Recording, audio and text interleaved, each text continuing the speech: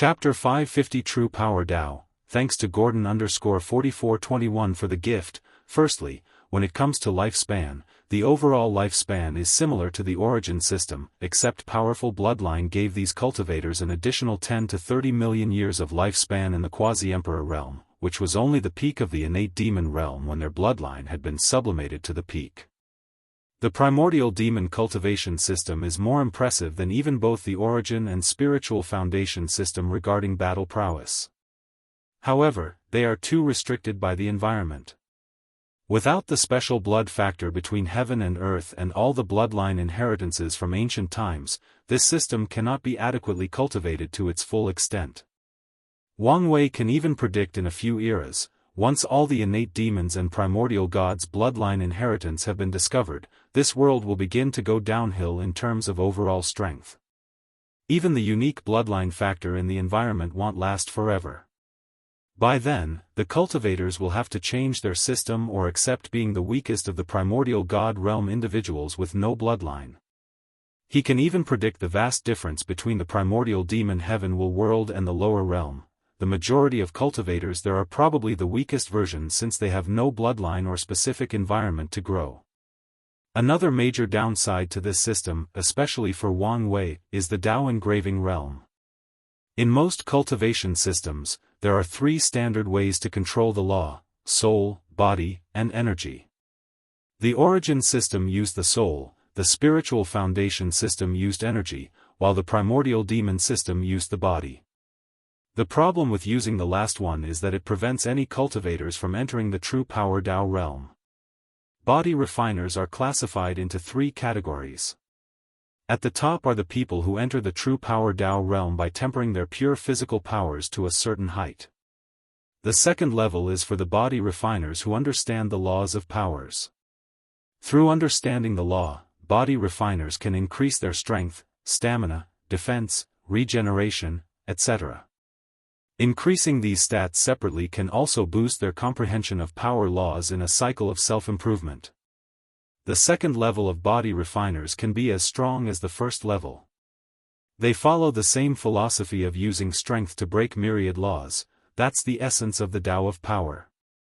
However, the body refiners in that level cannot enter the true power Tao realm and eventually open that gate. Nevertheless, considering that there might not be a single person in the lower dimension that has opened that gate, it is a much better choice for most body refiners, not to mention how difficult it is to walk the path of true power Tao. The first category's only advantage is that the heaven will grant them a significant increase in strength without taking away their qualification in the true power Tao realm. The boost is not enough to open the gate but enough to increase in layers in the true power Tao realm. Meanwhile, the second category can only comprehend the power Grand Tao source. The third level consisted of body refiners that use their bodies to control the laws. Whatever laws they comprehend will spread through every corner of their body, baptizing it over a long time. These body refiners also cannot enter the true Tao power.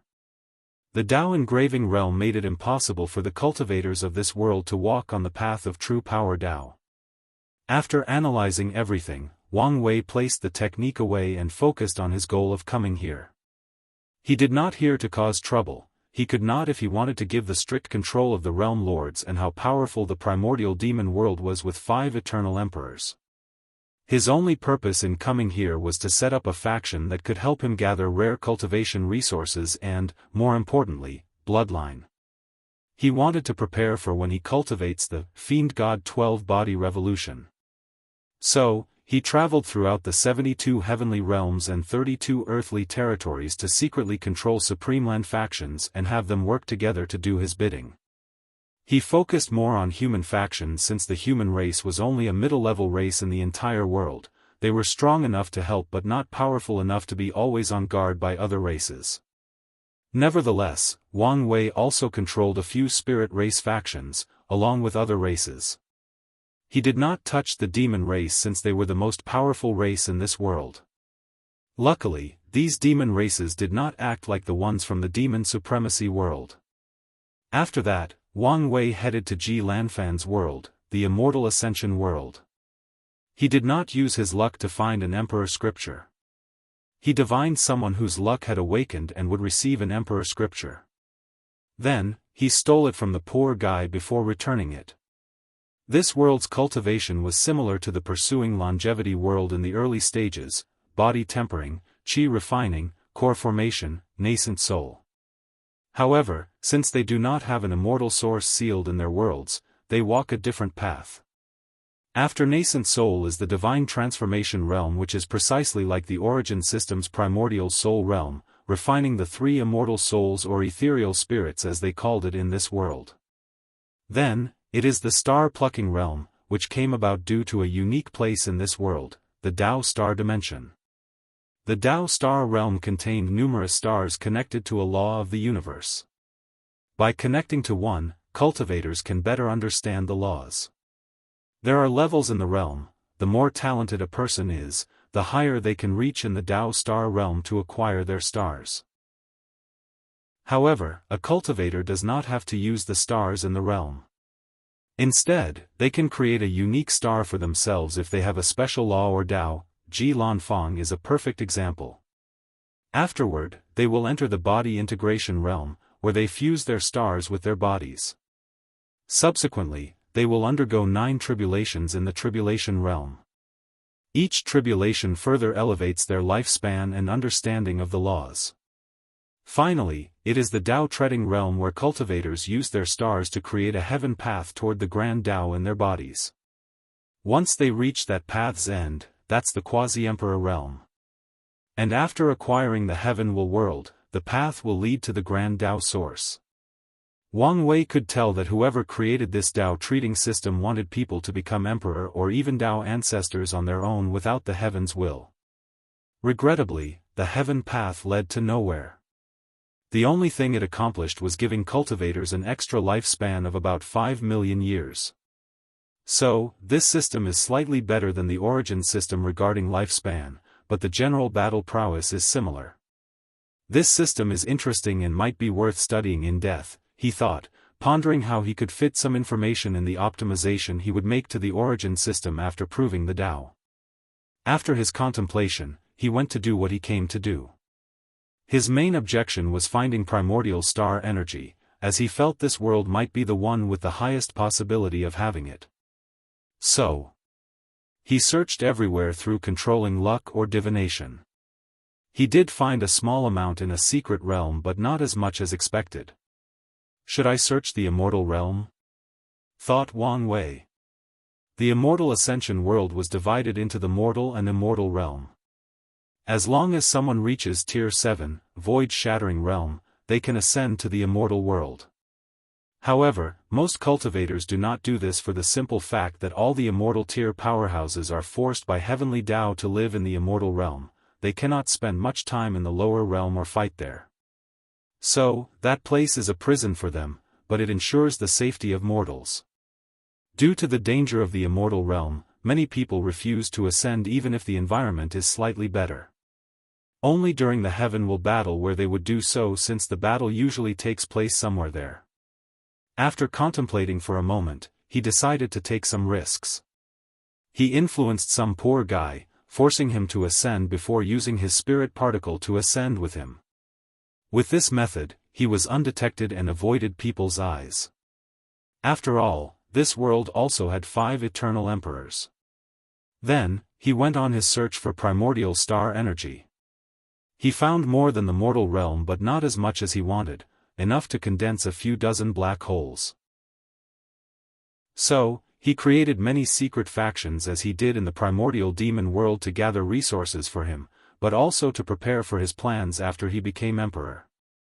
Afterward, he was curious whether the lower realm could access the Dao star dimension. So, he projected himself there and learned they could. So, Wang Wei returned to trial. As Wang Wei walked out of his room, Ancestor Wucheng waited for him. He handed him a book. What's this? An emperor scripture from the Emperor Dao world. Wang Wei's eyes lit up. He could finally begin planning the creation of his fate palaces. Regrettably, the next competition was tomorrow, so he did not have much time. The next day, Wang Wei and the other participants went to the pagoda, where Lord Spirit waited. As soon as everyone arrived, he displayed every point and ranking. Chu Luo was still first with 4,900 points, and Wang Wei was second with 4,544 points. The third place went to Jingwu Hua for a total of 2,200 points, and Su Shi and Shi Qian were right behind her. "I have a few announcements," said Lord Spirit. "Firstly, a seeded player needs 1,000 points to challenge another." As soon as he said these words, the participants frowned as they analyzed the situation. They quickly figured out that points were essentially useless, especially if there were only 8 trials and each only granted a maximum of 1,000 points as indicated from the previous 2. The real way to get the inheritance might be to acquire the number 1 token worth 100,000 points. Lord Spirit smiled before continuing. "We will get through the next 2 trials today, and each one will be worth a maximum of 1,000 points." This information confirmed the participants' conjecture. The next 2 trials will be energy control and comprehension. "Now, let's begin." Everyone walked into the pagoda. Chapter 551 Saint, "Oh, I almost forgot," said Lord Spirit. "I know the sudden rule change might affect how many of you view this trial." The participants wanted to roll their eyes. With the new rules, most of the 8 trials are essentially useless. As long as they performed the bare minimum to acquire enough points, everything else did not matter since they could win this trial by taking the number 1 seeded token. And if they applied the rules correctly, they probably do not even need the points.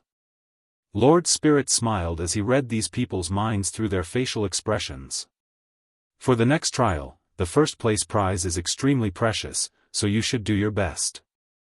Additionally, other prizes may be as valuable as this one in the other trials. "What's the prize?" asked someone.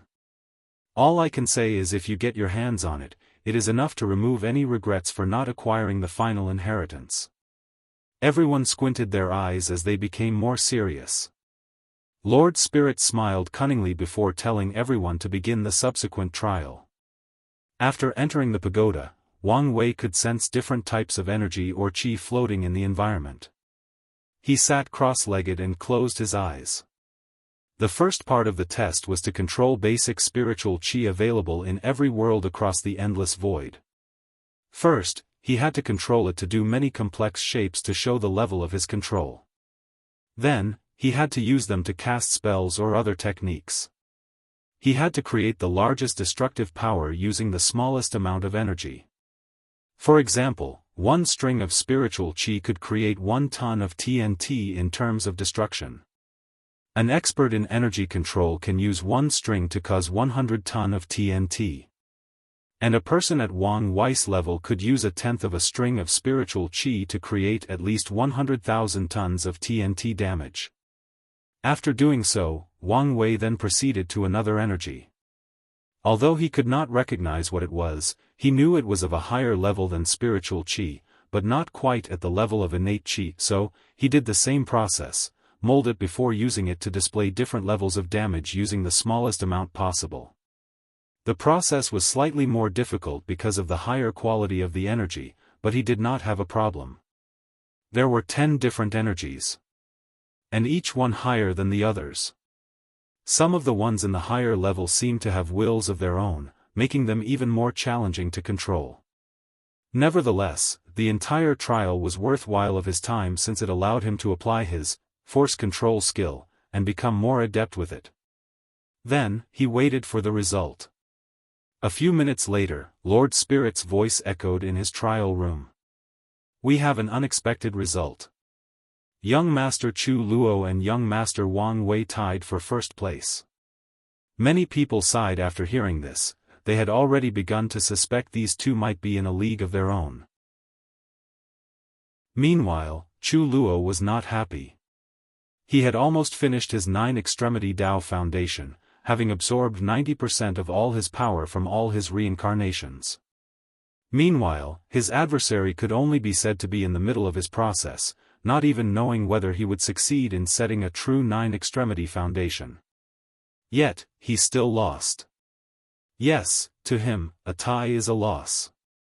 So, he took a deep breath to calm down.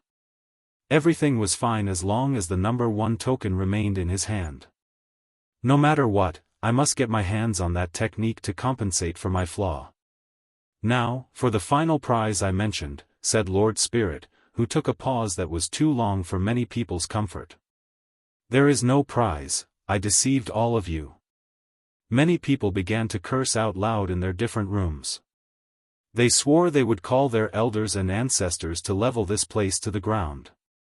Ha ha ha, I was kidding, continued Lord Spirit.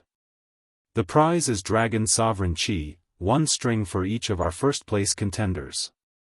Wang Wei squinted his eyes after hearing about the final prize. Dragon Sovereign Chi was an energy capable of creating an insurgent immortal venerable on par with a third-class great emperor. So, as long as the sect found someone talented or suited to refine that 1 string, they will have another insurgent. This Gu Xian really went all out to find a successor, thought Wang Wei. Then, an orb appeared before him, and he saw a dragon swimming inside. He could sense the terror coming from that dragon, making him lust after its power. Unfortunately, he could not refine it, otherwise, his emperor path would be cut off. After regretfully shaking his head, Wang Wei placed it inside his space ring. He then looked at the list in front of him that displayed him and Chu Luo receiving 1,000 points. He did not care for it or the placing of the other participants. Let's begin the next competition, comprehension. The winner of this competition will be the person who improves the most in the allocated time. A marble appeared before Wang Wei, and as he looked at it with his divine sense, a sightly surprise flashed across his eyes. He could sense all the laws between heaven and earth, and they were so clear. It was like someone refined an entire world and forced heavenly Tao to display all its laws. Another opportunity, he thought before closing his eyes to understand fate laws. He also did not hesitate to use his 360, future Buddha self.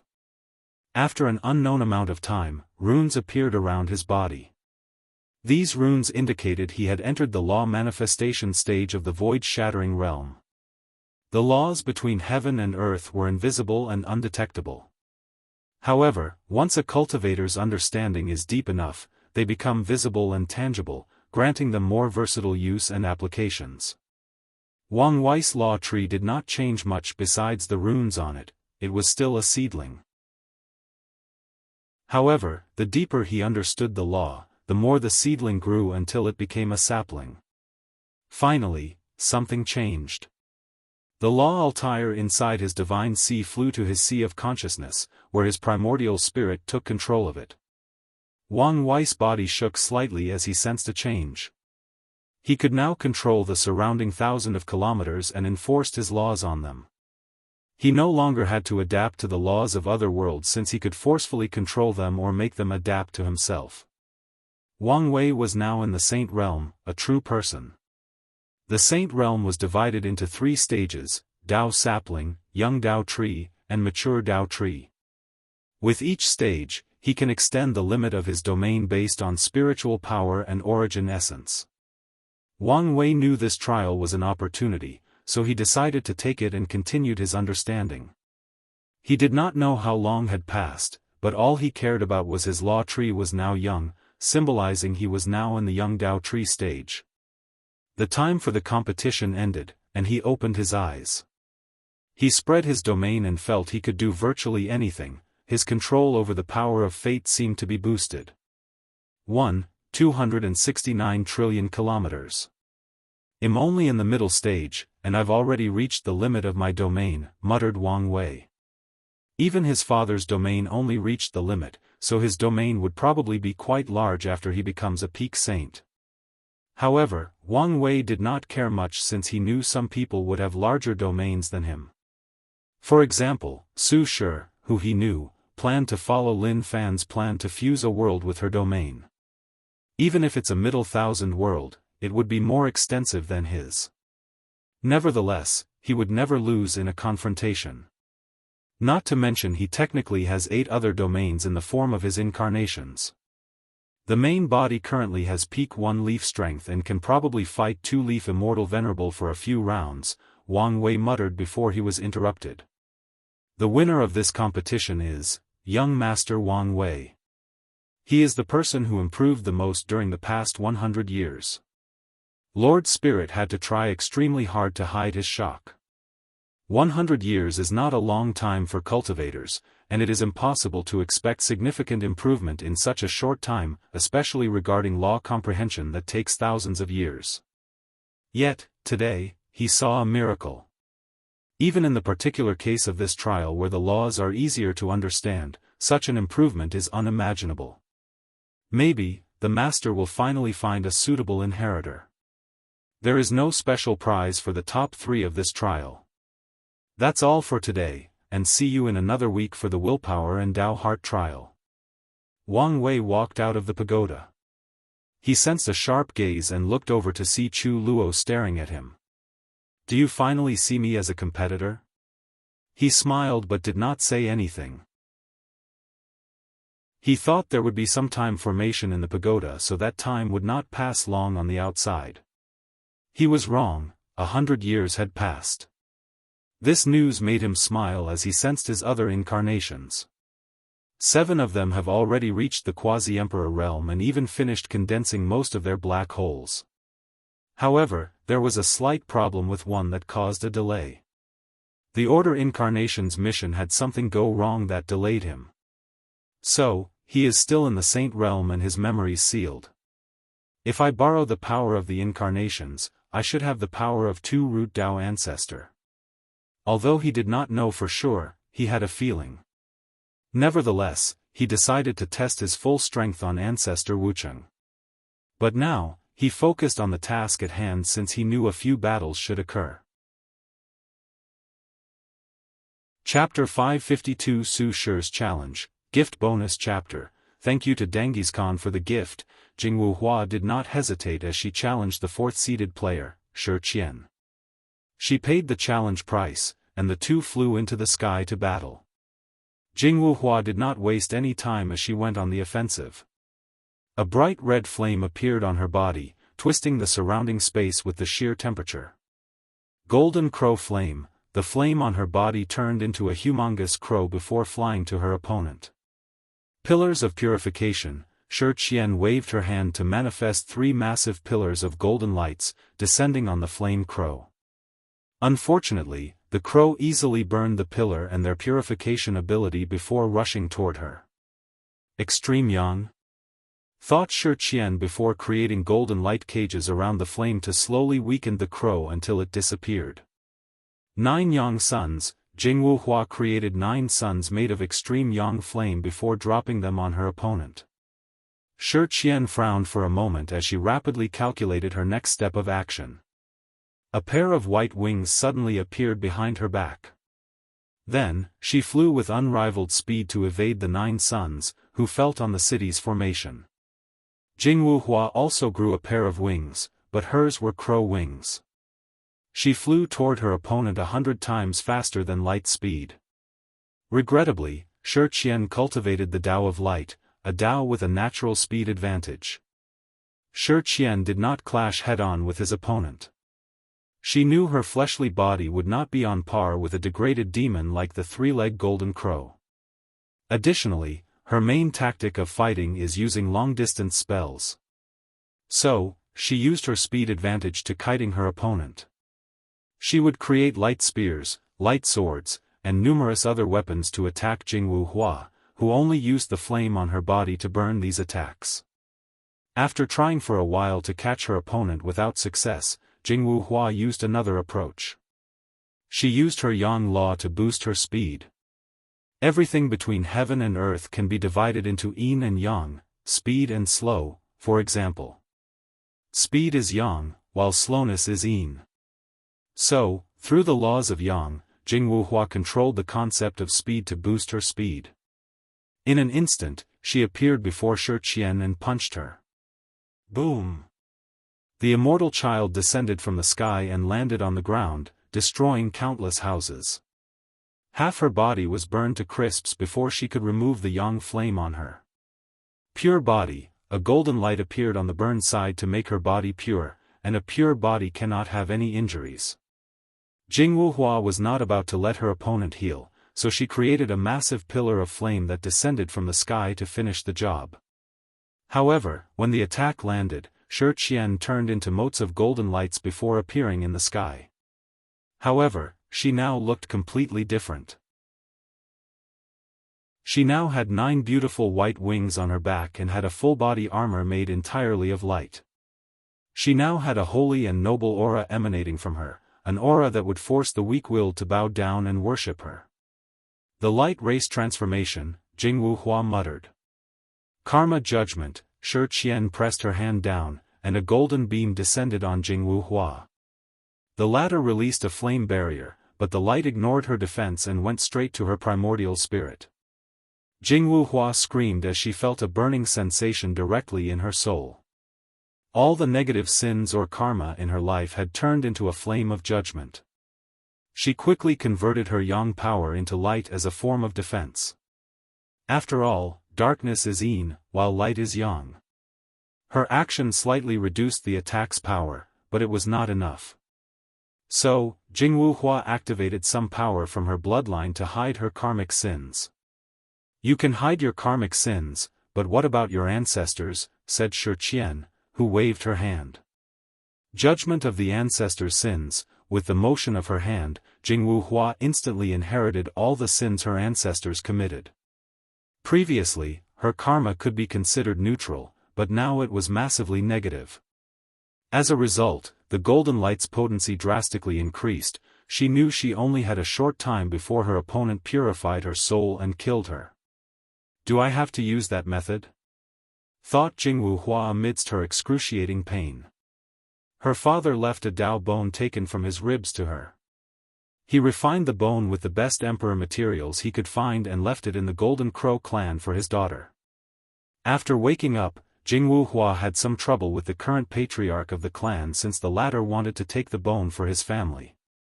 Luckily, she was powerful, and her father ensured no one else could take it for themselves. After absorbing the rib, Jianghu's talent and bloodline sublimated. She felt she had the talent and strength of some Dao child.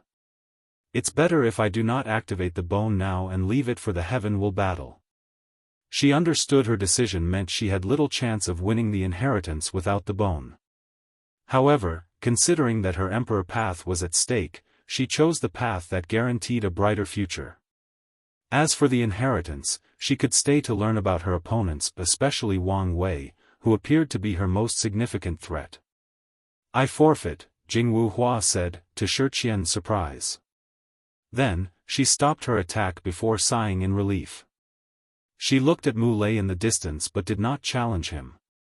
She flew to the ground and waited. "Did you discover anything?" Li Jun asked. "Yes. Her bones seemed special, but I can't read any more information." The next challenger was Su Shi. She flew towards someone, but someone else stopped her midway. "You again. Haven't you learned from your previous defeat?" "I've recently improved drastically, and I want to re-challenge you," replied Cultivation. "I don't want to waste time on you. One attack, I just need one attack to defeat you." "Fine. I'll play with you again." Cultivation then went on the offensive. Shadow of the past, nothing happened after Cultivation attacked, she only flicked her hand. However, shortly afterward, blood dripped down Su Shi's eyes, nose, and ears. "She used shadow to attack my past self, which is quite weak, a perfect application of shadow laws to enter the domain of time. If not for my control of time law and the recent increase in my fleshly body, I would have lost. How could she become so powerful? Is that it?" Su Shi asked calmly as her injury instantly healed. Cultivation sighed. She had used a lot of lifespans to cast that technique, but it still failed. So, Fenghan got to the barbarian siblings? He could sense the Buddhist power secretly contained in her body. Maybe most people will not recognize that power since it has been eradicated from the endless void for too long. He knew it very well since he had some in his chakra. Immediately, Wang Wei began to sense the other participants and discovered a few people with Buddhist power inside their bodies. There were people from Ji Lanfang's Immortal Ascension world, Yi Dafa's Primordial Demon world, and a few others. Feng Heng seemed to choose the lesser genius of this competition, using the fact many of them had their pride and confidence shaken by the recent result to lure these people into Buddhism. Maybe I should also start spreading Buddhism and repaying the karma for the future Buddha scroll. There are 3 karmic debts that are constantly weighing on him. The first one is from his sect. He is not concerned with that one since it is from his people. The second one is from the future Buddha scroll. He guessed some powerful entity gave him that book to create karma with him, so the sooner he paid it off, the better for him. Finally, it is the debt from Di Tian's wife. After seeing her opponent admit defeat, Su Shi flew toward her chosen challenger, Chu Luo. "Do you want to challenge me?" he asked. "Yes. According to the rules, I'm not a seated player and can challenge anyone I want." Chu Luo frowned. "You should understand I am not in the same league as you. These other tests meant nothing, only strength matters." Su Shi did not believe her words, but she could not pass on the opportunity to get this inheritance. Her husband's revival relied on it. No matter what, she must at least try. "Fin," said Chu Luo as he flew into the sky, and she followed him. Su Shi did not waste time and went on the offensive. World domain. Lin Fan had cultivated many laws to the law manifestation stage. He did not become a saint because he had many others to comprehend. However, she inherited a few of his laws, so she had become a true person quite some time ago. Chu Luo calmly looked at the surroundings. Laws of destruction, time, karma, and life and death. Great laws. He waved his hand to manifest a sword that beamed with the power of annihilation. The sword rushed out of his hand. Crack. Su Shi's world domain cracked. She could not resist even one attack. If not for the opponent's mercy, she would have died. She bowed to thank him before flying away. She had to heal her world quickly. Otherwise, her cultivation will fall into the realm. Was that the Tao of annihilation? Asked Li Jun though divine sense. No, quite. His true Tao is. Chapter 553 The Origin Talisman. His true Tao is creation. He created a sword of annihilation to defeat Su Shi. So, he's a Tao overlord, like you? Oddly, no. I can't sense the aura of an overlord from him. So, did he fail the test and use some method to weaken or restrict his Tao? Wang Wei squinted his eyes as the power of fate flashed across them.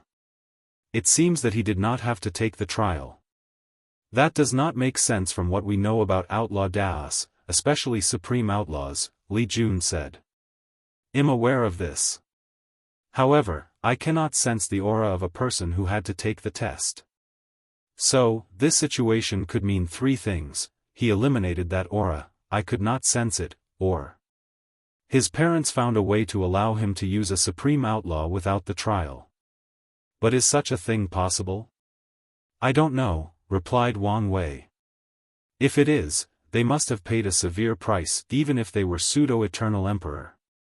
When it comes to the supreme outlaw trial, he did not think an eternal emperor could intervene without paying the price. Otherwise, Di Tian's status in ancient times should grant him the help of a few eternal emperors, ensuring he passed the trial if it was no trouble for them. Moreover, he was 90% sure Chu Luo's Tao had some restrictions and wanted the deceiving heaven longevity art to fix the problem.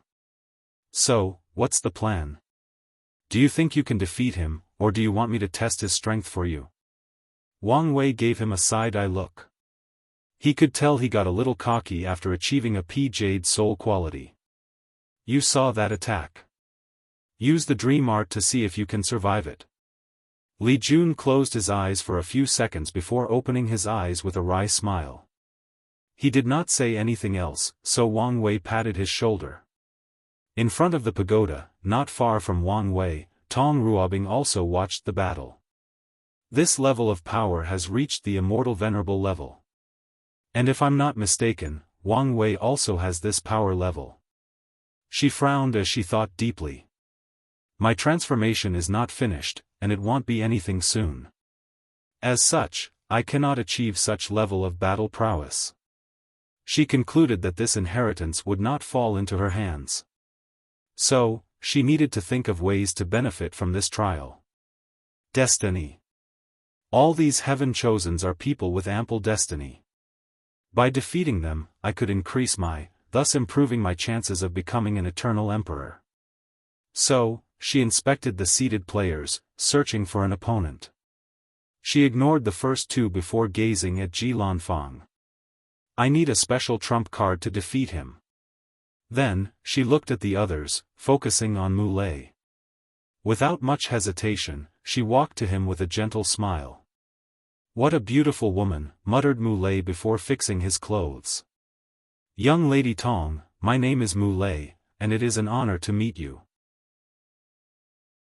Tong Ruobing placed her delicate hand over her mouth before giggling with her angelic voice, I am flattered, young Master Mu. However, I've come here for a challenge. Tong Ruobing had to admit that Mu Lei would make a great Dao partner. Although he was not handsome compared to most cultivators, he had a manly aura emanating from his body that was quite charming. He was talented, powerful, had a high background, and more importantly, he was from another world community, so they would not have to worry about competing for the Heaven Will. Nevertheless, she did not come here for romance. I accept your challenge. However, young Lady Tong, I won't go easy on you because I found you more beautiful than the noblest of Immortal from the 9 heavens. Your words make me blush. Nevertheless, I won't accept it any other way. Then, the two flew into the sky, standing a few meters from each other. Tong Ruobing waved her hands, and numerous yellow papers with runes surrounded her enemy. Tong Ruobing did not believe in prolonged battles and liked to use the quickest and most efficient way to defeat an opponent. So, she did not hold back and employed 90% of her strength in that attack. Although she knew this would reveal her information to that person, she also understood it was only a matter of time before he figured things out. Hellfire Talisman, thousands of black flames came from the papers to destroy Mu Lei's body and soul. Unfortunately, the latter completely ignored the attack and punched forward. Vibration Punch, a terrifying vibration from his hand rushed toward his opponent. Tong Ruobing rapidly activated a defense talisman and redirecting talisman to protect herself, and she succeeded. Meanwhile, Mu Lei frowned slightly as he discovered something. The small world or dimension the trial took place did not have any laws, it was simply a large space with an artificially created environment. Usually, this would not have an impact on most participants. They have something similar to law seeds inside their bodies or domains that allows them to use their laws anywhere, with some having to adapt. And for some, their laws have evolved into Daoist, meaning the constraints of the worlds no longer bind them, they can use their laws anywhere they see fit, for example, the endless void, and not have many problems or restraints. However, he was different. As a true power Dao cultivator and one that cultivates the Star Beast system, the issue of law was more delicate for him. The Star Beast system absorbs all kinds of laws to grow their bodies or fight. However, he cannot do that. Mu Lei then invented a way for his fleshly body to use law resonance. But, he could not use this method since the trial space had no laws, so his power was significantly reduced. Tong Ruobing faced a similar dilemma. The Tao of Talisman relies heavily on the law resonance. If she wanted to instantly create certain talismans related to powerful Daoists that are most like outlaws, she needed to use law resonance. Regrettably, she cannot do that in the current environment. Her talisman laws only allowed her to create certain talismans. And even when her laws evolve into Tao, she cannot completely get rid of law resonance. This is the advantage and disadvantage of Daoist based on professions. Infinite Explosion Talisman, boom. Boom. Boom. An uncalculable amount of explosions occurred on Mu Lei, burning his skin. However, He quickly healed the surface injury before rushing toward Tong Ruobing. He was so fast that he appeared as if he had teleported.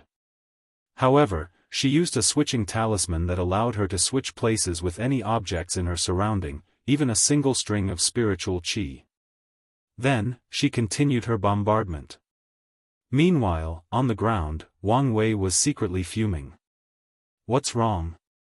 asked Li Jun, who could feel his mood change. "I know why she seems familiar. She's using the idea I gave Wu Ming back in the Spirit Road trial." "You mean your idea of turning the body into a talisman?" "She succeeded?" "Yes. And I can even sense a slight Emperor aura on her body, meaning not only did she turn her body into a talisman and essentially change her physique, but she also managed to borrow some power from an Emperor talisman." Wang Wei was mad not because Tong Ruobing was using his idea but because he never actually thought of using it himself. After figuring out her secret, he immediately thought of using his acupoints to create a formation that is linked or can borrow the power of the sect's turtle shell array, which might be the best defensive formation in the whole Myriad Emperor world. "If Tong Ruobing succeeded in doing so, then she is quite talented," commented Li Jun, and Wang Wei agreed. Wu Ming had the idea, but based on their last meeting, he failed to borrow the power of Emperor Array. Although Wang Wei did not know how she succeeded, he knew how capable she was of accomplishing such a feat, and as he continued to watch the battle, he discovered more information. Tong Ruobing's soul had mutated and acquired properties of talismans. He could tell she achieved this result after the soul trial. He secretly shook his head before continuing to analyze the situation. Could it be the origin talisman? Talisman Ancestor created 12 ancestral talisman, and most cultivators considered them the peak of his achievement. However, the actual peak of his accomplishment was the origin talisman that he left for the Great Talisman City as an Emperor artifact. The origin talisman is the most powerful talisman of the Myriad Emperor world and the first Emperor talisman created by someone in the origin system. The primary function of the talisman is its versatility. It can be used as any talisman. Attack talisman? The origin talisman can be used as such. What about a devour talisman? The origin talisman can also accomplish the task.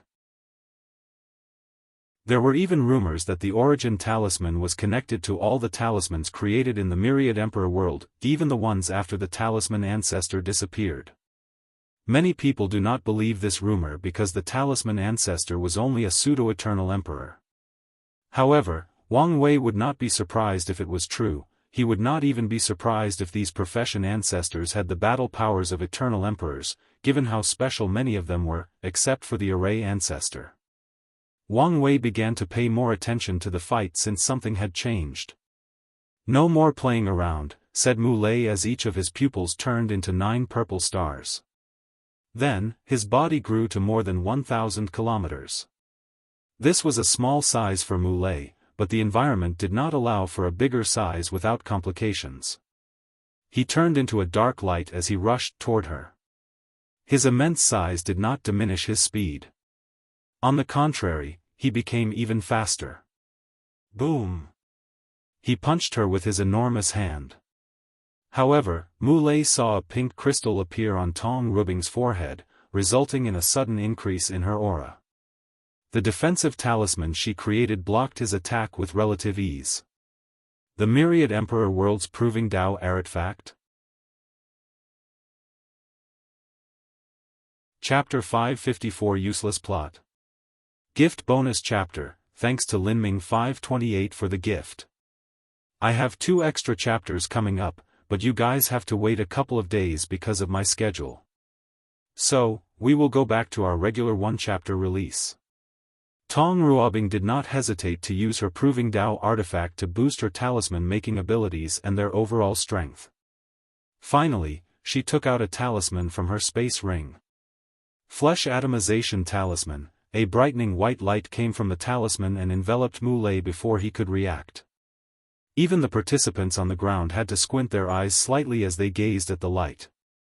Once the light abated, Mu Lei appeared with burn marks all over his body.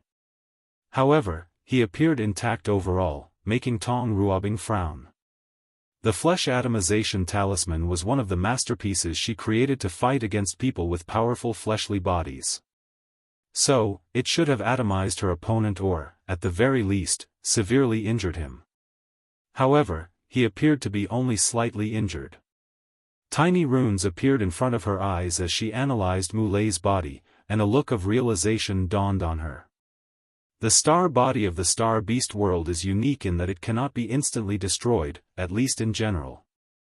Any attacks that kill a star beast cultivator will instead decrease their size.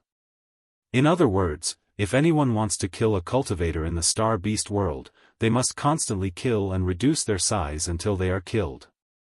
As such, the bigger the opponent, the more lives they have. So, only attacks that can instantly destroy their entire body can kill them, and her talisman did not achieve that effect. Although Mulei's current body looked intact, his real body was now several times smaller. Tong Ruobing quickly analyzed how to end this battle, as she could tell the longer it continued, the more dangerous the situation would be for her.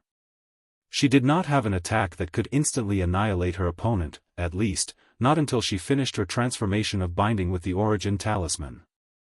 So, the only solution is to use a method that annuls healing or regeneration. Tong Ruobing waved her to create a talisman that manifested in the form of a spear. Then, with a flick of her hand, it flew incredibly fast toward Mulei. At first, he did not care about such a measly attack and planned to ignore it while continuing his assault. However, he suddenly sensed grave danger and rapidly enacted a shield to protect him. Unfortunately, the spear penetrated his defense and went straight for his heart, only stopping 1 inch before piercing it. Mulei had an ugly expression as he sensed a mysterious power on that spear. He knew that power would ignore his Bodis ability and kill him, and there was nothing he could do about it. What power is this? Tong Ruobing smiled at him but did not explain, so Mulei contacted his elder to ask. The Dui realm. Is that a sign? He thought. As a person who follows a pure physical path without any genuine Tao of his own, Mulei knew he would have to make a choice after acquiring the Heaven Will. The first choice is to comprehend the grand Tao source of power and prove the Tao using that method. The second choice is to use his Heaven Will to go up a few layers in the true power Tao realm. If he chose that option, he could have the battle prowess of a great emperor of any class, even eternal emperor, based on his talent for fleshly body and how much he can make use of the Heaven Will. However, the downside is that he cannot open the gate with the Heaven Will, and he will only have 1 yuan epoch of lifespan. As such, he only has this time to continue cultivating and opening the gate of power. Mulei could also become a Tao ancestor, and he would be an insurgent. With the infinite lifespan, he could continue walking the path of true power Tao until he opened that gate. The third option is to find a way around the star beast system and control law by another method. Mulei had some ideas after interacting with other Heaven Chosens and learning about their system. He cannot control law with his soul since it is fused with his body.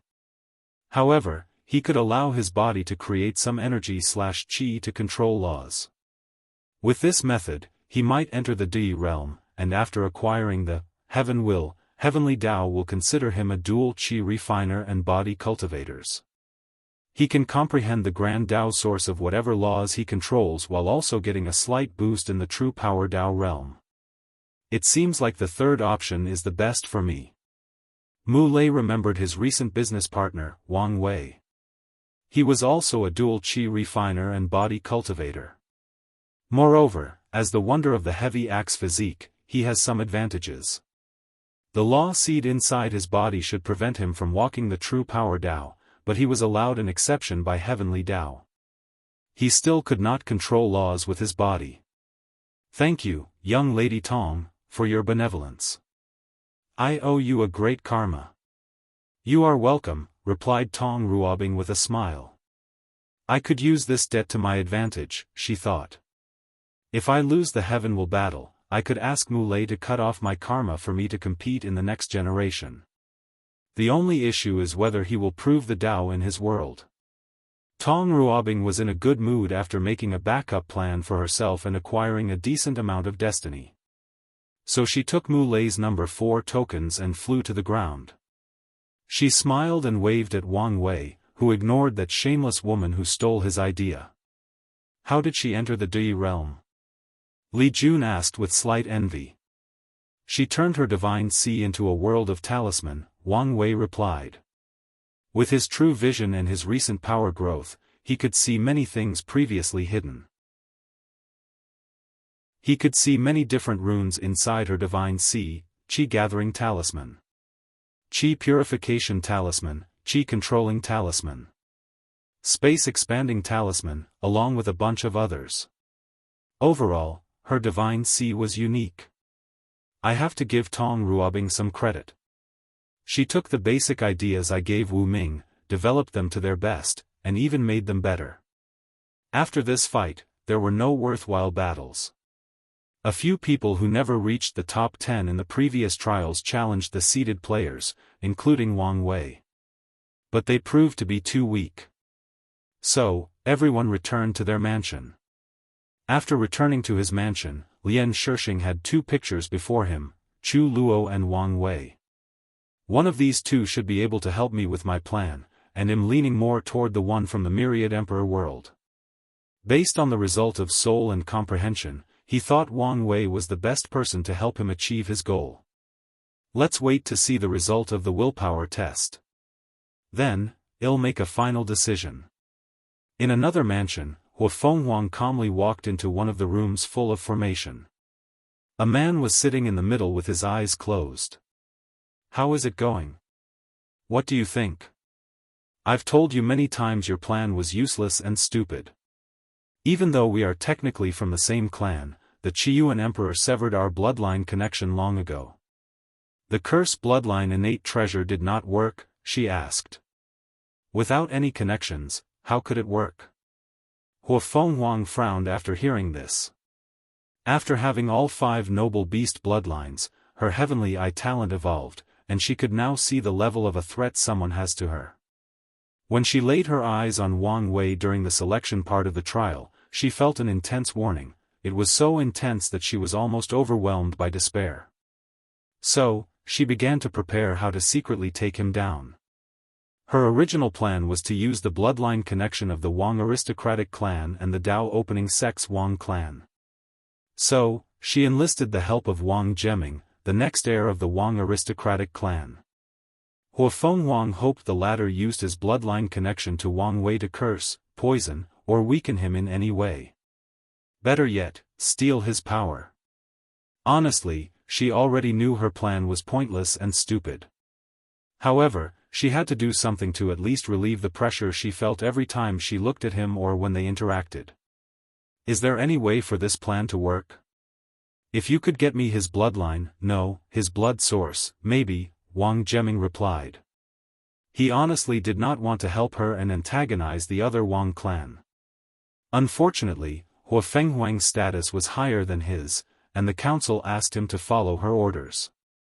The Wang clan had 3 great emperors after the Null Era, but 2 mysteriously died right after proving the Tao. No one knew the reason. Or at least, he was not privy to this information. The clan only had a decent status amidst the ancient aristocratic clan because their founder was the heaven-opening emperor, the first emperor of the Myriad Emperor world. Blood source? Hua Fenghuang said softly, her voice full of helplessness. She was probably one of the few people who knew what this monster was capable of. If she planned things correctly, found a scenario where he did not fight seriously, and caught him off guard, she might get a few drops of blood. As for his source blood? Unless she could defeat him, there was no way to get her hands on something like that. I'll find another way, she said before walking to her room, left to her thoughts. Hua Fenghuang had 2 objectives in coming to this trial, to acquire the inheritance and see if she could use it to deceive her dragon bloodline into an azure dragon bloodline, and secondly, to deal with Wang Wei. Unfortunately, it appeared she would not succeed in any of these objectives. There are many worlds available in this place. I should be able to find a way to purify or evolve my bloodline, she thought before beginning to plan her next step. Chapter 555 The Incarnation's Mission, Bam. Bam. Bam. Powerful clashes emanated from an ample space. Luckily, a mysterious power prevented the attacks from destroying the surroundings. A few minutes later, the fighting stopped. Wang Wucheng looked at the young man before him and sighed. You indeed have the strength of two-root Dao ancestor. Wang Wei smiled before saying, can you show the power of each root? Sure, said Wang Wencheng before waving his hand to manifest an enormous hand manifested before him. How do you feel? I feel like I could not withstand 5 attacks. Most 3-root Dao ancestors could defeat 2 roots with 1 attack. You can survive more than one because of your law and the many ways you have to defend yourself. Wang Wucheng then used another attack, but a more powerful one. That's 4-root. Wang Wei nodded, he wouldn't survive 1 attack. Finally, Wang Wucheng displayed the 5-root Dao ancestor strength, and Wang Wei could only shake his head. You should know there are differences between the roots, especially the 5-root level. The difference between controlling 4% and 4.9% of the Grand Dao source is enormous. I understand, replied Wang Wei. With this knowledge, he has better ways to gauge his strength. According to his calculation, if he does not do anything else, once he finishes with his 9-extremity Dao foundation, his strength will reach 4-root Dao ancestor, while Di Tian is likely to be 5-root. Hopefully, the Fate Palace and Fate Incarnation can give me the final boost. Otherwise, I will have to find other methods. How are things going in the commercial hub? Shadow One has already investigated things, and we can set a booth there if needed. Are you worried about something? Mu Lei seems to have eyes for Tong Ruobing. I'm afraid he will terminate our partnership and ally with the Great Talisman City instead. He does not seem the kind of person to put business above his personal feelings. We don't know nearly enough about him to make such an analysis. True. Having someone from the Star Beast world would make our integration into the hub smoother. Ultimately, we do not need to rely on them if necessary. Wang Wei agreed. The commercial hub will be very significant to his plans, so he needs to begin planning for the future. After chatting with Ancestor Wucheng, he handed him the Sovereign Dragon Qi and returned to his room. Wang Wucheng was in charge of finding someone that could make use of this unique energy. As for Wang Wei, he activated the array virus once again to spy on everyone and see if he could catch something new. But, once again, he felt he had forgotten something after finishing. Wang Wei instantly became alert as he knew there must be a problem. He reviewed the footage of all the participants the virus recorded, but he could not find anything. So, he asked Ancestor Wucheng to check if there were any abnormal individuals amongst the participants. But the latter also discovered nothing. He closed his eyes and activated his Paragon Soul to its full effect. He felt he had caught something for a brief moment but could not remember. Wang Wei decided to be on guard at all times. He did know the reason for this anomaly, but it was worth keeping an eye out. Afterward, Wang Wei used the reward he received for the soul trial, which was the unique energy from the body trial. With it, he opened a total of 500,000 acupoints, nearly half of them. And his fleshly body increased to 23 primordial dragon force, and his main body had the battle strength of 2-leaf immortal. The true power Dao realm's increase was smaller than expected. He knew it would be more challenging to go to higher realms, but he did not expect the increase to be as harsh as this. However, considering that no one has probably opened that gate in the lower dimension, it made sense for true power Dao cultivation to be so infamous. Nevertheless, the difficulty made him even more excited about what would happen once he opened the gate. Hopefully, it won't be disappointing. Finally, Wang Wei went to check on his incarnations and their missions. He did not check on the spacetime incarnation since the latter already succeeded in using the flaw in the River of Fate to explore parallel timelines. So, he first checked on the free will incarnations. This one's mission was to remove the Great Thousand Worlds River of Fate, granting absolute freedom to all cultivators and mortals. "How are your injuries?" Wang Wei asked. "I'm completely healed now." After removing the River of Fate from the Great Thousand World, both of them did not expect that the sealed heavenly Tao would find a way to release thunder punishment on them. Luckily, the free will incarnations borrowed power from the other incarnations and survived. "So, how did the world operate after giving them freedom?" "They acted the same," replied the incarnation as he overlooked the entire world like a god looking at ants. "The mortals continue their daily life as if nothing changed. The only difference is that way because of their own volition, not because fate dictated it. The more intelligent ones fell into an existential crisis when they realized their previous lives were dictated at birth. Some even lost their sense of purpose because of their newfound freedom." Wang Wei watched the same them as him with calmness. Without fate's control, all of them now have the talent to cultivate. Although 99% of them have poor talent, it is still talent. So, I pass a cultivation technique to all of them. Unfortunately, they give up because of the slow progress. The ones who took this opportunity of freedom are few and between. What about the cultivators? Them? You could say they changed, but you could also argue they did not. Without any fate nexuses to restrain them, they became out of control. They no longer respected rules and regulations and turned the world into chaos. One person became obsessed with replacing the role of fate and began a mission to conquer and enslave the world. And so many cultivators follow him. "So, they want to take the freedom of others now that they are free?" said Wang Wei as he shook his head. He should have expected this outcome since cultivators are creatures of habit. In most worlds, things rarely changed even after billions of years. And that's because the long lifespan of cultivators that makes them both more conservative and sentimental. "I'm starting to think the existence of the River of Fate is necessary. Without it, most people seem lost." "Maybe," muttered Wang Wei. "Alright, I'll go check on the others."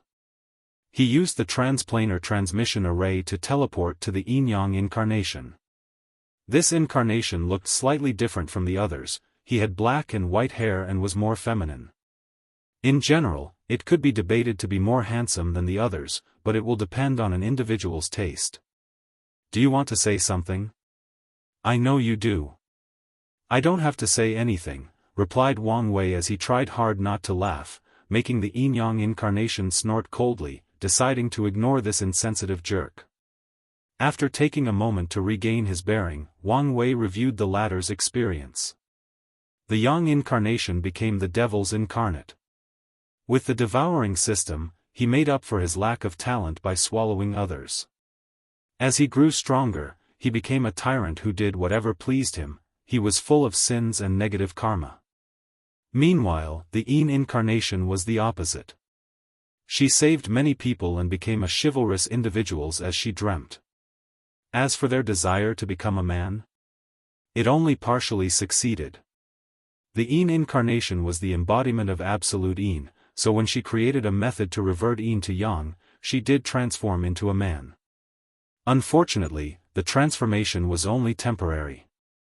And she grew more powerful. The time she could be a man became less until she accepted her new gender. The two incarnations eventually clashed against each other. Their battle divided the world into sides, the light and dark realms, forever changing the fundamental structure of the world. The light realm was beautiful, full of happy people, and was generally a good place. The only downside was that it was always day, the sun shining brightly as the night never came. The Yin incarnation had to use special formations to create the illusion of night. As for the dark realm, it was the opposite. Cruel and cunning devil cultivators ruled with chaos and destruction. It was always night as the moon shone on them 24/7 for millennia. Once the incarnations reached the peak of the supreme realm, they had a legendary battle that resulted in their unexpected fusion and entering the quasi-emperor realm. Everything went smoothly, said Wang Wei. He could feel that his Dao heart would sublimate after he vividly relived the experience of his incarnation after the final fusion. He then left to check on the luck incarnation.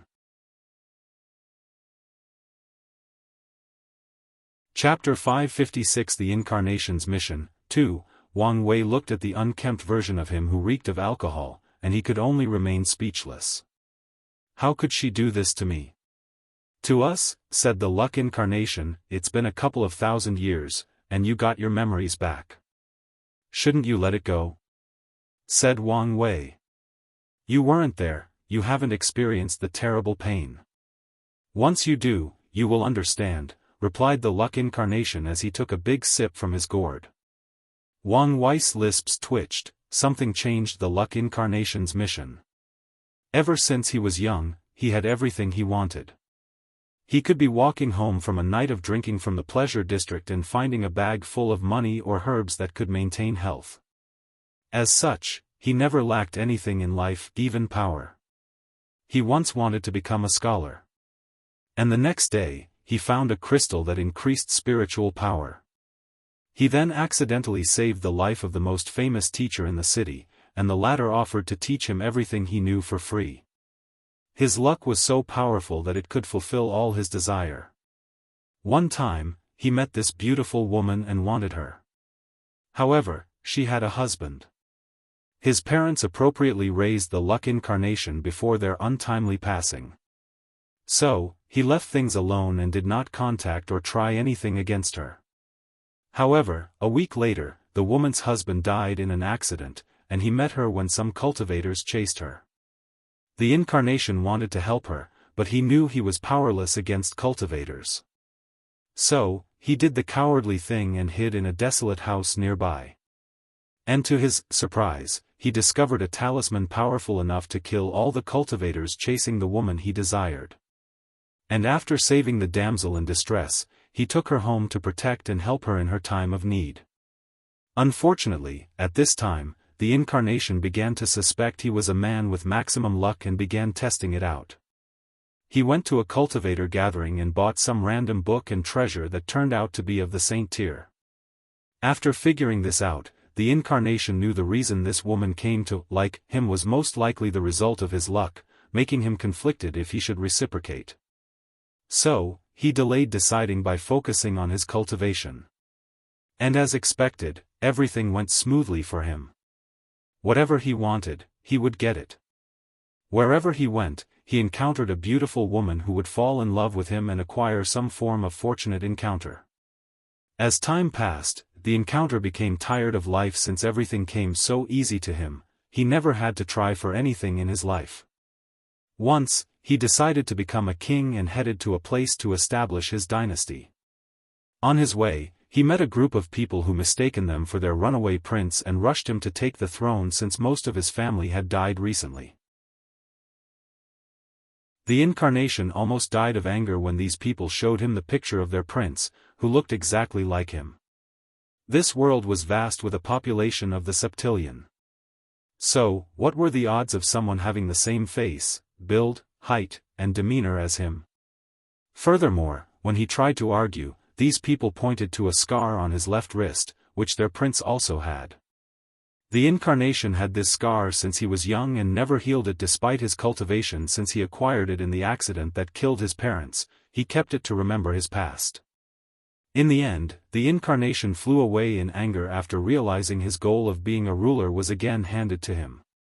He began to resent his luck. He saw it as a curse. As such, he decided to study misfortune to balance his overwhelming luck. However, before he could succeed, he met the most beautiful woman he had ever seen. The moment he laid eyes on her, his entire being screamed that he wanted her.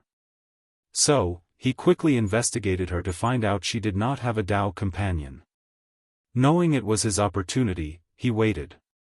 The incarnation knew that his luck would soon activate, allowing him to have a magical encounter with her and have a chance. So, he waited.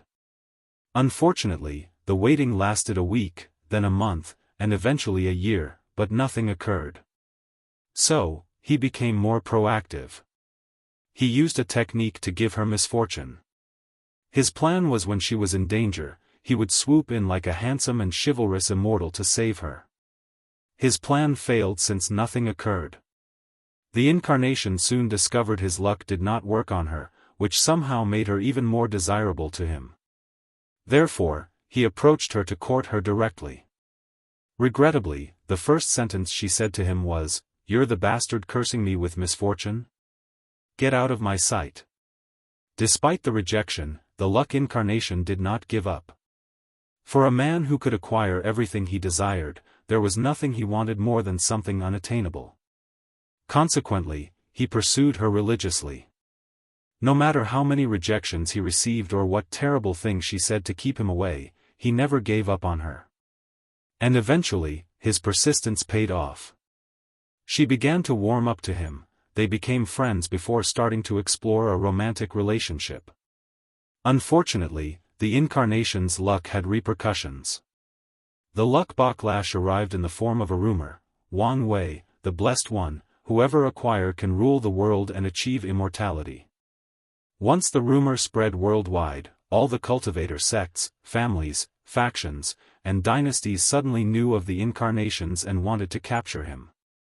He was hunted for thousands of years. Luckily, he had the love of his life with him. She accompanied him throughout everything, she was with him when he fell from the peak of the world to the gutter. The incarnation felt that his pain and suffering were worth it as long as she was with him. Sadly, fate had another plan for him. On one occasion, hundreds of sects encircled him, and even with all the treasures and fortunate encounters he could not escape.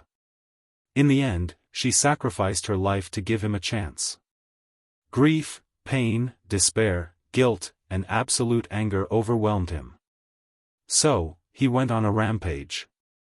He used guerrilla tactics to destroy countless sects or factions. And when he felt this was too slow, he finally took cultivation seriously. With his talent and resources, he quickly reached the strength to be invincible in the world.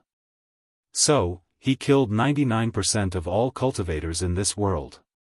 Sadly, revenge could not fill the hole in his heart, so he focused on cultivation to reach a realm where he could revive her. The idea of seeing her beautiful and confident smile motivated him. He had to work hard to accomplish something for the first time since he met her. However, after entering the Supreme Realm and unlocking his memories, the luck incarnation received another shock he did not know how to process. The woman he loved, lost, grieved, and pined after for tens of thousands of years was just another clone of Wu Hong. He also realized she might have changed the setting of his mission. After all, he should have never had affection for another woman. In the end, he was happy he did not technically lose her, but he could not forget the pain of watching her die in front of him. So, he began to drink his frustration and completed feeling. Wang Wei's lips twitched as he did not know what to say. He did not expect Wu Hong to tweak the incarnation's life and make him more miserable. However, he had to admit that her action made his Dao heart tempering even better. So, he looked at the incarnation and said, "Don't be sad, she's fine and healthy." "You don't understand," replied the incarnation.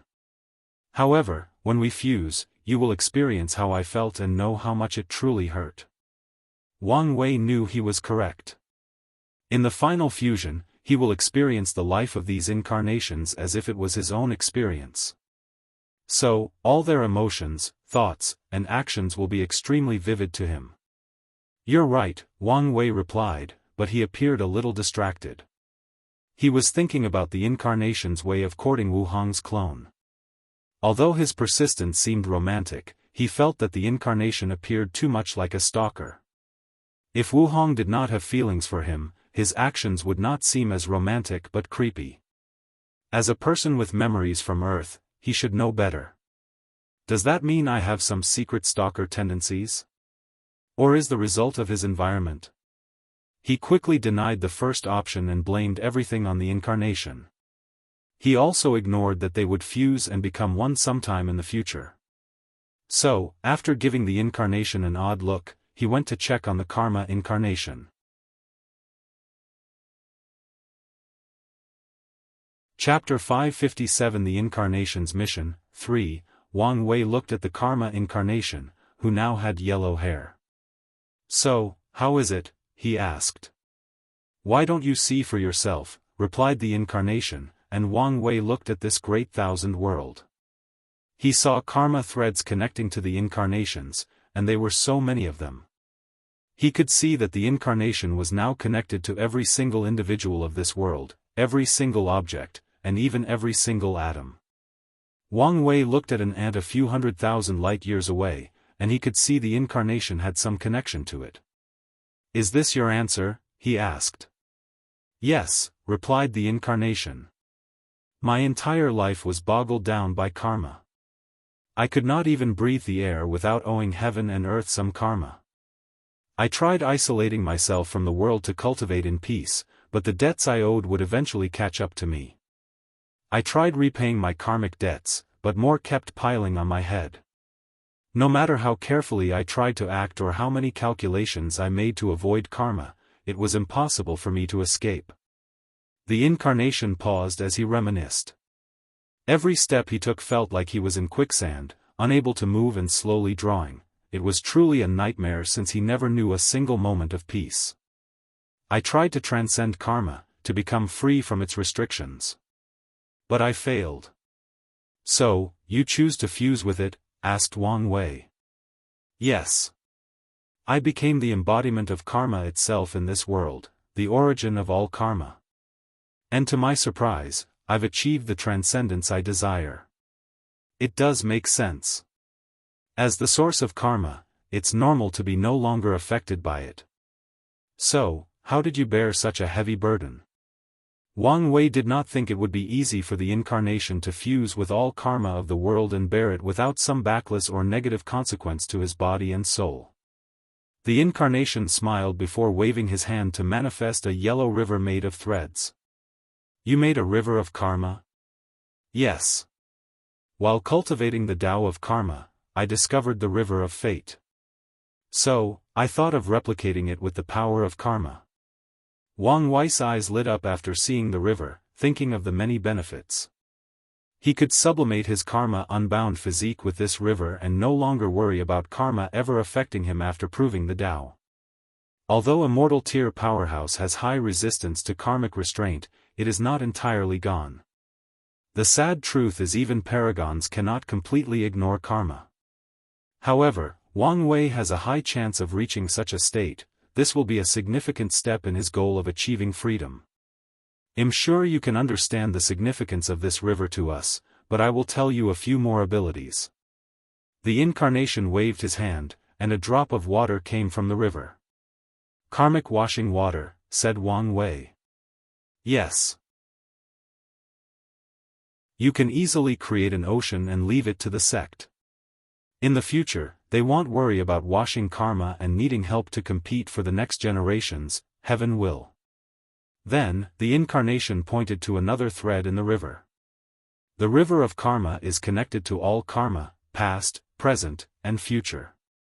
So, you could do this." He took one string and manipulated it, and Wang Wei squinted his eyes when he saw what had happened.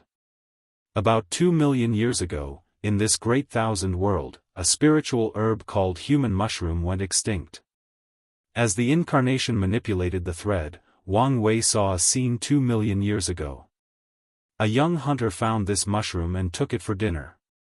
According to normal history, this farmer should have eaten the last human mushroom in existence, making this spiritual herb extinct. But, now, something had changed. On his way home, he met a dying cultivator who gave him his inheritance. Through this inheritance, the hunter learned of the value of this spiritual herb and began to plant it. Eventually, he created a small secret realm where he stored the mushroom, and this secret realm lasted until this day as the incarnation manipulated events to ensure this. Wang Wei waved his hand to teleport the secret realm to their location. The human mushroom is an excellent herb to open acupoints. As Wang Wei looked at the mushroom with a human shape in his hand, his eyes could not help but shine. This method will help him deal with one of his biggest worries, the resources for his true power Tao cultivation. And considering how long the myriad emperor world has existed and the lost resources throughout the ages, this technique is simply heaven-defying. I have to say, you gave me one of the biggest surprises so far. Is there any restriction to this method? Anything related to the manipulation of time will have restrictions. What I've discovered is that there is no problem as long as you do not try to manipulate impactful events or drastically change people's fate, there is no problem. So, focus more on using this technique to gather resources without affecting the overall timeline, summarized Wang Wei. Basically. That's good. Since nothing is wrong with you, I'll check on the others. Wang Wei then went on to check on the Samsara incarnation. The latter sat on a throne, and the environment was frigid and eerie. After arriving, Wang Wei could see many souls coming and leaving, along with many demon-luing creatures controlling and ensuring the place's safety. No problem. Oddly, no. I successfully established a separate samsara for this great thousand world, and there were no problems. However, it might not be the same if you do it back home. Wang Wei frowned. Before he became powerful, he thought each world had a separate samsara, and it was a physical location similar to a small world that he could travel to. However, as he became more powerful, he knew that the endless void had one samsara for all the world communities. He tried to learn the secrets of samsara but had no success. But, he did conclude some things based on the information he had. For example, why did Di Tian only reincarnate into the myriad emperor world? He theorized that it was either heavenly Daoist doing or each world community had its own division. Wang Wei closed his eyes to access the knowledge the incarnation had. His theory was partially correct, there are separate divisions based on a soul's place of origin. But it is also possible to be reborn in another division, albeit rare, but possible. Your method was ingenious, he commented. The incarnation did not forcibly establish a netherworld. Instead, he asked to create a branch in this world from the main branch. And true heavenly Tao was more than happy to give him some power and reduce the burden on itself, as long as the incarnation was willing to follow some strict rules. It even gave him a lot of merit for his actions. With this method, many of our plans are guaranteed to become a success. And we might not need to refine the 9 devil god worlds. The only thing we have to worry about is Old Man Nether, said the incarnation. He had many new plans after his recent success. He had greater ambitions after seeing how handsomely true heavenly Tao rewarded him for his actions. Wu Hong told him about Old Man Nether from the Nether Hell. This was a person obsessed with controlling the samsara of the lower dimension, and for countless eras, he has been slowly stealing its power. Therefore, he knew this person would stop him from establishing a netherworld in the myriad emperor world. And if he were to learn of the method this incarnation used, he would definitely try to replicate it. The 9 devil god world is still needed, just not as important as we previously thought. As for Old Man Nether, we will deal with him after we prove the Tao, replied Wang Wei. From what he knew, Old Man Nether was the only Empyrean in the lower dimension. Many people have wondered he managed to stay there without any repercussions. However, Wang Wei is not that scared of him. He believed once he found a way to reach the 10 Extremity Foundation, after becoming an eternal emperor, he might have the battle prowess of an Empyrean, 70% Grand Tao source. And even if he does not, he will be closed and will not need much time to reach that battle strength. Make sure to remove all your tracks before the fusion, said Wang Wei. He did not want to get Old Man Nether's attention more than he already did. Then, he went to see the Destiny incarnation. He found the latter reading intently before a large book titled, Book of Destiny. Wang Wei called him, but the latter was distracted, so he had to push him before waking up from his deep concentration. Oh, you're here. You should be more careful. I've placed a formation in the surrounding, and only you can enter. You should still be careful since this world is not absolute. You're right. It's just I've been a little fascinated by our little experiment. Oh, did you discover something? Maybe.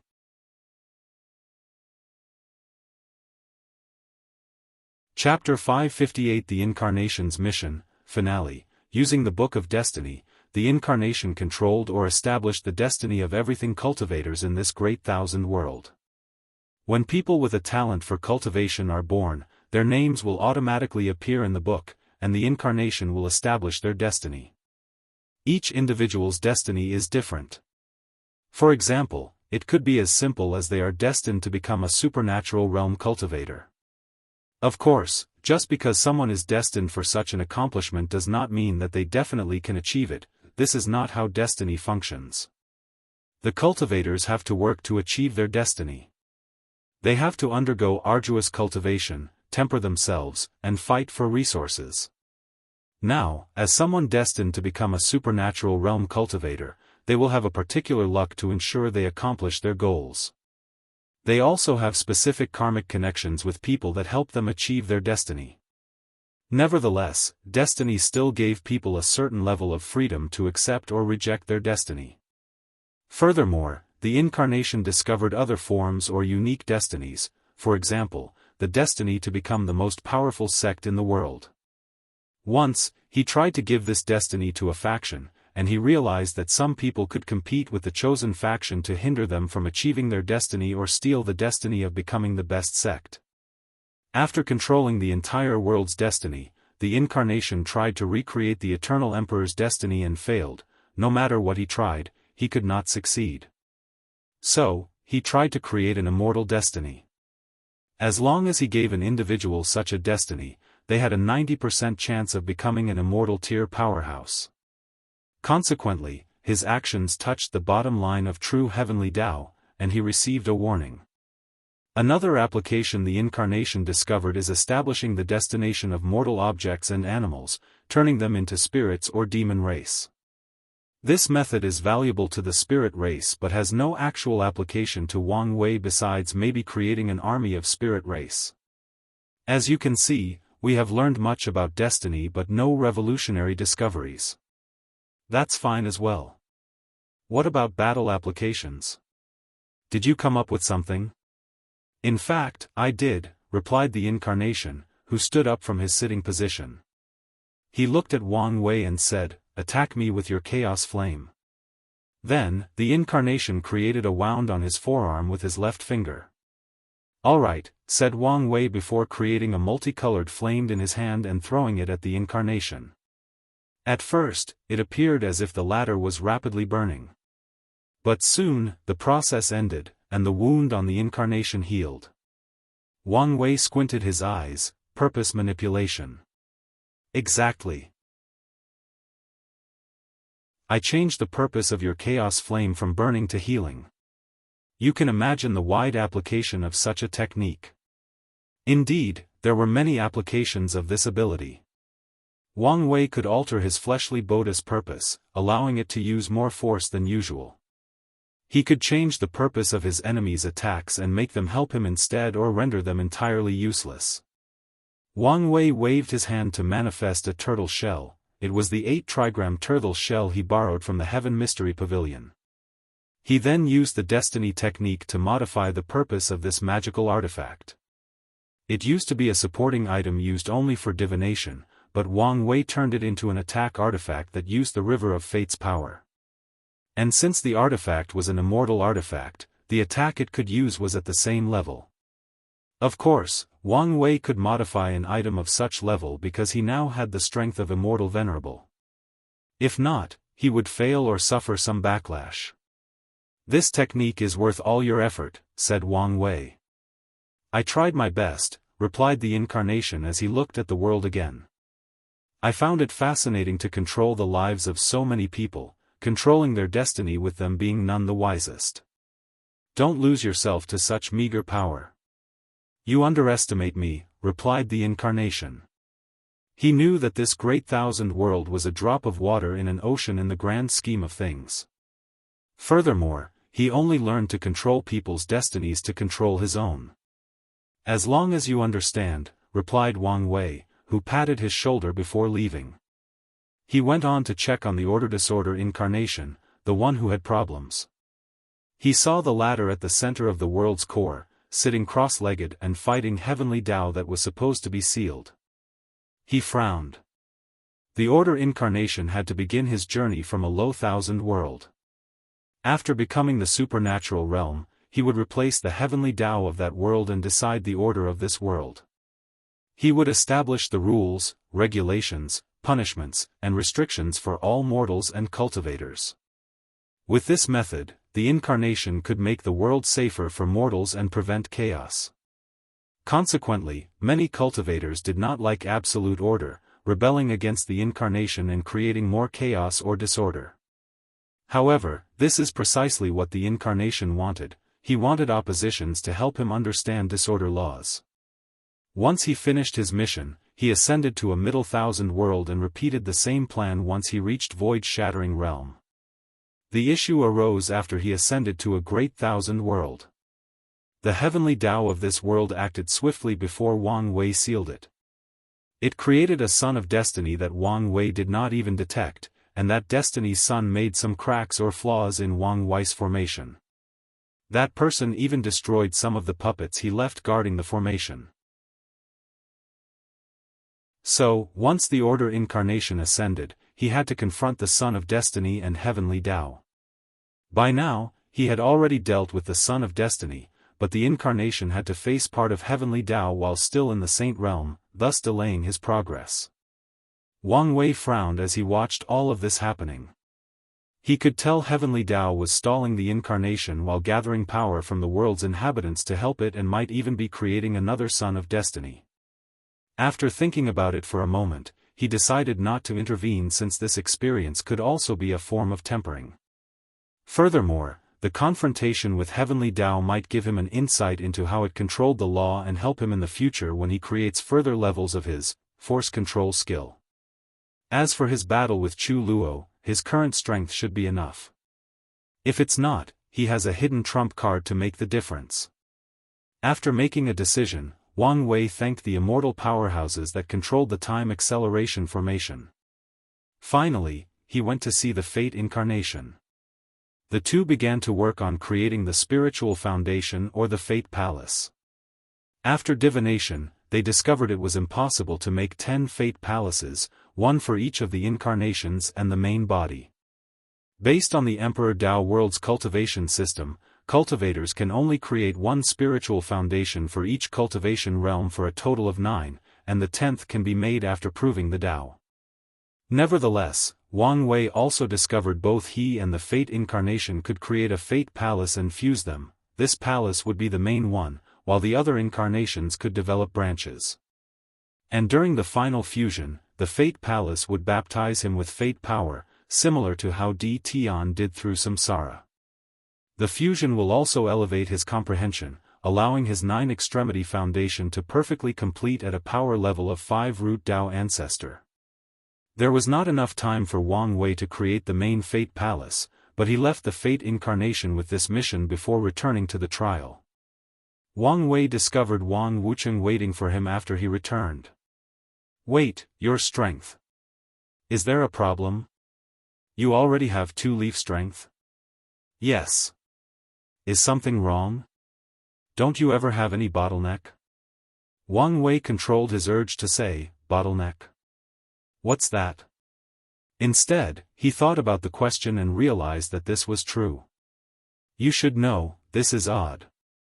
No matter who it is, even those blessed descendants will have bottlenecks in their cultivation journey." Wang Wei nodded as he guessed this might be another ability of his soul. Or, he might have a bottleneck in the future but now was not the time. "I should be used to your anomaly by now. Here is the thing you wanted." Wang Wucheng handed him a talisman that contained a recording of miscellaneous one refining an immortal tear pill. "Thanks," replied Wang Wei. "Now that I remember, there will be no issue with the aftermath of the demon supremacy world. No need to worry. We have erased all traces that we absorbed their luck. Furthermore, Heavenly Tao even helped since your action benefited the people of our world." Wang Wei nodded. A lot of the luck absorbed went to the human destiny sword, which will, in turn, benefit the human race of the myriad emperor world. So, he was not surprised heavenly Tao helped. Additionally, he had a karma-unbound physique to prevent the demons from using karma to trace him, not to mention his status as fateless. So he does not need to worry. And the demons of that world have to worry about dealing with the fire in their backyard, so they won't have much time to track the people responsible. After his conversation with Ancestor Wucheng, he checked on his chat group. Due to time dilation, most group members were now Tier 6, including the new member Wannabe God. Wang Wei received a few innate treasures from Mad King and Wannabe God, but he did not really care about that now. Nevertheless, he did not plan to abandon this group. He would train them as his agent to spread Buddhism in the endless void and repay his karma. The group can also help him gather resources like incense, luck, or lifespan. Finally, they can help him prepare for his future plans.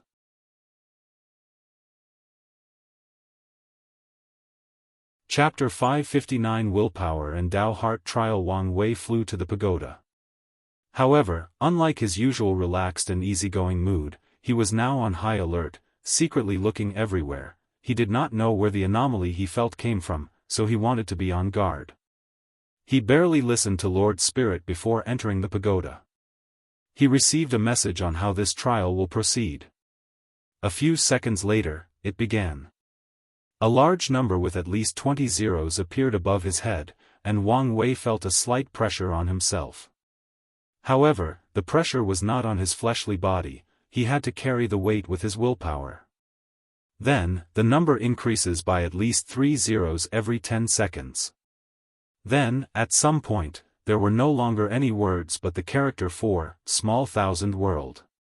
This character meant that Wang Wei had to carry the weight of a small thousand world with his willpower, and to him, this was not difficult, so he ignored the trial and took his time to review the talisman from Miscellaneous 1 and learn how to refine an immortal pill.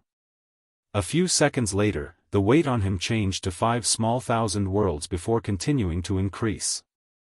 A few hours later, the weight had changed to a great thousand world. Feeling the drastic increase in the pressure, Wang Wei opened his eyes to check the situation. He read the character floating above his head before continuing his study. After an unknown amount of time, he felt a sudden tremendous pain and opened his eyes to see blood coming from his nose. He raised his head and understood the situation. He was currently bearing the weight of a heaven-will world with his willpower alone. However, his body could not withstand the power. Luckily, this trial level only lasted a few seconds before ending. Then, Lord Spirit appeared in his lair, looking at him strangely. She had to do everything she could to hide the shock she felt after witnessing the result, especially when you compare the result with the second place Chu Luo and the third place, Jianghu Hua.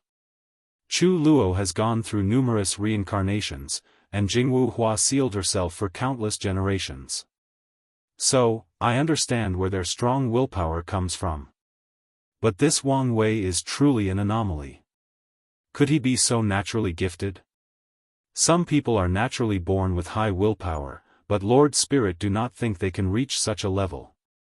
It does not matter. The more talented it is, the better a choice for master. Is there a problem? Wang Wei asked. No. You are the first in this trial, and I figured the reward might not be appealing to you. So, I wonder if you want to exchange it for something? What's the reward? Resources to increase willpower. I see.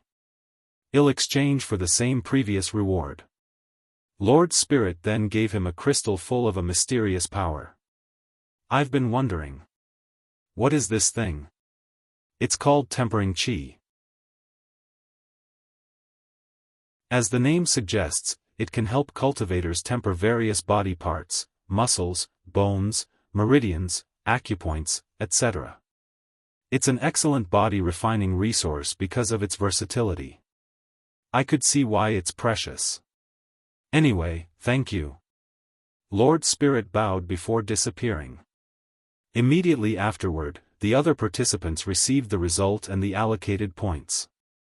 Wang Wei got 1,000 points, and Chu Luo only had 800 points to display the difference between the two. Subsequently, Lord Spurt began the subsequent trial, Dao Heart. And to Wang Wei's surprise, he discovered he had once again entered the Road of the Heart, standing at the 6th section where he left off during the void-shattering realm. So, Wang Wei continued walking in the different sections. He saw many illusions that tempted and questioned his sanity and morality, primarily his recent actions in the demon supremacy world. However, he ignored them until he reached the 10th and final sections. Wang Wei saw someone waiting for him in the middle of the road, sitting cross-legged with a table and tea. "It's you. Why are you here again?" "That's a good question. You tell me." Wang Wei sighed before sitting in the second seat, facing the other person. He looked at the person who looked exactly like him except for a more evil aura. "Heart Devil, what do you want this time?" The Heart Devil poured himself a cup of tea before doing the same for Wang Wei. "I'm here for one reason, Wu Hong. Why didn't you have the conversation about her motive with her?" "I forgot." "You don't forget, you can't forget," replied the Heart Devil. "Unless you subconsciously want to." "Maybe you're right that I have subconsciously avoided talking to her," replied Wang Wei as he took a sip. "However, I don't think that matters this much. I know for sure that she loves and would never betray me." "I agree with you. However, you still need to have the conversation. Your Dao heart cannot have the tiniest flaw, and if you don't confront the truth, even if you already know in your heart the answer, the flaw will not go away." Wang Wei did not say anything as he continued to sip his tea. He knew the Heart Devil was correct. Since he knew she loved him, why couldn't he have the conversation? That's because a tiny part of him feared he would discover something else in that conversation. No matter how slight that fear is, it is still a flaw. "Alright. I won't procrastinate anymore. So, are you going to talk to her now?" "Soon." "How soon?" "I said soon, so get off my back." "Whatever," said the Heart Devil in anger. "It's your Dao heart, and you can leave a flaw if you want." He chugged the entire pot of tea before slamming it on the table. Then, he disappeared. Wang Wei's eyes twitched before shrugging his shoulder and walking to the end of the section. Wang Wei opened his eyes and felt a sublimation in his Dao heart. He also felt a microscopic flaw. Although this flaw was so minor to the point of being insignificant, it was there. With his current Dao heart, he could still bear the heaven will. Let's deal with this as soon as possible. Soon, the ranking list appeared, and to everyone's surprise, Ji Lanfang was number 1 in this trial, followed by Wang Wei in second place and Chu Luo in third. Wang Wei slightly frowned before accepting the result. Meanwhile, in Chu Luo's area, he analyzed the result. A trial that focused more on the flaws of the Dao heart instead of how powerful or robust it was. It would make sense that a swordsman who dedicates everything to the way of the sword would have no flaw. As for him, this trial showed him he had a few flaws in his Dao heart. The first one was his failure to comprehend the slightest of his existence. Even after so many years, he could not forget it. The second flaw was his failure to pass the Supreme Outlaw trial, despite his parents going to extreme lengths to have 3 attempts and survive. Nevertheless, he failed and wasted time and resources on his first 3 reincarnations. Consequently, his parents had to pay another price to allow him to use a restricted Dao of creation. The third flaw was he felt he owed his parents too much for everything they did for him. He had hidden guilt that he deleted their futures because of their sacrifices. So, he desires to become an extremely powerful eternal emperor and help them to return the favor for their nurturing. This trial has helped me find the flaws in my Dao heart so I can fix them. Chu Luo's eyes became focused before exiting the pagoda. There were no rewards for this trial since pointing out the Dao heart flaws of these heaven chosens was the reward. They all looked relieved after discovering the problem since they could target and deal with it. As soon as Wang Wei left, he sent a communication talisman to Wu Hong for her to contact him once she was available. Then, he focused on Lord Spirit, who seemed to have a more eerie smile than usual. I have good news for all of you, there will be changes to the combat trial. It will not be a battle competition between you, as you expected. It will take a different form that will allow you to gather many points, enough points to not even care about the first seeded token. Many people frowned as they were getting a little tired of this trial constantly changing the rules. It was too chaotic for many. Lord Spirit, will you tell us what it will be in advance, or do we have to wait? Of course, I'll tell you. It will be in your best interest to prepare in advance, replied Lord Spirit with a wide smile. So, the battle trial will take place in the form of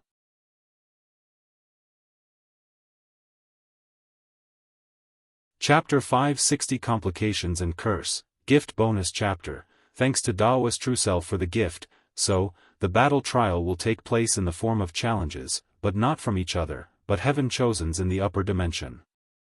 The Heaven Chosen presents were the backbone of their respective faction, so they had access to some secrets of the universe. They knew about the upper dimension, where all great emperors ascend to continue their cultivation journey.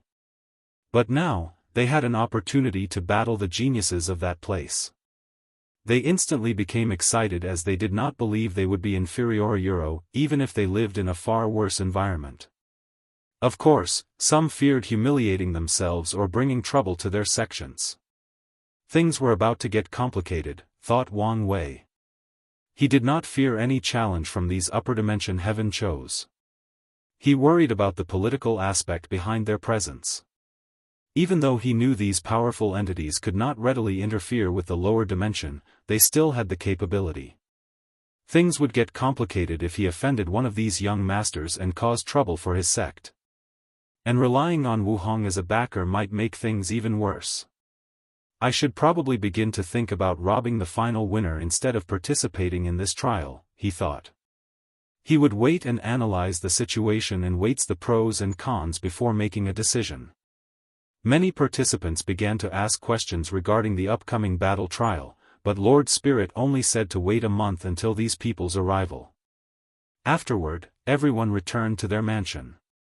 Wang Wei went directly to Ancestor Wucheng to ask questions. So, what do you think? I don't know much about the upper dimension. But I know mortals can descend to the endless void, but it is extremely difficult. Gu Xian is not simple. If he could do this for a trial, Gu Xian is not simple. Are there any restrictions? For sure. For example, they cannot stay long here, they cannot use items above Emperor grade, and maybe others. What about the Heaven will battle? I don't know about that.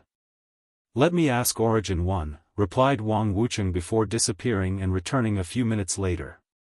They can participate in the battle. However, they have to start cultivation from scratch, are restricted by the number and type of resources they can bring, and have to acquire an identity token. Furthermore, if they fail to prove the Tao, they cannot ascend to the upper dimension Ayuro, unless someone at the Empyrean level comes to get them. What about karma? Does it restrict them? After their first ascent, when they lose all their cultivation, they don't need to wash away their karma and compete in any Heaven will battle. However, if they lose, they have to follow the same rules as us. Wang Wei understood that Heavenly Tao restricted the upper dimension people to ensure they had the same starting line as everyone else and had a relatively fair competition. He was satisfied with these restrictions. What he feared was those people coming here to cause chaos and destruction. Do they have anything special about them? Wang Wei asked. They usually have ways to contact the upper dimension. But, I don't know if that counts as special. Wang Wei immediately frowned. Although this information seemed useless, it was not to him. His tentacles will one day reach throughout the entire endless void. So, if someone from the upper dimension learned of his action and sent people to interfere, this might cause some trouble. I need to take this information into account. Thank you for the information. No need for formalities. By the way, Wang Ju said she prepared everything. Excellent. I'm going to deal with the issue now. Wang Wei teleported back home before contacting Wang Ju. It seems your seclusion was successful. Thanks to you, young master. The shadow innate treasure was beneficial. That's good. We will find a day for you to officially become my shadow. I looked forward to it, replied Wang Ju before handing him a talisman with some information. After reading it, Wang Wei closed his eyes as the power of fate, karma, samsara, and time surrounded him for a few seconds before saying, "We will need more people in these positions. Use some suicide soldiers for the rest." Wang Ju looked at the map handed to her, and a look of surprise flashed before she nodded and went to mobilize the people. Meanwhile, Wang Wei teleported to a small village at the southern end of the central continent. While invisible in the air, he observed a young village boy who looked ordinary except for his eyes. Deep hidden inside was an infinite hatred. For as long as this young man existed, he carried that hatred passed down from generation. And he knew, once he died, he would pass this hatred to his children. Today, the young village went to get some woods in the forest, and something unexpected occurred to him. He found a booklet with the title, Curse of Hatred. The young villager quickly hid the book before looking at his surrounding to discover if anyone had seen him. After not finding anyone, he rushed home to read the book.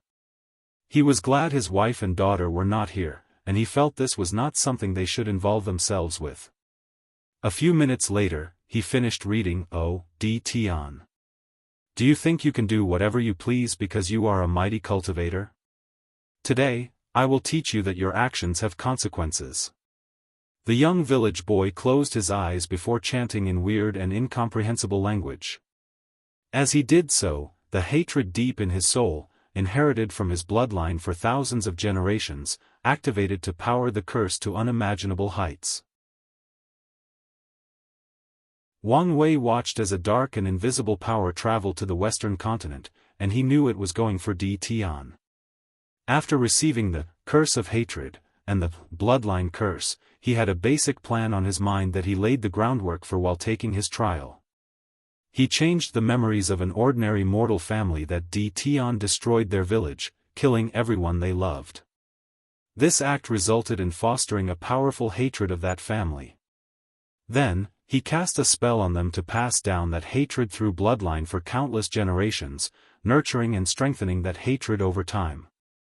And after more than 10,000 years and numerous mortal generations, the hatred reached the level he wanted where it could cast a curse that could barely touch a person's existenciero, similar to Lin Fan's situation. Western continent, sealed mountain, D. Tian suddenly opened his eyes and felt a powerful curse descend on him. He frowned calmly as he looked at the markings on his body. The Curse Passion Emperors, 3 anomalous curses? D. Tian knew the Curse Passion Emperor as he was technically one of his mentors. He studied briefly under the latter. The Curse Passion Emperor was a pseudo-eternal emperor famous for his curse and poison Dao. During that era, he was very valuable to the war as he could poison innate demons on large scales and even weaken some eternal emperors.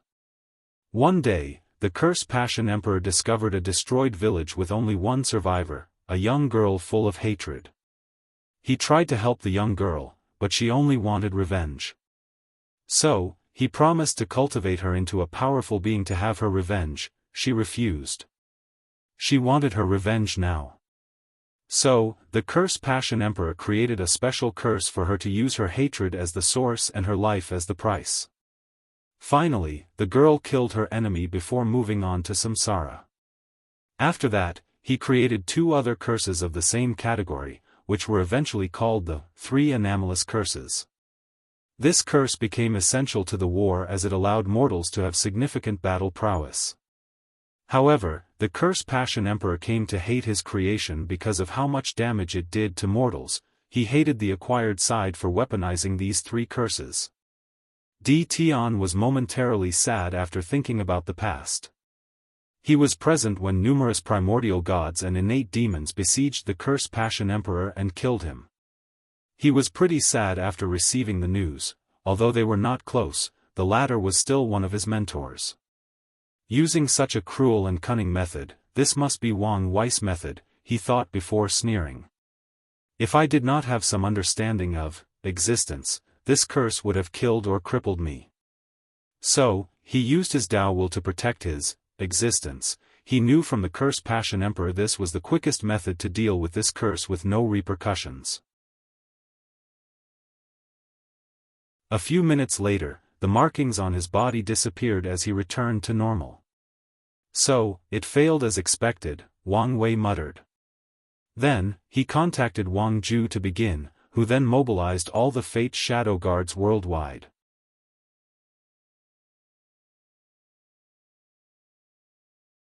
Chapter 561 The hostile takeover. Wang Wei teleported to a special place. Meanwhile, a great event with worldwide repercussions occurred. The Shadow Guards began assassinating people from every continent, every domain, and every faction and race, including the Sea race. Even the hidden powers that have not shown up in the myriad Emperor world were affected, alarming all the Emperor lineages. And the target of the Fate Shadow Guards was no one else but Tian sleepers. Wang Wei was careful this around and planned for many years before acting. And with the help of the Oracle Mirror and his recent increase in strength and abilities, he knew the position of most of them. So, he attacked them simultaneously, not giving them or the faction they infiltrated a chance to respond. A few minutes later, Wang Wei appeared before Wang Ju with his clothes disheveled. "Young master, are you alright?" "I'm fine. I just killed a Dao ancestor," he replied casually before giving her a token. This token leads to a small world where the sleepers kept all their information. Take control of it and make a copy of everything for the sect. Tian sleepers have gathered so much impossible that it was mind-boggling. They have detailed records of every heaven chosen in each generation since the ancient emperor era. They also have records of every noteworthy event that occurred since then. When Tian was reincarnating, they would not stop gathering information and keeping records in case their master wanted to know. The knowledge in the small world was so vast that even Tian had not read all of them. After all, he would not care much about the life of someone who has long been dead by the time he successfully reincarnated. However, Wang Wei planned to read all of them. He knew he might be able to learn many things from these records. From a person's life, he might learn a valuable lesson. From these records, he might learn some truth or secrets of this world that was beneficial to him in the present. Or, just reading the information, he might be inspired and come up with a great idea. It's a shame that he did not find any cultivation scripture from that small world. However, he knew long before that Tian was careful and did not leave any records. "How did things go on your side?" Wang Wei asked. "Smoothly. As you ordered, we did not kill all the sleepers. Instead, we stole the fate of those in high positions and used the assassination as a distraction to clean our tails. As of now, Project Deep Infiltration is complete." "Excellent," said Wang Wei. With this move, he now controlled the sleepers' information agency. He had the same spying and assassination capabilities as him, not to mention he had planted so many spies inside these factions. With this move, he should be able to get his hands on most of the Emperor lineage's scripture to learn from, just like Tian. Of course, he now had eyes everywhere in the myriad Emperor world. Wang Ju went to process everything on the sleeper information world while Wang Wei had other things to deal with. He ignored the fact he just slightly tilted the world to its side and went into seclusion. Immediately, he took out the Oracle Mirror and activated it. His main objective for the Curse of Hatred, and attacking the sleepers was the mirror. With his action, he increased the karma he had with Tian, and now, the mirror increased the information by another 10% for a total of 90%. He acquired new information regarding Tian, including some secrets of the Null Era. Then, he focused on a specific piece of information that caught his attention. Tian was trying to find a way to go past the 9-extremity foundation to reach the 10th. And he found a way. Regrettably, the mirror did not disclose the method. "I already suspected he was doing this, but now, I have confirmation," thought Wang Wei with a frown, thinking about how he could increase his karma with the ladder and find the answer. Unfortunately, he could not think of anything. He once tried to use the fact that Xiao Ning gave him the perfect foundation method to increase his karma with Di Tian, but he failed. She seemed immune to his karma technique. He knew she was the key to increasing the remaining 10%, but he did not want to get in more contact with that woman. She was too weird and dangerous. The other option was Di Tian's family. But based on previous divination, he did not have much affection or karmic connection with them. To Di Tian, his real parents were the ones who died before the Null Era. So, killing or doing anything to them would not increase his karma much. Wang Wei then borrowed the power of his incarnation to do another divination. He wanted to know if there was a way to increase karma with Di Tian. Di Jia, he muttered. She was the woman in charge of Di Tian's information network from the Di clan side. She was his Wang Ju and accompanied him everywhere in the same manner as Wang Ju. From the divination, he knew she loved him, but he did not care about her. However, compared to his affection and connection to his parents, she had a higher weight on his life. By killing her, I can increase the mirror's percentage by 1%. Wang Wei frowned. He did not know whether that 1% would tell him how Di Tian planned to break the 9-extremity foundation limit or another piece of information. I could try to modify the purpose of the mirror to give the information I need, thought Wang Wei before deciding to try it. So, he contacted Wang Ju and asked her to assassinate Di Jia. Then, he wanted to attempt something. He summoned his destiny law to modify the purpose of the oracle mirror. He wanted the mirror to give him 90% of Di Tian's knowledge, which included all the techniques he knew and cultivated, every thought he had, and even his understanding of the law, instead of simply providing him with information. If he succeeded, he would now know the specific scriptures and techniques of Di Tian instead of just knowing the name and detailed analysis of what they were. He then would not have to recreate some of these techniques and instantly understand them. Pluh. Wang Wei vomited a mouthful of blood, and his complexion turned pale. I guessed it's still beyond my means to modify a chaos treasure. He closed his eyes after swallowing a few pills to recuperate from the backlash quickly. Western Continent, Sealed Mountain. Di Tian looked at the runes that created his cage with fury. He could feel the disappearance of all the sleepers. At first, he thought it was a normal swiping where some people's identity was discovered. This has happened a few times throughout their existence, and they always managed to bounce back. But he sensed the death of the Dao ancestor guardian in charge of the headquarters. He knew the seriousness of the situation. He created the headquarters with a unique treasure that could hide even from a pseudo-eternal emperor. And as long as the headquarter entered the endless void, even an eternal emperor cannot find it. For security measures, he ensured that only 2 people could directly enter the headquarters, him and the Guardian. However, he forbade the Guardian from ever leaving that small world, so he was the only person who knew its location and could physically enter. All the other sleepers had to use talismans or special magical talismans to relay information inside before the Guardian properly stored them. The more Di Tian thought about it, the angrier he became. And it was not because he lost something that took him hundreds of millions of years to create, but because many of these men had accompanied him since his first life. They were the remnants of his past life, his only real attachment in this foreign era. Now, they were all gone. Furthermore, the core of the sleepers were these people's descendants, and he just watched them die while helpless. He remembered his promise to give them a better life after he achieved his goal. Di Tian looked at his hand, feeling the anger and helplessness he was trying to suppress. It was the same feeling he had when he held Ninger in his arm, watching her slowly die. He hated this feeling of powerlessness. He thought after so many years after his strength reached such a level, he would never feel the same way. But today, he received a reminder. He was still that weak individual incapable of protecting the things he loved. Nothing had changed. Wang Wei, you wait. You'll pay for this. Di Tian took a deep breath to control his emotions. He sensed someone coming to talk to him. Young master, big news, said Di Jia. I know, replied Di Tian before frowning. His eyes suddenly turned all black as he looked at Dijia. Death's omen? Is she going to die soon? Immediately, he connected her death to the recent event.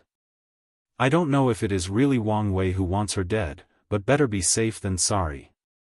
Di Tian then asked to talk to his father before instructing the latter to place Di Jia in a secure location where only the clan's most loyal individual resides. Subsequently, he discussed the recent event before dealing with the current problem. Most of his sleepers in the Myriad Emperor were now dead, essentially crumpling his spying agency. Although he still had the D clan's network, it was not the same. So, he contacted his clone to send some sleepers from another world community. Although they were a very small group compared to the previous one, it was more than enough to rebuild. I should have developed the outer sleepers more. He only created the outer sleepers to help him gather information and some rare resources from other world communities. And to have a backup in case something went wrong in the Myriad Emperor world. As such, he never focused too much on developing them. He now regretted his decision.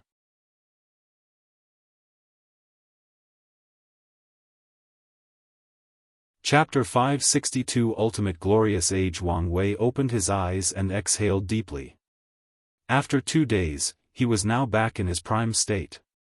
He finally checked the communication talisman Wang Ju sent him, making him frown slightly. Did he detect something? Thought Wang Wei. It seems I may be unable to get my hands on Di Jia. After deciding to try a wait-and-see approach, he left his seclusion to stretch his body. He had many things to do and would return to a retreat soon. But he decided to check on the sect's affairs first. After all, he was still the sect master. As such, he had a conversation with the elders to ensure there was no problem and the sect's plan to develop in the lower realm had no issues. Once he finished, he flew back to his mountain to continue his cultivation. As a sect master, he could use Tianwei Peak as it had the most spiritual qi and was the best environment for cultivating in the sect. However, Wang Wei loved the comfort of his home, so he rarely used it. He even planned to move the spiritual energy from Tianwei Peak to his fate-transcending mountain. After arriving home, he saw Wang Ju waiting for him. What's the matter? We have a few things that require your attention. Wang Wei motioned for her to head inside before hearing her. A protected environment was better for these kinds of conversations. Wang Ju then handed him a list with a bunch of names. These names are the sleepers who infiltrated the army of the other Heaven Chosens. 300 years ago, after you entered the trial, Fang Lijuan, Chen Chen, Sun Jiaolong, and Huang Yuan began to slowly and methodically eradicate them from their groups. Although they did it slowly and intermittently, they started doing it simultaneously. So, they wanted to hide their trials? Making it seem that eradication was natural? Exactly, replied Wang Ju. The key point is Mo Xingyun. The Mo family did a sweep of the sleepers and eliminated most of them in their clans. In this cleanup, even our fate shadow guards did not survive. I see. Mo Xingyun most likely has a method to detect the agents and sold it to these Heaven Chosens. There is even a high possibility that they are in an alliance. Yes, that's the conclusion we came to. Many Heaven Chosens have been removing the sleepers from their armies, including from the sea race. Them? Did they finally begin to move? Yes.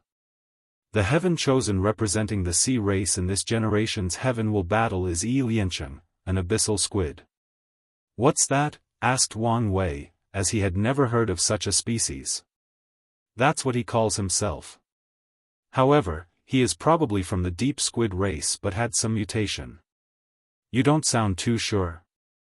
The deep squid race supports Yi Liancheng, but their relationship seems odd. Moreover, Yi Liancheng is very secretive. So far, all we know is that he beat all the Heaven Chosen of the sea race, had a confrontation with Sun Jiaolong, and almost killed the latter. Wang Wei nodded as he did not care much about Sun Jiaolong. He allowed the other to escape after taking the human destiny sword because he knew the great Wu Crown Prince had a high affinity with destiny Dao.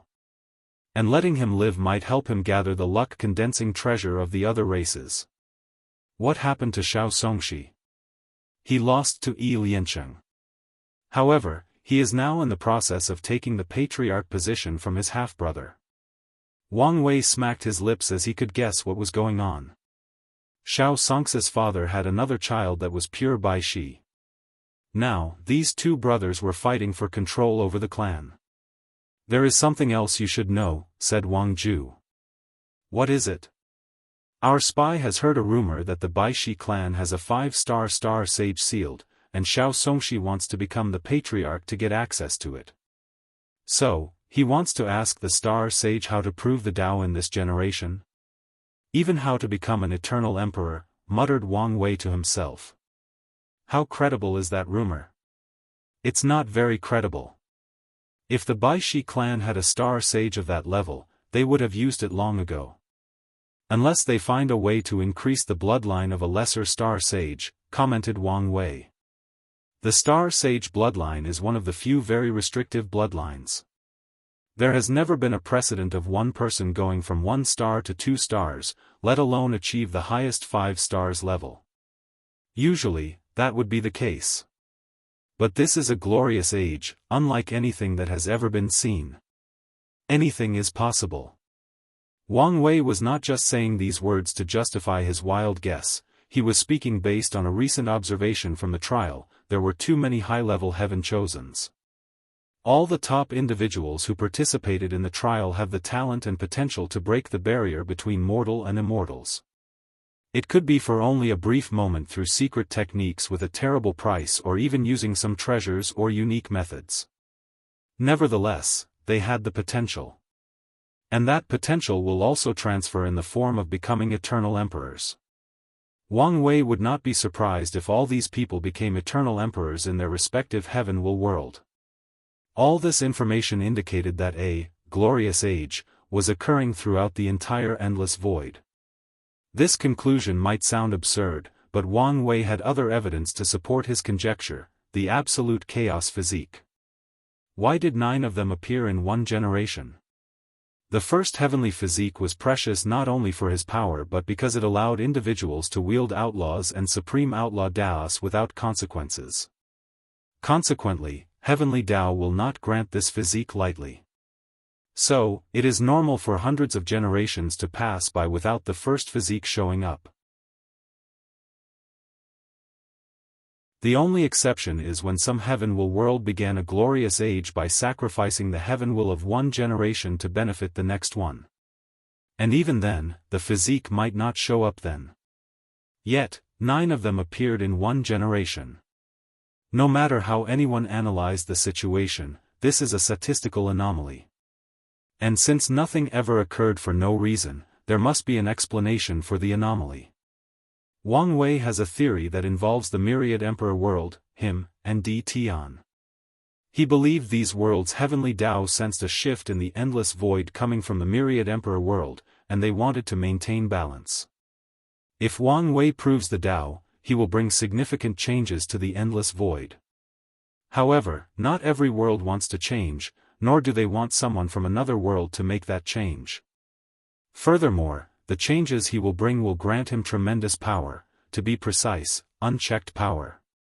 Heavenly Dao is all about balance and order, and they do not like people who can easily overthrow the entire table and break the balance.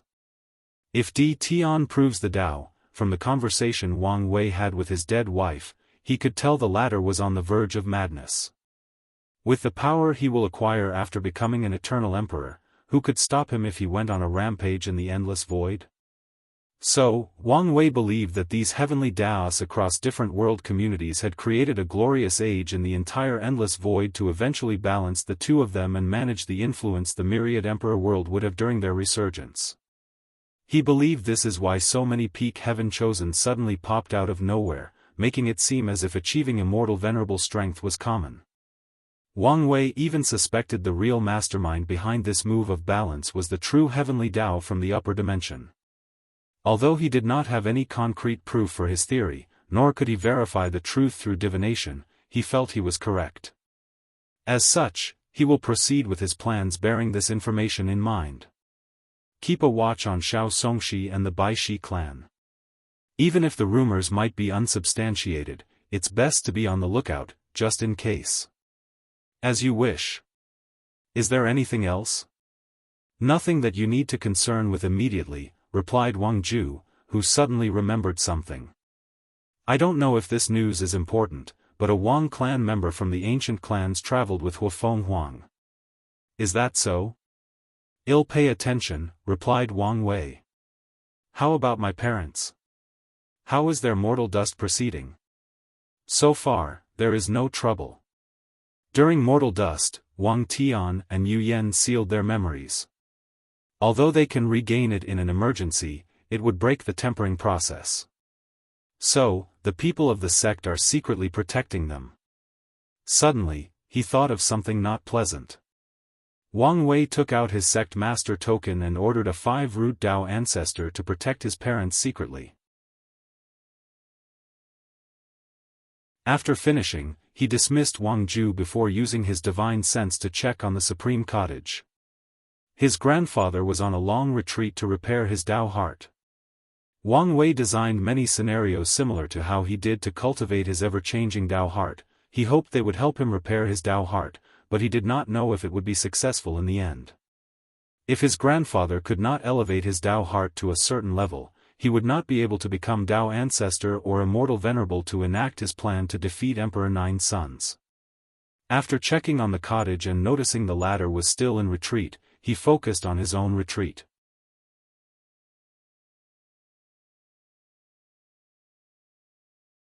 Memories, Gift Bonus Chapter. Thanks to Gordon_4421 for the gift.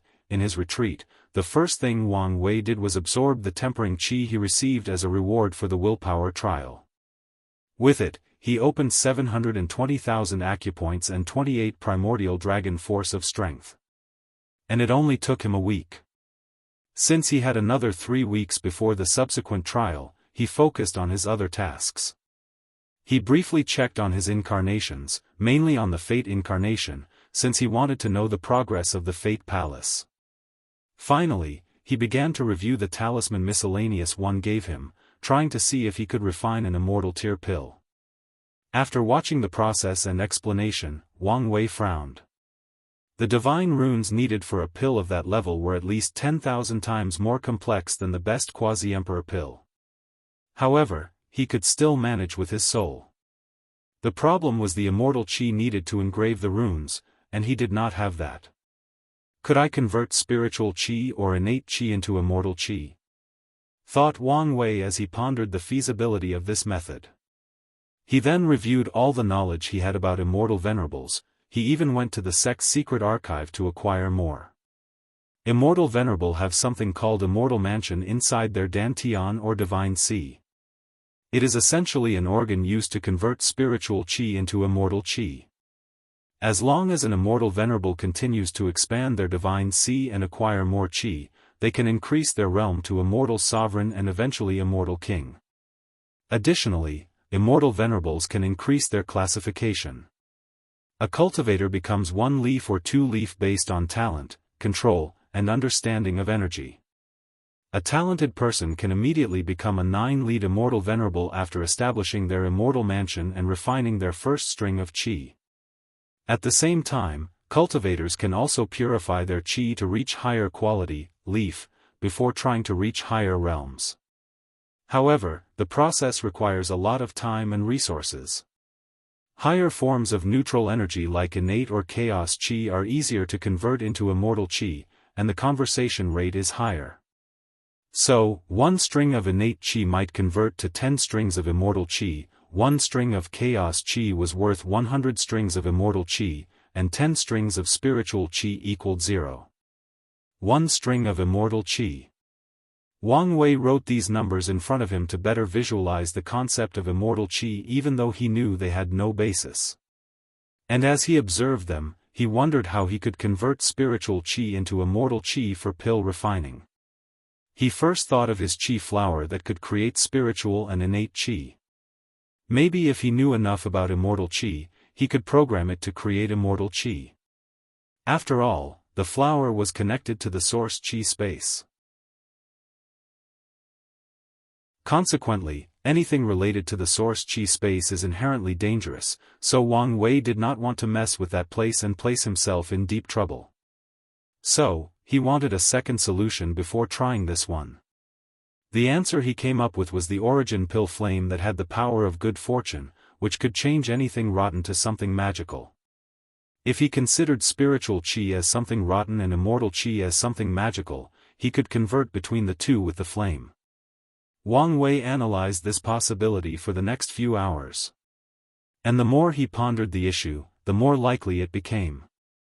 So, he exhaled deeply as he muttered, "The Origin Pill Flame Sutra is truly magical. Regarding uniqueness, it rivals the Origin Path Scripture and Wuhang's Sealing Sutra." As soon as Wang Wei uttered these words, he suddenly paused as something clicked inside his mind. He always found the Origin Pill Flame Sutra unique compared to other emperor scriptures. The level of intricacy and profoundness of this scripture was similar to Wuhang's, the Origin Path Scripture, and the Heaven-Slashing Sutra of the Sword Empress, all eternal emperors. After using this scripture to refine his primordial spirit, Wang Wei wanted to ask Wuhang if there was something unique about the Danyuan emperor. However, he always seemed to forget to ask. It's like there was this power that was subtly manipulating my memories and making me overlook the idea of the pill ancestor as an eternal emperor.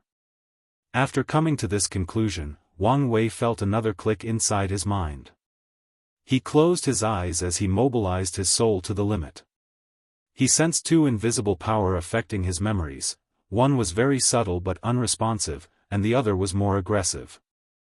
He focused on the more aggressive one as he knew it was the source of the anomaly he discovered through his quantum array.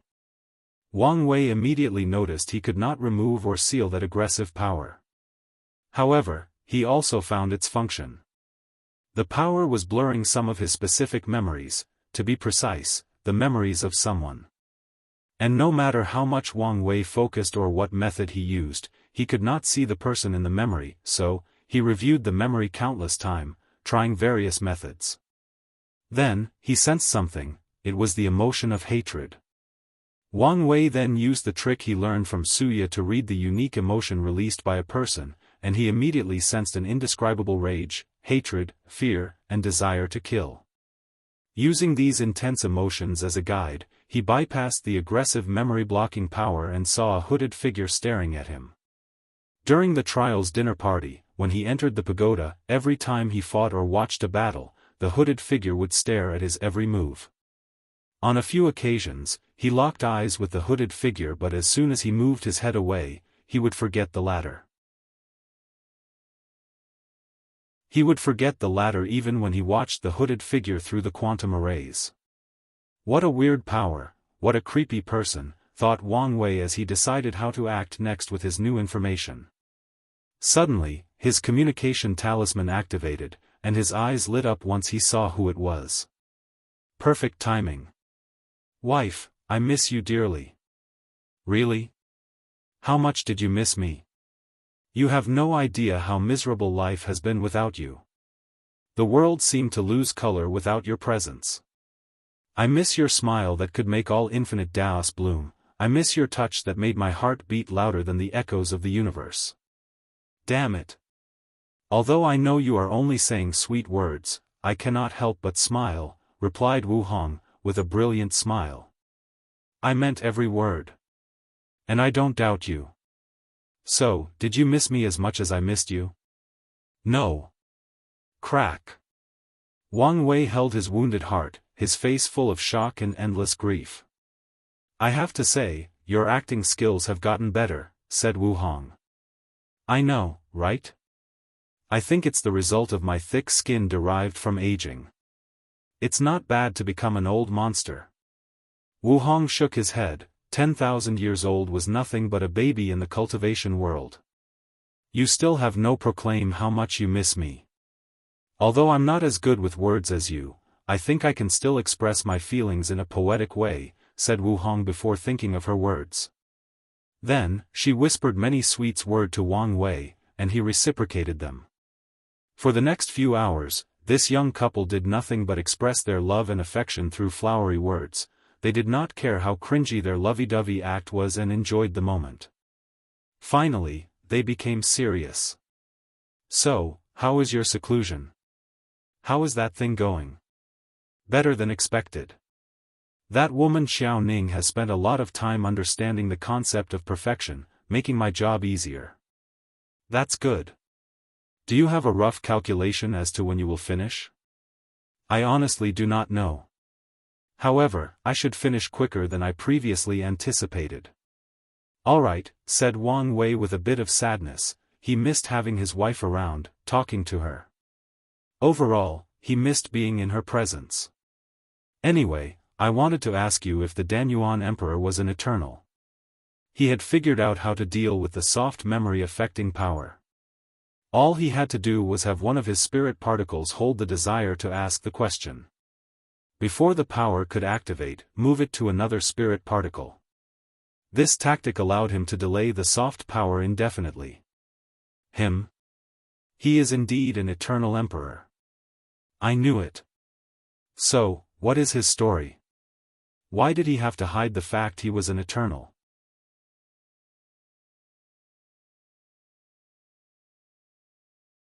Danyuan Emperor. Wang Wei always felt it was weird that none of the profession ancestors were eternal emperors since they essentially rebuilt the myriad emperor world's cultivation civilization. Since Emperor Kong could receive a boost to achieve the status of eternal emperor, at least one of these people should have received a boost for their accomplishment. "Qin Zhu's situation is a little complicated," replied Wu Hong as she tried to remember the detail. Red Cauldron Empyrean was a talented pill refiner. However, she was injured in the attempt to enter the Paragon realm. So, she decided to refine a unique pill that would not only help her heal but also help in her breakthrough. Wait, you don't only need to comprehend 90% of the Grand Tao source to become a paragon? Of course not. Cultivating in the immortal stage is not simple, no matter the path. Can you give me an example? Wu Hong glared at him. I know we are going off track, but I'm curious. Let me think. Empyreans can create life at will, but Tao rulers can do so as well in their inner world. They require living beings to help them bear higher percentages of the Grand Tao source. Immortal sovereigns also have something similar to help them gather and purify qi. I am sure there is a difference between the three. Can you elaborate? Don't you want to know about the Danyuan Emperor? I do, but this current topic has piqued my interest. Whatever. Empyreans create life to help them understand the Grand Tao source. You can think of it as an aid to shorten the time needed for cultivation. Even then, it still takes yuan epochs. Exactly. That's why things like merit, luck, and incense are extremely valuable in the eternal ascension world. I see. What about the others? Tao rulers can create life in their inner world. However, these lives cannot live for long outside of the inner world. So, most Tao rulers will take people from the inside and place them inside their inner worlds instead. So, population is a valuable resource. That's scary, said Wang Wei. Indeed. Immortal sovereigns can create something called life projection inside their dantian to help manage their immortal mansion. Life projection is essentially a projection of people. They are imaginary people. Inside the dantian, these people are real, but outside, they do not exist. They have no genuine existence. I see, muttered Wang Wei. I'm guessing they also have ways to deal with the issue? Yes. They usually absorb souls to fuel the life projections and compensate for their deficiencies. Wang Wei shook his head. With these immortals all-powerful and not restrained by karma, he could imagine the life of mortals in the upper dimension was worse than hell. It's not as bad as you imagine, said Wu Hong. Life projections are immortal as long as their creator is alive. So, many people voluntarily offer their souls since this is another form of achieving immortality. As for the people entering Tao rulers' inner world, it is also a way of safety and living a peaceful life. Wang Wei nodded. Alright, you can tell me about Qin Zhu. I did not even know that was the Danyuan Emperor's real name. Where was I? Yes, Red Cauldron Empyrean. The final step for her refinement was for the pill to gain sentience and experience samsara. However, one of her rivals, Steel Cauldron Empyrean, learned of her action and interfered with the pill's reincarnation. He made the pill aware of its creator and its ultimate fate. And as you can guess, that pill was the Danyuan Emperor. That could explain his talent for the pill, added Wang Wei. So, what happened next? Qin Zhu immediately ran to the lower dimension and even entered reincarnation again to hide from Red Cauldron. After being reborn in the Myriad Emperor world, he proved the Tao and became an eternal emperor. I guess he planned to hide his status in case Red Cauldron decided to kill him one day but was unaware of his status as an eternal, and he could secretly revive. So, he erased this information from history and left some subtle means to prevent anyone from deducing the truth. From your tone, I'm guessing his plan did not work. Yes. By the time he ascended, Red Cauldron Empyrean had a fortunate encounter that allowed her to become a paragon. However, her soul was incomplete because she used a part of it to refine that pill. So, was the final fate of the Danyuan Emperor being absorbed? No. He was smart and quickly ran into primordial chaos, traveling to other chaos worlds to hide. By the time he returned to the Eternal Ascension world, he was already a boundless paragon. So, he dealt with Red Cauldron? Wang Wei guessed it would not be much of a battle between a normal paragon and a boundless one. However, he was unsure since he was not knowledgeable on the topic. No, replied Wu Hong. They became Tao companions. Enemies to lovers? I did not see that coming. Most people did not. However, the two became a famous pill-refining couple. I've bought many pills from them and even learned about runes from the Danyuan Emperor. Wang Wei briefly analyzed the information he had just received. I've theorized that material alchemy should have become the mainstream in the Myriad Emperor world. Did the Danyuan Emperor learn of divine rune alchemy in the upper dimension? He got the idea from there, but he did not directly bring it from there. The divine runes he created were based on the laws of the Myriad Emperor world. Do you think he spread it to other world communities? Probably to a few. I guess he did not want to be too much in the limelight. So, if he did, probably only a few instead of the entire endless void. That makes sense. What about the other profession ancestors? Were they also eternal emperors? No. Why not? With their accomplishment, the destiny of that time, I don't see why Heavenly Tao would not give them a boost. The talisman and weapon ancestors were very arrogant individuals.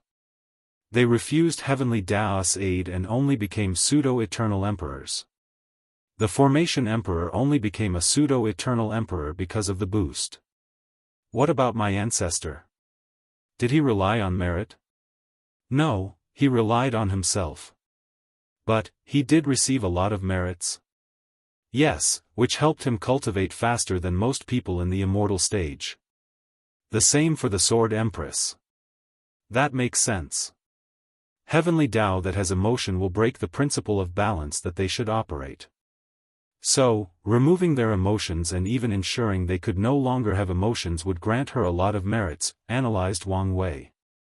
From what he knew from the Sword Empress, her power existed to this day, preventing any Heavenly Tao from acquiring emotion and intelligence in the entire lower dimension. I'm guessing it was the same for you as well? After you dealt with the devil race? Yes.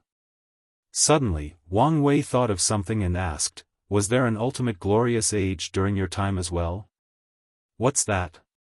When a glorious age occurred throughout the endless void, with unparalleled geniuses appearing everywhere.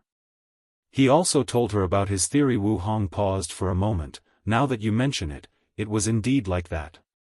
The devil race had conquered more than 95% of the endless void, but it was on the decline during my period.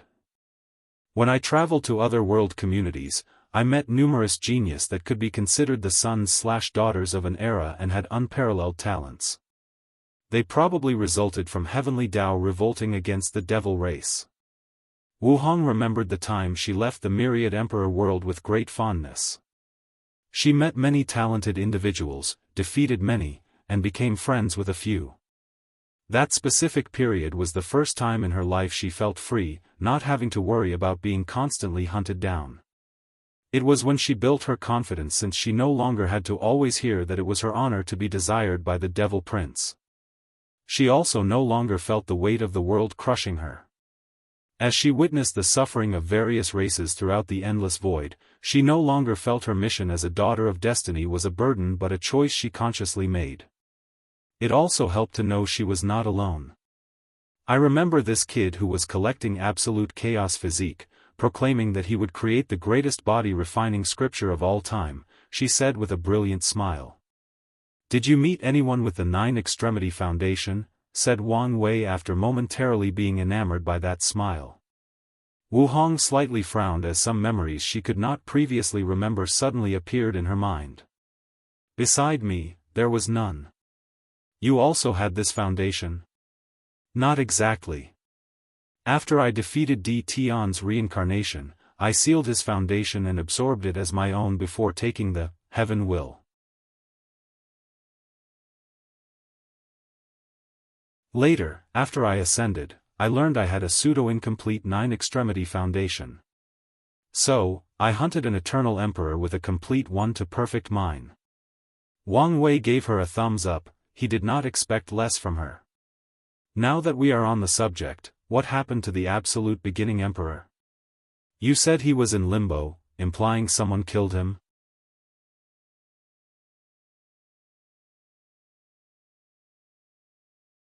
Li Taishuang's fate. The absolute beginning emperor's story is slightly complicated, replied Wu Hong. Firstly, he was from the upper dimension. He was a heaven chosen cultivated by the Tai profound gate in the eternal ascension world. Wang Wei squinted his eyes. Well, that might explain his overwhelming hatred for Buddhism and all things incense. You are more correct than you think, added Wu Hong. Oh, seems like there are some secrets. Wu Hong nodded before organizing her thought. To understand Li Taishuang's story, you must understand the story of Li Bo, his father. In the eternal ascension world, the battle between Buddhism and Taoism has been going on since the dawn of time. And for countless eras, Taoism always had the advantage, until the arrival of the Maitreya Mother Buddha.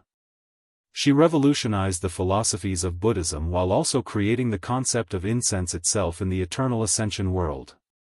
With her as the leader of Buddhism, they finally overtook Taoism and became the most powerful religion. However, all things that rise must also fall, similar to Taoism. After an incalculable amount of years, after Buddhism's luck reached the pinnacle, they finally began to decline, and Taoism was on the rise. The first indication of this shift was the appearance of Li Bo. When he appeared, he was a peak paragon, 100% Grand Tao source, who could fight peak boundless paragons. He was an unmatched genius. Li Bo created the Tai profound gate and quickly became the de facto leader of Taoism in the eternal ascension world. However, Li Bo hated incense, and the philosophies he introduced in Taoism outlawed the use of incense. Wu Hong suddenly felt parched, so she stopped and took out some tea, ignoring the weird look Wang Wei gave him. I'm guessing his radical views on incense did cause some trouble, asked Wang Wei. Correct. There was nothing fundamentally wrong with incense. And although Taoism could not use as effectively as Buddhism, it was still a great tool in their fights against their competitor. Were there any consequences? Many Taoist factions decided to stop following him. However, they were in the minority. However, Li Bo did try to ban incense in the entire eternal ascension world, but some people put him in his place. So, he focused on his battle against Buddhism? Exactly, replied Wu Hong as she sipped her tea. So, Wang Wei decided to follow and take out his own tea. As such, while this couple communicated through formation, they also had a tea party. Despite how Li Bo felt about incense, he knew it was the main advantage of Buddhism in their conflict. However, he also knew it was difficult for him to eliminate incense in the upper dimension. So, he targeted the lower dimension? Correct, and this is when Li Taishuang, the absolute beginning emperor, came into the picture. He had the same hatred for incense as his father since it had been ingrained in him since he was young. And it did not help that his mother died to a Buddhist monk in a confrontation. Poor guy, Wang Wei commented nonchalantly. Not really. I'm 90% sure that Li Bo orchestrated his wife's death to ensure his son's absolute hatred for Buddhism. How cruel. However, from what little I know about this Li Bo, I'm not surprised, Wang Wei answered as he suddenly remembered something. Wait, was his mother a great emperor? No, an empyrean. So, the absolute beginning emperor was the son of a paragon and an empyrean? I'm suddenly full of envy. He could imagine the talent of the absolute beginning emperor, and he was slightly envious. So, is there a name for his kind? In the eternal ascension world, there are so many of these different children, making them not that relevant. Only in the lower dimension are there specific classifications for them. So, whether it is emperor child, empyrean childs, paragon childs, or a combination of them with other immortal beings, they are referred to as Tao chosens, people chosen by the Tao upon their birth. I see, it makes things less complicated, replied Wang Wei. I still envy them, their talent, and their background. Wu Hong ignored the urge to say these children would still be jealous of his paragon quality soul, so she continued her story. Li Bo sent his son to the lower dimension to destroy, and as you know, he succeeded. I thought the absolute beginning emperor did what he did because of Chi of Calamity, said Wang Wei. That was involved too. Li Bo was a cunning man. He schemed against the Maitreya Buddha, and during one of their confrontations, he used some method to create an incense backlash. The backlash divided the Maitreya Buddha's mind into two, her Buddhist and devil sides. While she dealt with this problem, Li Bo had plenty of time to develop Taoism and plan things. Unfortunately, as the leader of Buddhism, the Maitreya Buddha was connected to all the incense they gathered, even the ones in the lower dimension. Her devil side began to affect all the Buddhist monks. The one in the upper dimension had ways to offset this influence, but not all the ones in the lower dimension. Is that why they began to act crazy in their gathering of incense, to the point of irrationality and madness? Yes, replied Wu Hong. She even helped them by granting them the Western Pure Bliss land. I know her, and she was in her right Ming, she would never have done this. Wang Wei sighed, is this the fate of mortals when they are connected to powerful entities? Maitreya Buddha could be said to be responsible for both the creation and destruction of the incense era. You could say that. So, what happened next? True heavenly Tao did not want the influence of Maitreya Buddha to completely spread throughout the lower dimension as it appeared it would. So, it lowered, Chi of Calamity, on the Buddhist monks to help increase their madness and decrease their intelligence and decision-making, an act that would increase the hatred they garnered from other races and factions, encouraging them to band together. Finally, it also gave some Chi of Calamity to ensure that nothing went wrong on Li Taishuang's side. Regrettably, that only escalated his already deep hatred. Is that why he even eradicated the god race and other races connected to incense? Probably. Now, I feel bad for him, said Wang Wei in a tone that was hard to believe whether he was genuine or not. So, what caused his death? Li Taishuang eventually ascended. Under his father's care, he soon became a boundless paragon. However, the Maitreya Mother Buddha finally dealt with her devil's side. She even managed to kill Li Taishuang. As for Li Bo, he was schemed and killed by Daoist, I can't say his name, or hell no. Wu Hong did not dare say his name since even her main body, at her peak, would have to be careful when saying that man's name after the events of the ultimate taboo. Now, you pique my interest.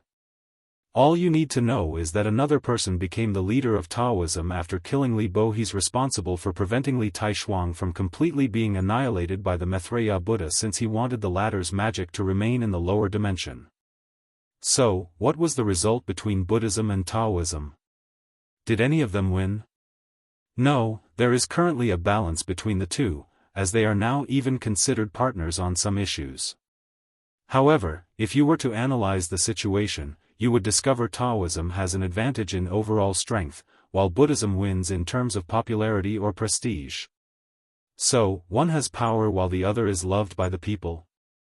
I guess you could put it that way. Wang Wei nodded as he analyzed the information he had just received. He felt that Feng Heng was a pawn in reviving Buddhism in the lower dimensions, and when he accepted the future Buddha scroll, he also entered the game and already chose a side. Whatever. Let's deal with the issue when it arrives. I always felt that the Myriad Emperor world was involved in too many world-changing events affecting the lower and upper dimensions. You're correct, and that's because of your ancestor, the Qiyuan Emperor.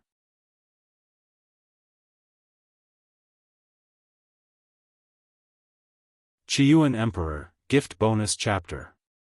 Thank you to Dengist Khan and Wazi for the gift. Wang Wei was slightly surprised by this news. But after thinking about the things he read about his ancestor from the secret archive, he was not surprised. His ancestor was a brilliant cultivator, not just because he created the origin system. Back in his time, the Qiyuan Emperor was known as the man with 3,000 Daos, which was not because he cultivated chaos Dao. The reason was that he had 3,808 talents in the supernatural realm. Each of his talents represented one of the primary and original Tao that made up existence or the universe. The records did not mention the classification of his talents, so most of them were probably normal ones. But the fact that he had so many of them proved his talent, luck, and strength. Qiyuan lived in a special period of the Myriad Emperor world. The world had just gone through a civilization destruction era, forcing cultivators to restart from scratch. In that period, any knowledge related to cultivation was precious beyond measures. Cultivators would fight for a Tier 1 scripture from ancient times, meaning a scripture that could only cultivate to the body-refining realm. Furthermore, cultivators refused to share their techniques because they were precious. Of course, a few intelligent individuals realized this was the perfect opportunity for them to rise. They begin to create a cultivation system of their own. Most truly talented cultivators at that time could only develop cultivations techniques that were perfectly suited to them. Only if someone had similar body types as the creator could they cultivate these techniques, and these individuals would never reach the same height as their predecessors. Another way to cultivate these techniques was if someone was talented enough to modify them to suit their bodies. Subsequently, a few geniuses created a perfect cultivation system suited for everybody. Unfortunately, their fate was death at the hands of the ancient aristocratic clans. Before the establishment of the ancient emperor era, the Myriad Emperor world was still recuperating from the null era, resulting in no heaven will manifesting in countless generations. Nevertheless, the ancient clans survived the catastrophe while preserving the cultivation system of the old era. As such, even though they were severely injured and recuperating, they still had the power to rule the Myriad Emperor world. These clans ensured that no genius would spread a new system or any factions would rise to take power. The ancient clans only needed to wait until the world source regenerated itself. They could cultivate another great emperor and rule the new era with their advantage of resources and cultivation systems. Everything proceeded smoothly until the Wang clan birthed an ambitious young man. As the heir of the Wang clan and the most powerful heaven chosen of the clan, he had the destiny to bring the ancient clan to greatness. However, the young man saw the downside of the rule of his clan. The environment was not suitable for the ancient cultivation system to thrive. If it became mainstream, it was only a matter of time before the resources of the Myriad Emperor world would be sucked dry. So, Wang Chishan, as he was known back then, told his concerns to his elders. He even suggested that they create a new cultivation system to spread. A new system could solve this problem and bless the clan with enough chi luck to survive for countless generations. Unfortunately, the elders declined. The primordial body system they currently use was created by the heaven-opening emperor, the ancestor of their Wang clan. So, these pedantic elders refused his proposition with no room for debate. However, they acknowledge his concern over resources. So, they plan not to spread the cultivation system even after cultivating a new great emperor. Instead, they will hoard all cultivation resources to ensure that all the emperors came from the ancient clan, creating a monopoly. Wang Qishan became appalled after hearing this. He argued with his clans and the others. But no one listened to him. If he were not the most talented individual of his time, his status would have been revoked, or worse, he would have been killed or imprisoned. Nevertheless, Wang Qishan began to plan for his future as he knew it was not in this family. He used his political skills to turn many Wang clan members into his allies while creating his own cultivation system. After reaching the supernatural realm, Wang Qishan's treachery was discovered, and the ancient clan hunted him down. The details of his escape were briefed, but Wang Wei theorized that this escape might have been his ancestor's outlaw trial since Origin Dao was an outlaw Dao. Wang Wei was not too sure about this since there was another incident that could have been his trial. After leaving the ancient clan, Wang Qishan eventually met a very talented young man from a cultivation family. His name was Li Ming, also known as the Battle Maniac Emperor. Li Ming's family had a unique cultivation system. However, he was not suited for it, making him an outcast. Nevertheless, Li Ming was very talented, so he developed a plethora of methods to temper his body to be on par with supernatural realm cultivators, overwhelming his family and becoming the patriarch. After meeting Li Ming, the two became friends rapidly. It was as if their meeting was fate, written in the stars. They did not waste time becoming sword brothers.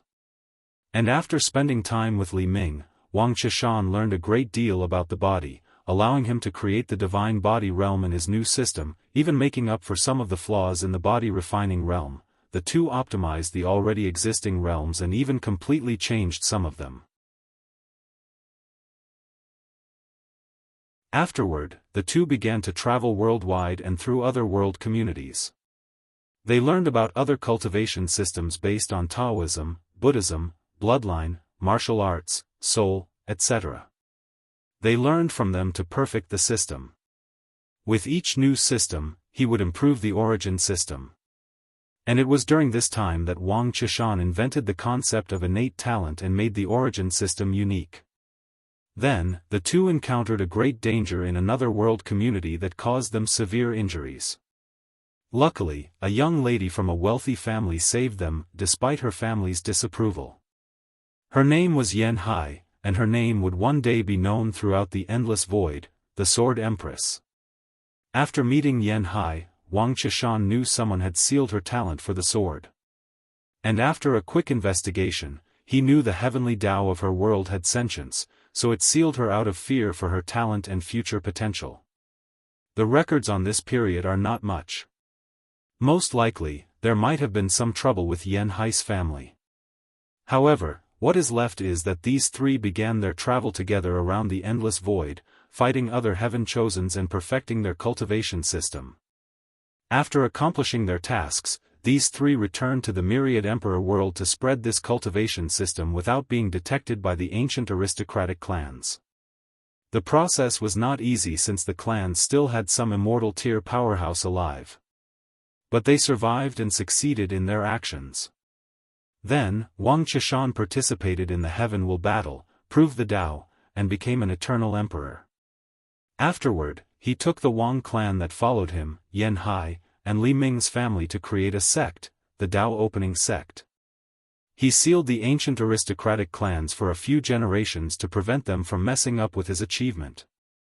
He then removed the karma for his sworn brother and sister so they could prove the Tao in the subsequent generations. Unfortunately, Li Ming failed and did not become an emperor until much later. So, what did my ancestor do? He has done many things.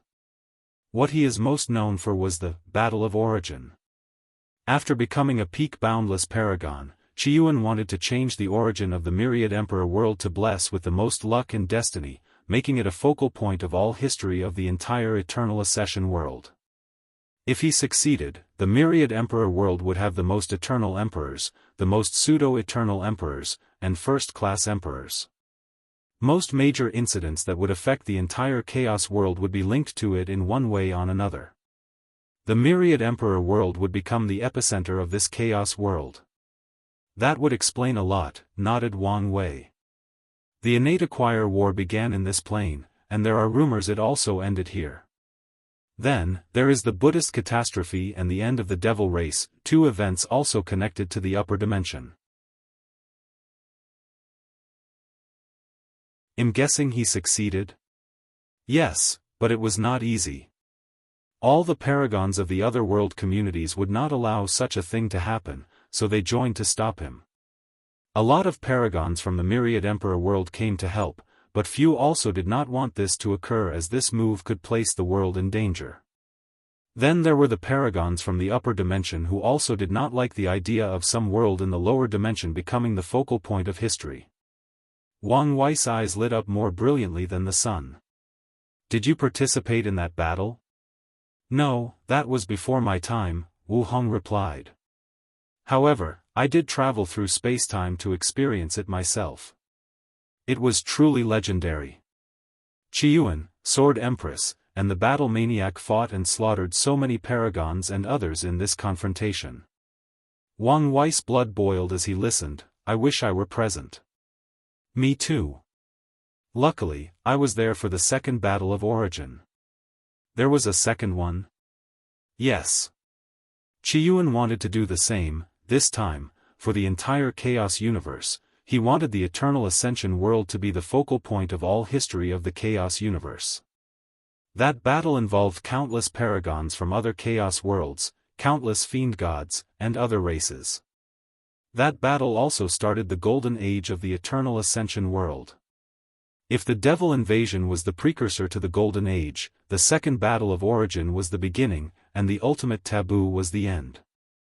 Wu Hong remembered that epic battle as she killed many paragons, Dao monarchs, immortal kings, and fiend gods. So many chaos worlds of any category died, not only her hands but also the paragons from the Eternal Ascension world. Of course, many of their own also fell. Did you guys succeed? You could say we did, and you could also argue we failed. Wang Wei nodded but no longer asked any more questions since it seemed this was not something she was willing to talk about. Then, he found an anomaly. The Battle Maniac Emperor was the sixth emperor of the sect. The time he proved the Tao was only a few 100 million years before yours. How could he already become a paragon? Before the Devil Invasion, time operated much quicker on the upper dimension than the now relatively synchronized time. Additionally, Qiyuan and Sword Empress ensured Battle Maniac became a paragon as quickly as possible. Their actions even created some conflict with the ancient Desolate Emperor and the Turtle Shell Emperor. Luckily, they solved their differences. I see, nodded Wang Wei. He enjoyed reading about the legends of his ancestors. However, he was not jealous since he had his own journey and did not think it would be less epic. Although I have many more questions, I will stop avoiding the issue. So, let's talk.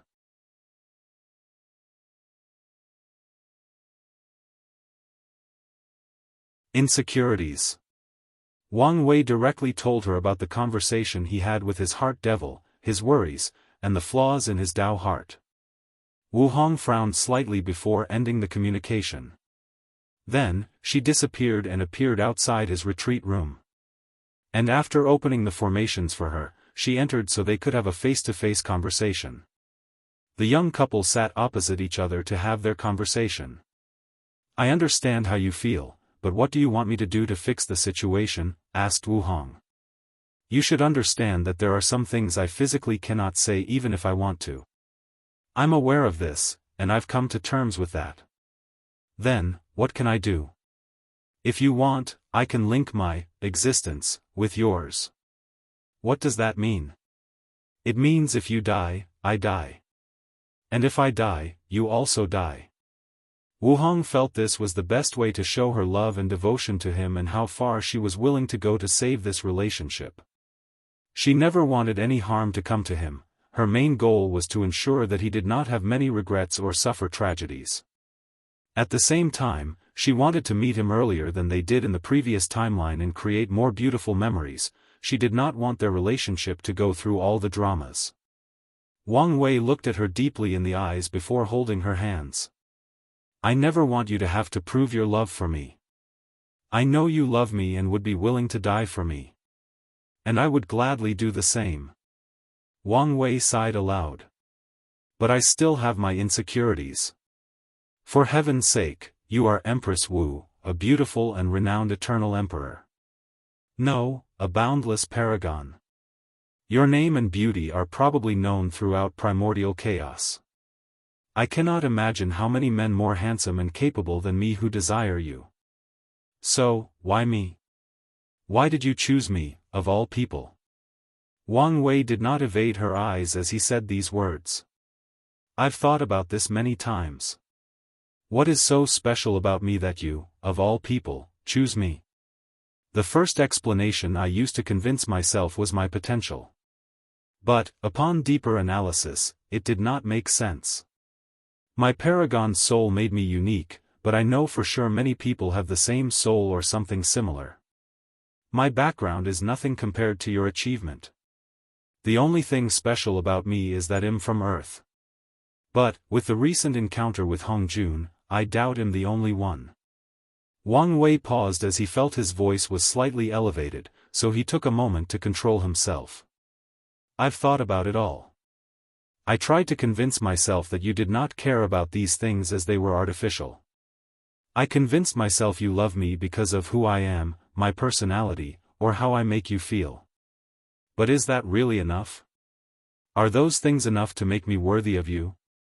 Wang Wei once again sighed out loud. After his recent conversation with Heart Devil, he realized his real problem was not whether Wu Hong was planning his downfall. He did not care about that. He knew her and her character, so he did not think she would do such a thing. And even if she did, he did not mind dying for the chance at finding love. The real issue was his hidden insecurities about their companionship. Although Wang Wei was a confident person about his future, he had to admit he had many insecurities about his relationship with Wu Hong. Of course, the secrets they had to keep did not make things better, even though he understood it was simply unavoidable. There was a significant gap in their status, and without filling it, he literally could not access these secrets. Yes, these things are enough, replied Wu Hong as she held his hands. I love you because you were not like these other men. You did not want me simply for my body, beauty, strength, or reputation. You treated me like a real person instead of the fame Empress Wu. You never tried to change to appease my likes or dislikes. You never wanted to change me into something I was not. You never wanted to possess me or treat me as a consoling prize for conquering the famous cold and prideful beauty, Empress Wu. Wu Hong looked slightly disgusted as she said the last sentence. She had met too many men like this. I love you because you were you, she said with great conviction, squeezing his hands and not wanting to let go, even if heaven and earth had suddenly disappeared. And Wang Wei squeezed back. Now, I acknowledge the power unbalance in our relationship. And I never want you to feel that you have to be worthy to be with me.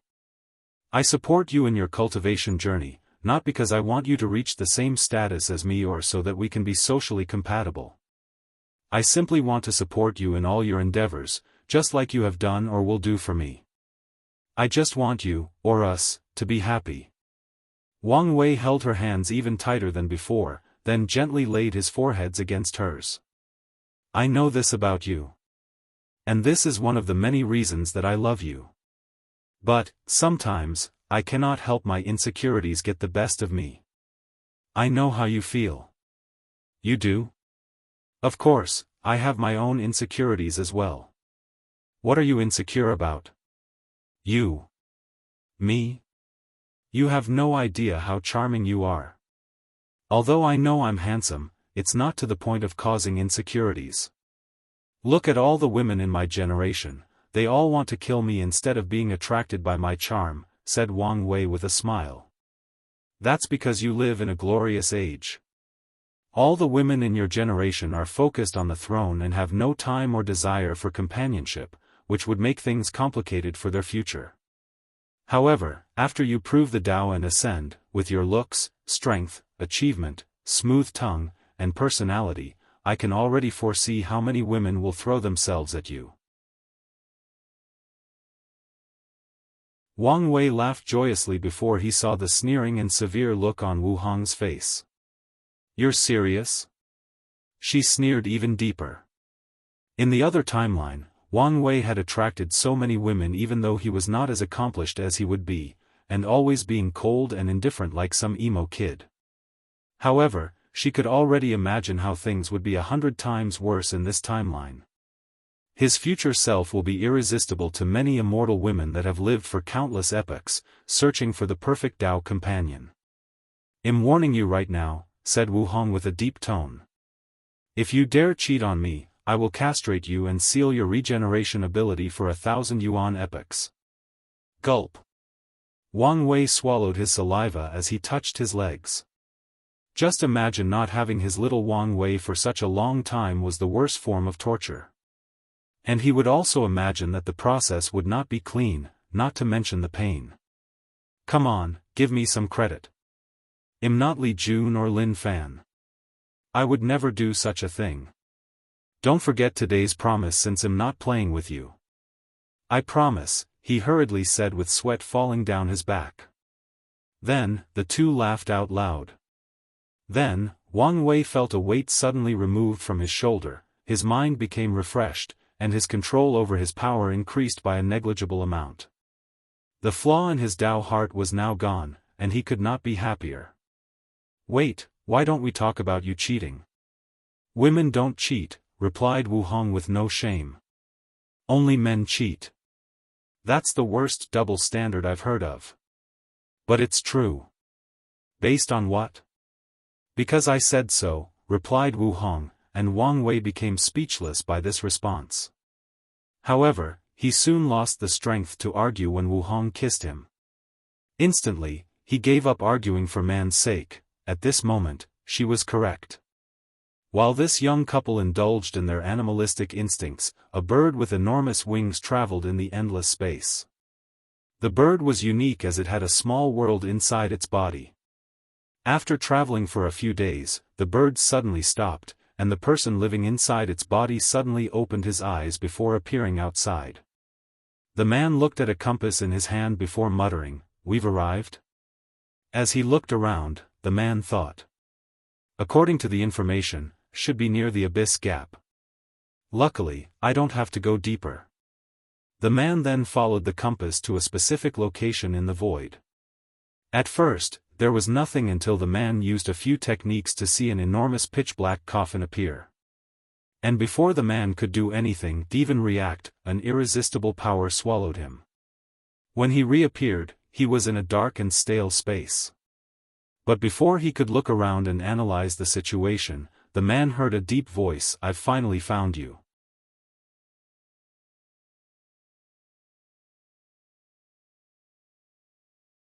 Limit breaker. An older man with long white hair tied loosely in a bun, a long white beard, and wearing a plain black robe, looked at the trespasser before him. His pure eyes, which seemed to contain the entire world, calmly looked at the young man before him. "A clone," the older man said in a deep voice.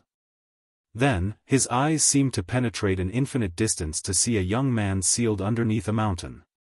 Finally found a perfect 9-extremity Tao foundation. Although he cannot reach the absolute peak power of 5 root, it is still 5 root. "Who are you?" asked Di Tian's clone with vigilance. "And what do you mean you've been waiting for me?" He did not understand the words coming out of this person's mouth. Di Tian used a massive amount of luck to reach this place. Most of these lucks were gathered by sleepers when both Buddhism and the devil race were destroyed. Many people swallowed the chi luck of these two groups, and his sleepers took part in the feast. He tried using his luck to counter heavenly Daoist scheming against him, but according to his calculation, his luck only allowed for his survival and even his reincarnation. Otherwise, he might have reincarnated as an animal with no memories or in some heaven-forsaken world with no chance at survival. In his last reincarnation, Di Tian used a lot of this luck to ensure that nothing unexpected occurred this time around. And now, he used the remaining to find a fortunate encounter that could help him break the limit of his 9th reincarnation strength and win this generation's heaven will. The older man did not immediately reply to Di Tian. After observing his real body, he sensed something else. Another one, he muttered as he found the source. Then, he saw a naked young man with gray hair and eyes lying on a bed with another woman. However, the older man's heart skipped a beat as the woman looked straight at him. Odd. Why does this person who only has the strength of an eternal emperor give me a sense of dread? No, why did she notice me in the first place? And why does she seem familiar? After thinking about it for a while, the older man decided not to think about the situation. He did not have time to waste. After a quick check, he saw the gray eyes young man was an unorthodox 9-extremity foundation, but he was not perfect and would only have 4 root strength at best. Although commendable for having such a result with an unorthodox method, it was not what he was looking for. However, he sensed another extremity aura from that boy's body and checked. 3 root? Forget it. Then, the older man searched the entire endless void for another 9-extremity foundation. He essentially saw almost every secret of the lower dimension but did not find anything. Once he finished, the older man became a little more transparent. Finally, he laid eyes on Di Tian. My name is Empyrean 9 Pillars, you can call me 9 Pillar. The clone immediately cupped his hands and said, Young generation, Di Tian, has seen the noble Empyrean. I don't have time to waste, so I'll get to the point. 9 Pillar then explained the concept of the 9-extremity foundation to him, including the orthodox and unorthodox methods and the qualifications. However, Di Tian's eyes immediately became bloodshot as he clenched his hand. So, you're telling me I did not have to go through all 9 reincarnations?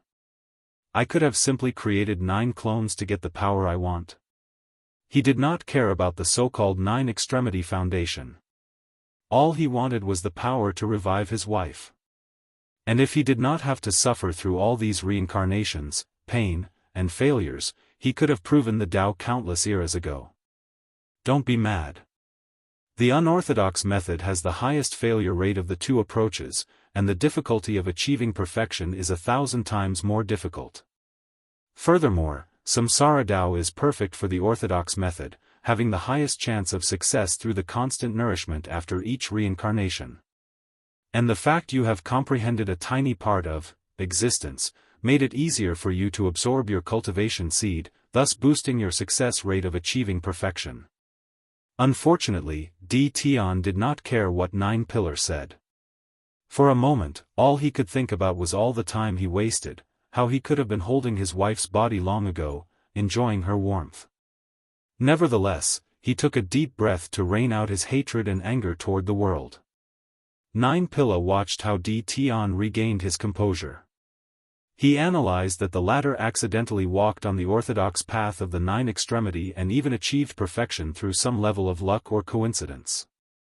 Nevertheless, he knew this kid's situation should be special to require him to have to reincarnate so often.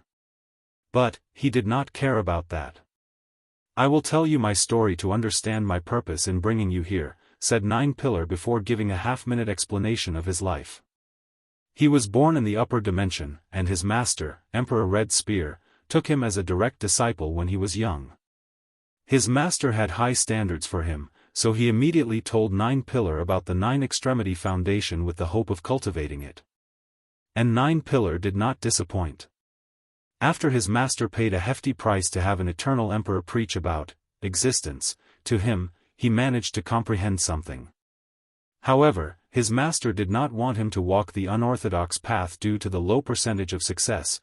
not to mention Red Spear wanted him to achieve perfection or the power of 5 root.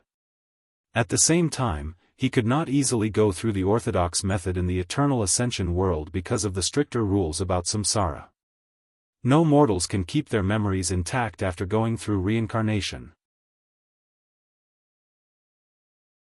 If they want to keep their memories, an Empyrean or Tier 11 cultivators at the weakest must use their powers to protect the mortal's memories.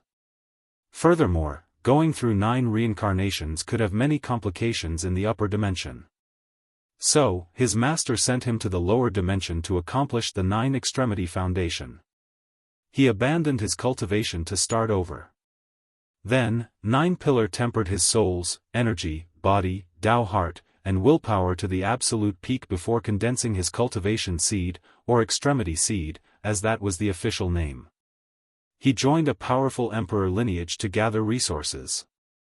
Because of the restrictions, his master could not help him in this aspect. Then, when it was time, he did not fight for the heaven will, but reincarnated instead. After 9 reincarnations, 9 pillar not only completed his 9 extremity foundation but reached perfection with the battle strength of a 5 root Tao ancestor.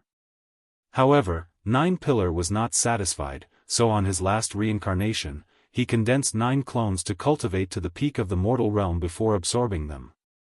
His strength did increase drastically. According to his calculation, he had the battle strength of a 5 root Tao ancestor with 4.9% control of the Grand Tao source. Regrettably, 9 pillar was not satisfied. As he felt the limit of the 9 extremity, he wanted to go beyond it. His master warned him that it was impossible, but he wanted to try. So, he asked his master for him to find a way to remove the limitation of only 9 reincarnations. His master then used countless precious resources in the upper dimension to refine an immortal soul essence for him, allowing him to undergo 81 reincarnations. 9 pillar figured if he could keep condensing his cultivation seed and absorb it through reincarnation, he might break the limit. But he was wrong. His battle strength increased to 4.9999% control of Grand Tao source, but never 5%. He could not enter the realm of the great emperor. 9 pillar then tried to have each of his incarnations to condense 9 clones each to break the limit, but it was useless.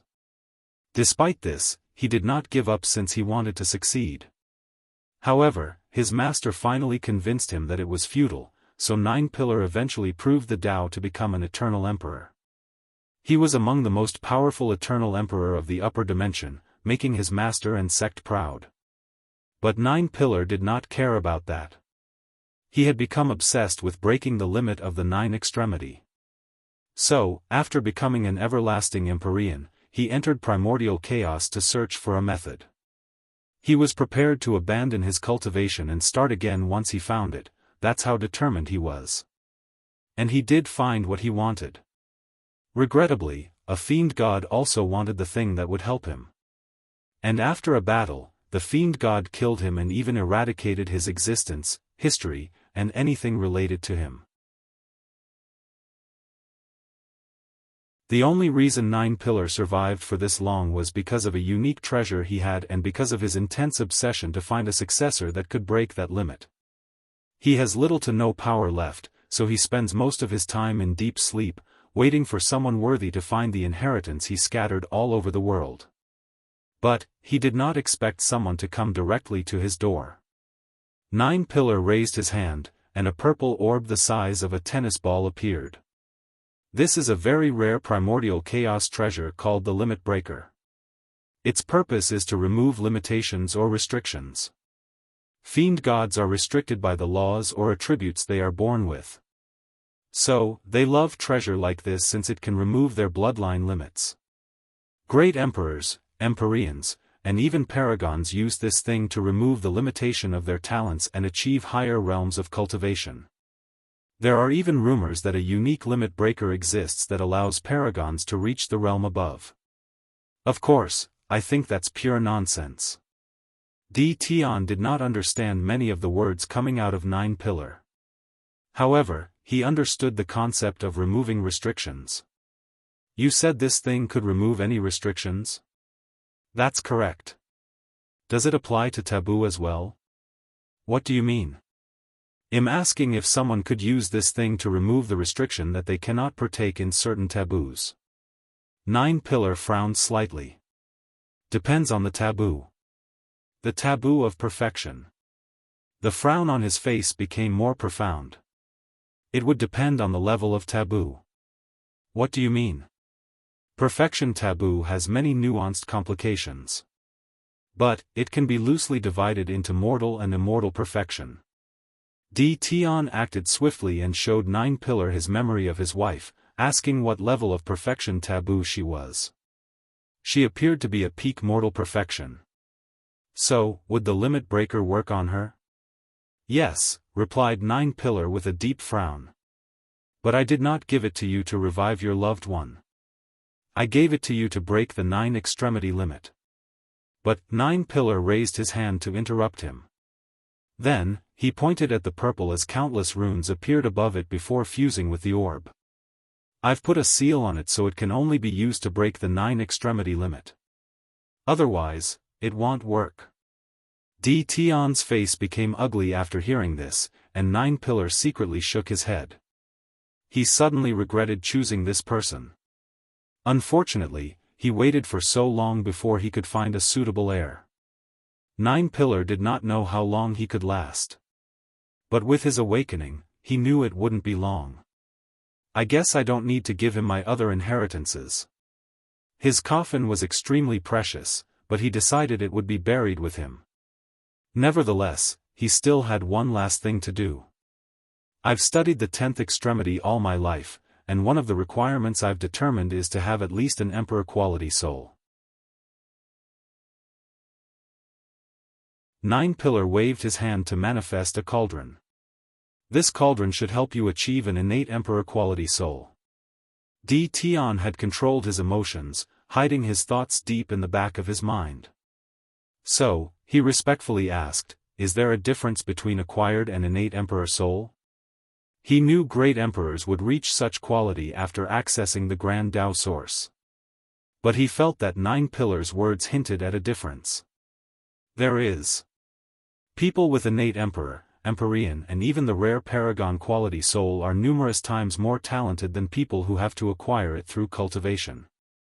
A higher quality of soul increases comprehension. But people born with higher soul qualities are naturally more gifted than people who acquire them through cultivation. Not to mention, they also get a boost after accessing the Grand Tao source, added Nine Pillar. I don't have much time. The cauldron will refine your soul into an innate emperor soul, elevating your comprehension beyond your current state. Then, you will be able to bear the power of the limit breaker and reach 10 extremity, Nine Pillar said with glowing eyes.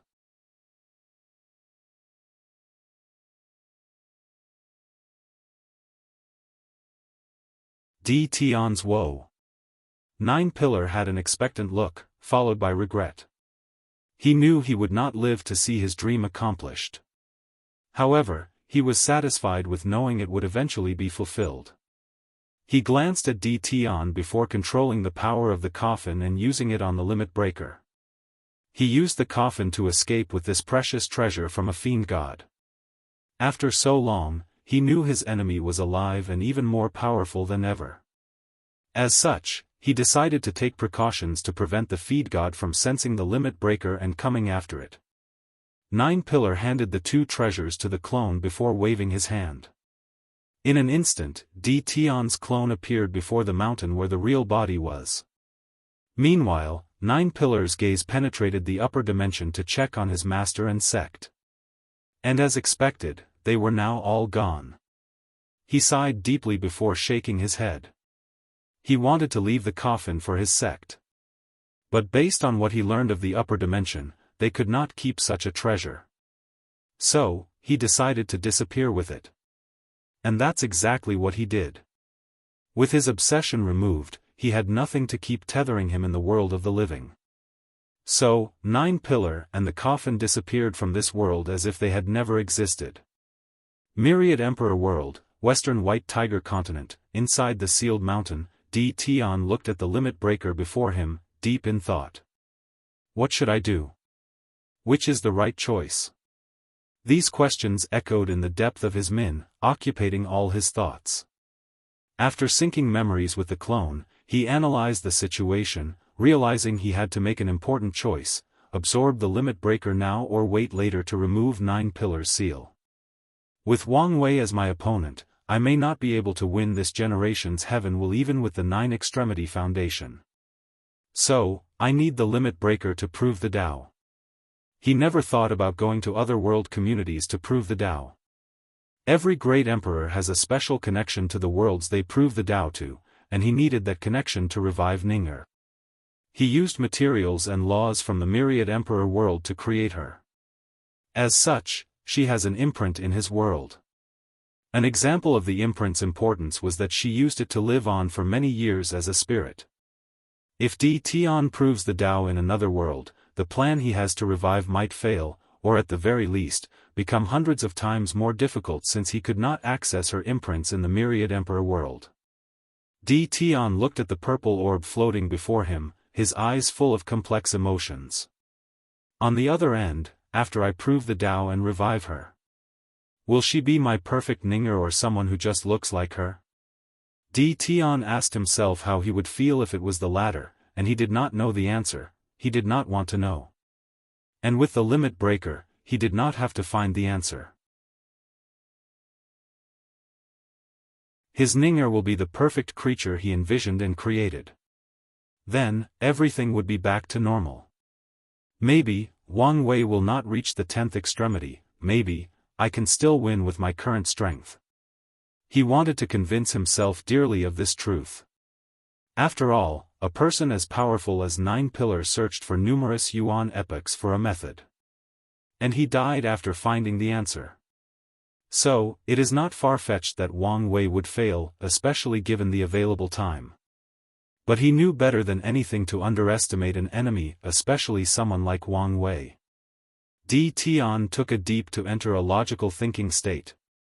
I have two options: find a way to break the 10th extremity limit on my own to use this limit breaker on Ning'er, or find another limit breaker or something of the same effect. As he analyzed the two options, none of them were ideal. Although he was intelligent, Di Tian knew it would not take intelligence to find a way to break the limit. Such a feat would require imagination and ingenuity, something Wang Wei seemed to have in abundance, but he did not. The second option could cause a problem if his wife were not resurrected on a specific timetable. No, I don't have to choose. I can use the limit breaker to prove the Tao. Then, gather Ning'er's imprints but not immediately revive her. Subsequently, I got to the upper dimension to search for methods to perfectly revive her. He learned from Nine Pillar how vast the world truly vast. So, he did not think there would be only one limit breaker. So, no matter what he had to do or how long it took him, he was determined to find what he wanted. After making a plan, Di Tian suddenly felt his mind open up as if a group of dark clouds had been dispersed after a storm. He felt the world was brighter and had a new sense of purpose. Then, a rare smile appeared on the corner of his mouth. Without hesitation, he began refining the limit breaker to fuse later after he entered the quasi-emperor realm. Central Qilin continent, Dao opening sect, Wuhong had a slight frown, thinking deeply about what had just occurred. She tried to rack her memories to find who was peeking at her, but she could not remember him. It was an anomaly that she did not know such a powerful everlasting Empyrean, especially one living in the lower dimension. And Wuhong did not feel that the reason she did not know him was due to her missing memories. Has this timeline changed so much? Too many things occurred that should not have. The deceiving heaven trial never appeared in the previous timeline. Many of the current heaven chosen were not as powerful as they were. That included Tong Ruobing, Su Shi, and Huafeng Huang. In the previous timeline, Lin Fan and Ji Song survived until the heaven will battle. Forget it. Too many things have changed for me to care. Anyway, the point was to change things for the better. Is something wrong? Asked Wang Wei. No, I just felt someone peeping. Oh, who was it? A very powerful and talented Empyrean. Do you know what he wanted? No, he seemed to be scanning you. Wang Wei nodded. He did not care much since Wu Hong did not indicate he had something to worry about. It's a shame, Wu Hong said with a small sigh. What is it? That person would not survive for long. I think it's a shame such a talented individual died. He must have been excellent if even you have such high praise of him, replied Wang Wei, who suddenly thought of something. An Empyrean just saw us naked, but why did that suddenly arouse me? Am I into exhibitionism? Asked Wang Wei, a little perplexed. Let's test it out, said Wu Hong with a smile. She then waved her hand to change the room into a stadium with people made from illusions watching them. Finally, she got on top of him. Wang Wei looked at the watchers. His eyes lit up before snapping his finger to change the illusion into a modern setting with people and cameras filming them. Then, he got down to business. A few days later, Wang Wei left the room, refreshed and happier than ever. He went to brew some tea to further enhance his current happiness. Then, he walked toward the main room of the mansion to contact Wang Ju. However, when he took a step, Wang Wei suddenly realized something. He forgot to mention the hooded figure to Wu Hong. I let my guard down, he thought. He was so invested in spending time with her that the hooded figure's power worked on him again. He took a talisman to contact her, but he received no response as she seemed to have already entered deep seclusion. He shook his head before deciding to be even more careful from now. Then, he proceeded with his meeting with Wang Ju. How are things going? Everything is proceeding smoothly as you instructed. We have been keeping an eye on the Alliance and the Sea Race, but nothing as of yet. What about the old beggar? Did you find him? Unfortunately, no.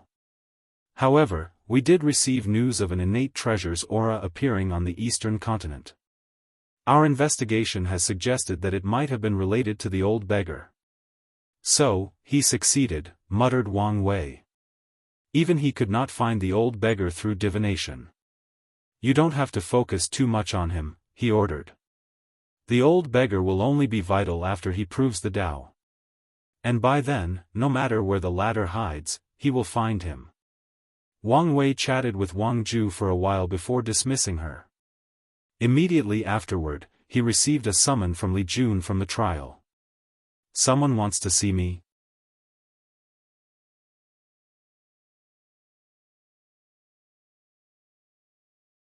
God King.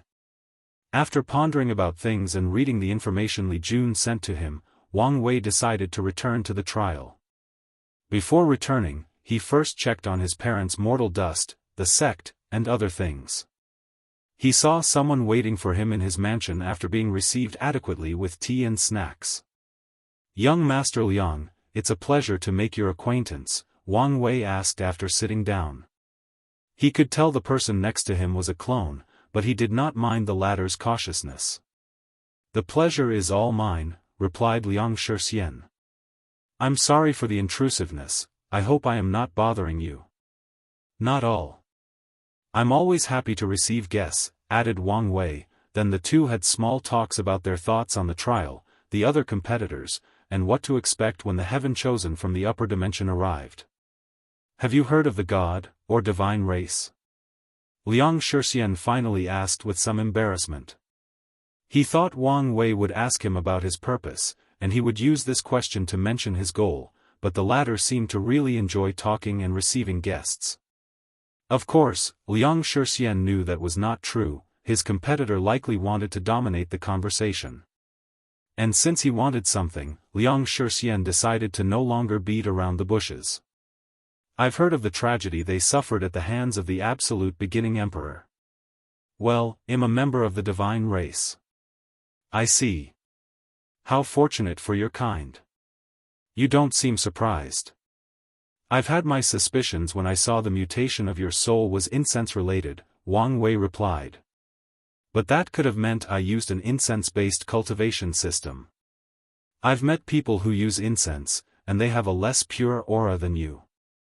Adding the fact the absolute beginning emperor did not completely eradicate Buddhism, it is not far-fetched that some members of the divine race survived. So, I've had my suspicions about you but could never confirm it until now. Liang Shixian slightly squinted his eyes as he analyzed some information from this brief conversation. He theorized that something in the myriad emperor world affected the absolute beginning magic, thus allowing the divine race to appear again in the world. He previously did not have any proof and was uncertain. But now, he was sure the person before him was either responsible or knew something. You are correct. Before our extermination, we used help from the upper dimension to save many of our kind and sealed ourselves until now. We could not appear outside because of the absolute beginning magic, but recently, we realized that some members could leave. I'm guessing the god race now wants your clan member to prove the Tao in some world communities to completely unseal the rest? Wang Wei asked. Correct. I'm curious, what kind of god are you? I'm a second-generation god, so I am the god of river and thunder.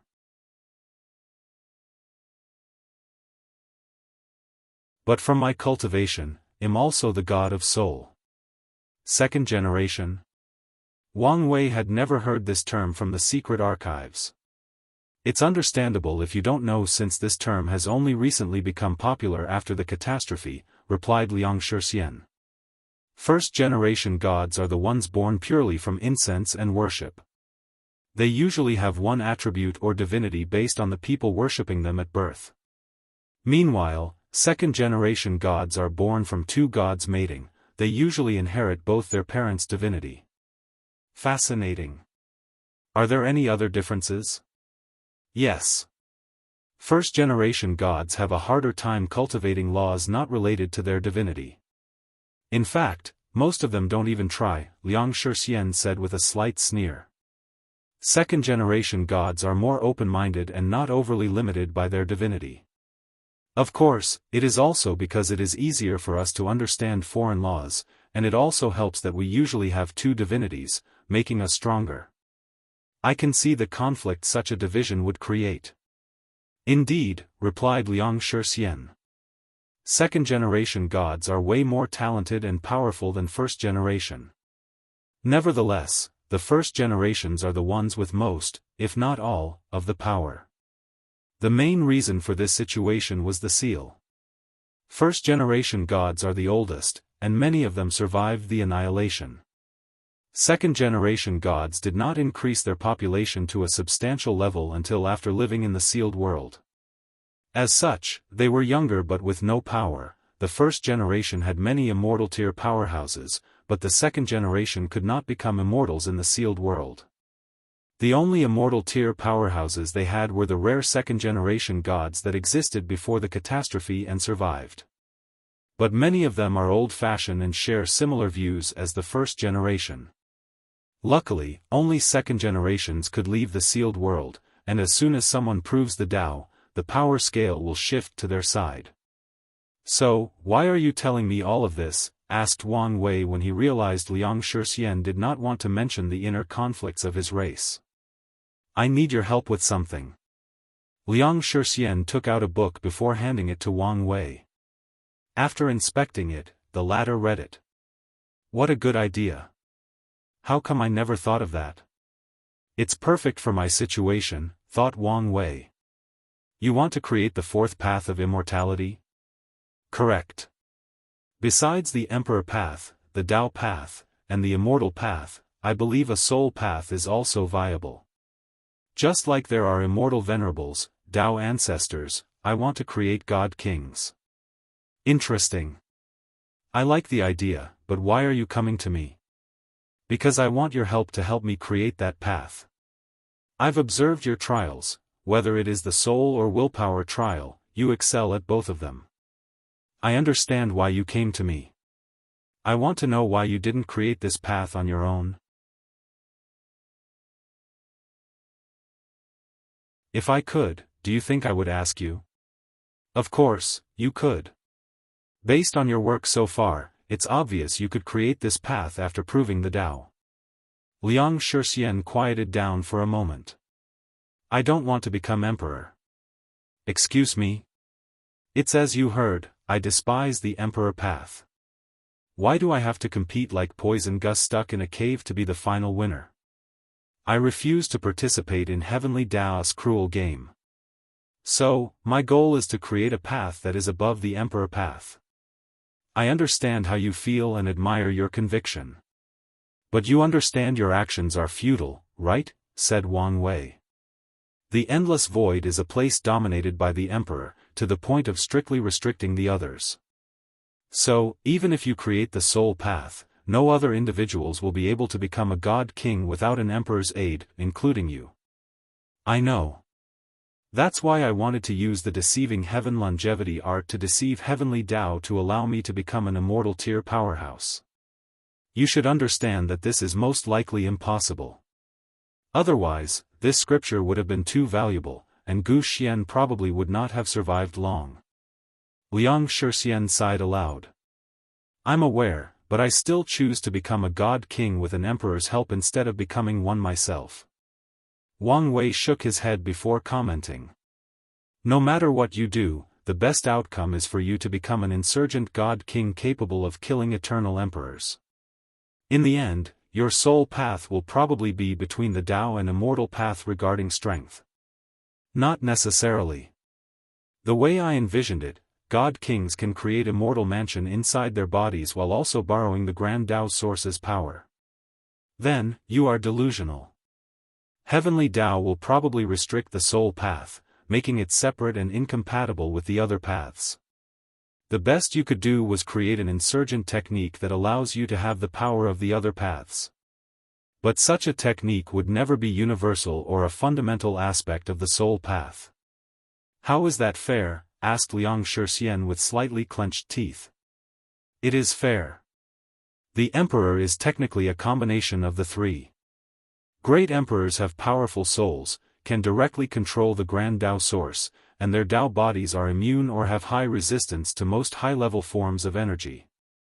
And as long as they understand enough about a particular energy, they can search for it in the source chi space and directly use it.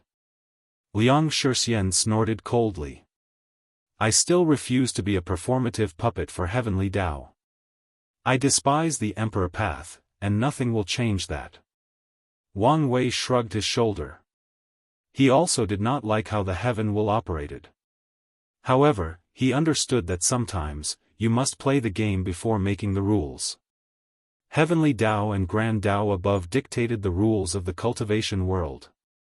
But, as long as he becomes powerful enough, he can dictate the rules. Now, if he reaches the top and realizes he cannot surpass these two using their rules, he will then walk his own path. But so far, he has not found any evidence that proved such. So, there was no need to complicate his cultivation journey or goals because of his displeasure. I did not want to dissuade you, I just wanted to point the truth to you to eliminate certain expectations you might have. Liang Shixian calmed down. I understand. Quick question, do you have a name for the Tier 11 and Tier 12 realm? Tier 11. Tier 12. The realms after Great Emperor, Dao Ancestor, and Immortal Venerable. Liang Shixian frowned after hearing this. He never thought about these realms far away from him. Although he suspected they existed, he never learned about them. Let's call it God Lord and God Emperor. Good name, I supposed, said Wang Wei. In the Dao language used by all world communities, the character for soul can also be translated as God, depending on the context. And adding Liang Shixian's identity as a God race, it made sense he used such a name. Last question, aren't you worried I steal your ideas and leave you out? I've observed you, and amongst all the people here, you have the least amount of karma. I concluded that you're the type of person who likes to repay his karma and would not just abandon me. And if I can only blame my lack of ability to judge people. Wang Wei's facial expression did change much. He knew he did not have much karma due to his karma-unbound physique. Nevertheless, Liang Shixian was correct about him. He was a person who paid his debt and also kept his word when not facing an enemy. As such, he did not plan to kill Liang Shixian to swallow all the merit of creating the soul path. Anyway, he would still receive the majority upon completion.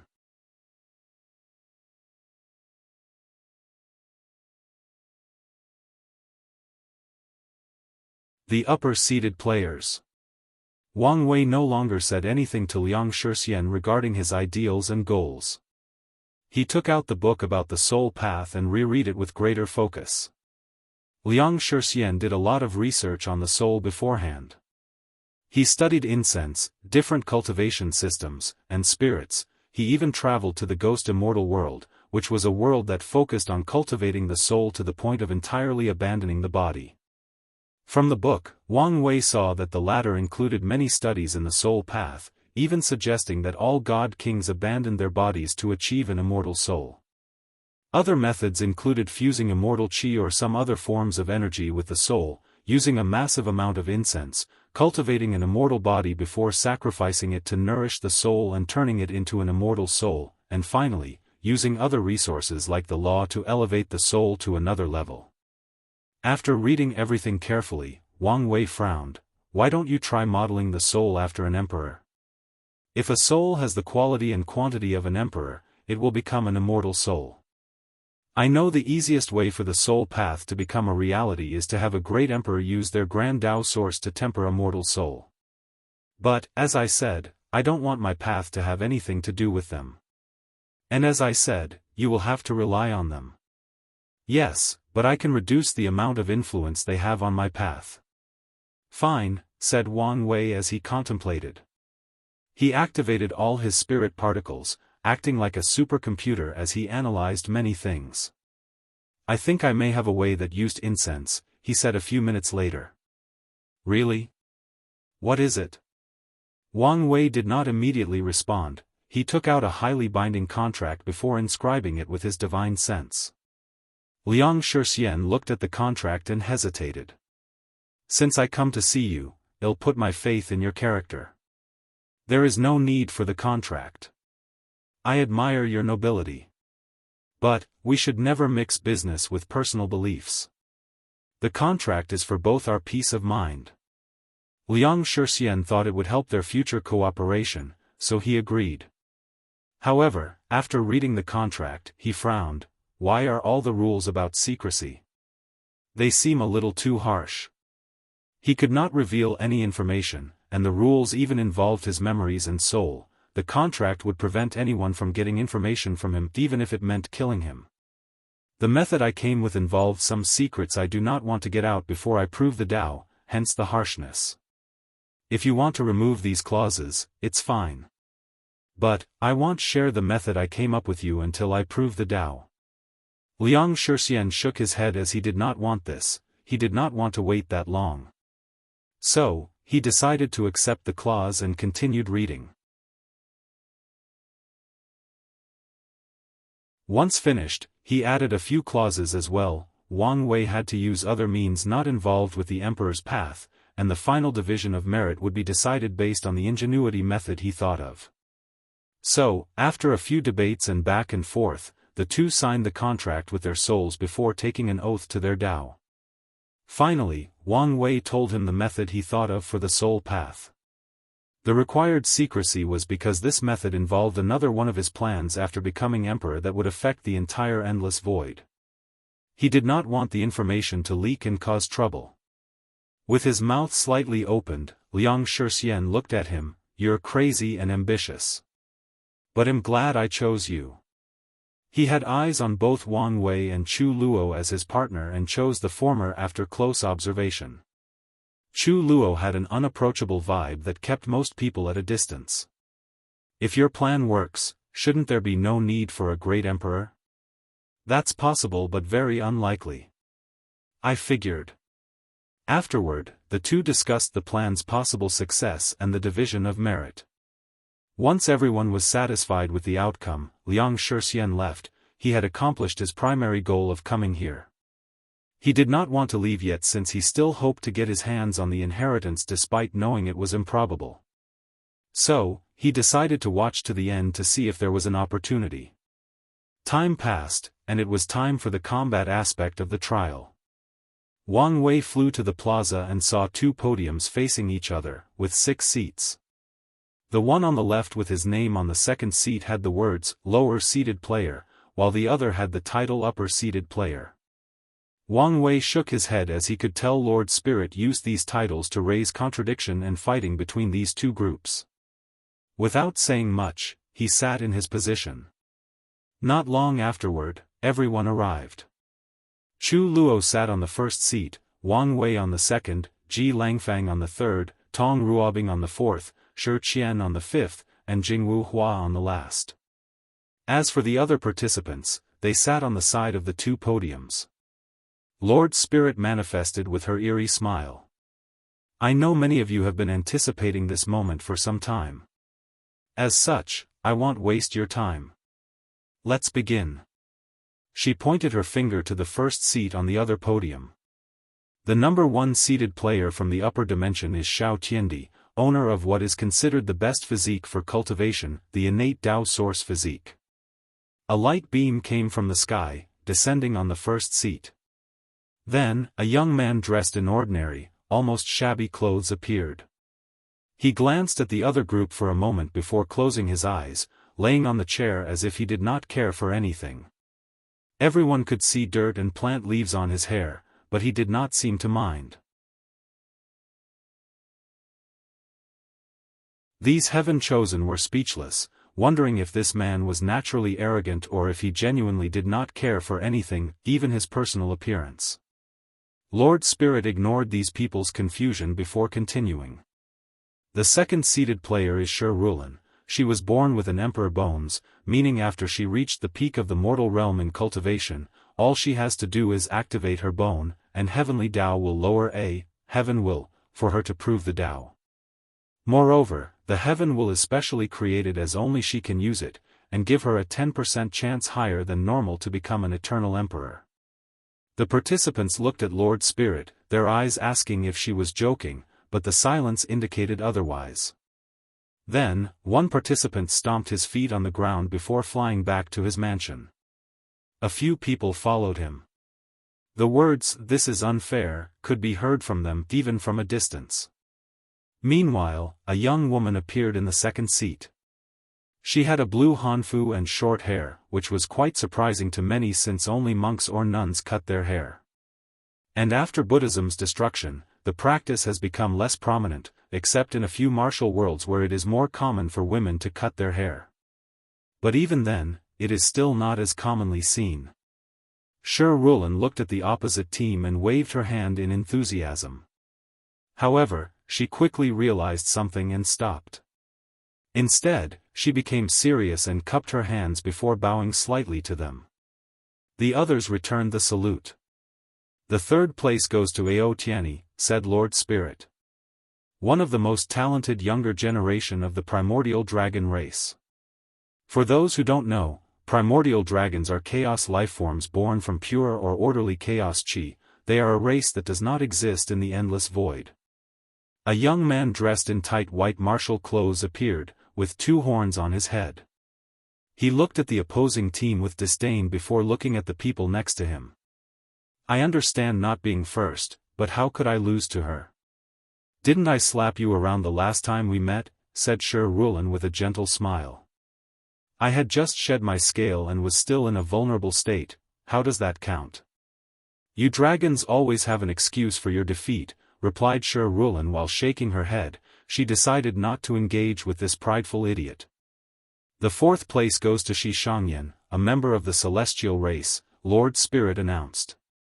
However, everyone was confused, including Wang Wei, since they'd never heard of such a race. Ao Tiani sneered even more after seeing these people's reactions. The Celestials are a unique race born in the source chi space from immortal chi gaining sentience and condensing a body, similar to the spirit race. As such, they have an unparalleled talent for the immortal path. All celestial races are born with an inactive immortal mansion in their bodies. They do not need anyone's help to become immortal venerables. On top of it all, 80% of them who decide to become immortal venerables are insurgents. And that's because their unique immortal mansion can give birth to 4 types of unique immortal chi: yellow, profound, earth, and heaven.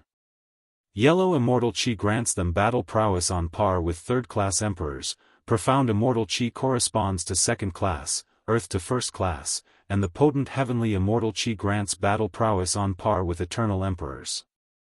The participants looked at a beautiful woman with black hair and a long golden robe. Her beauty was unparalleled, on par, if not surpassing Su Shi.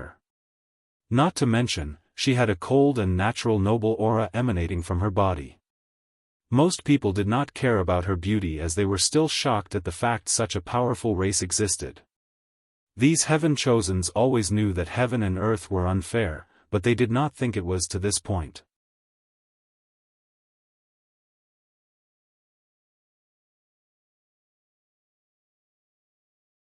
Longevity resources. Shi Shangyan looked at the shocked expression on these people's faces and mentally shook her head.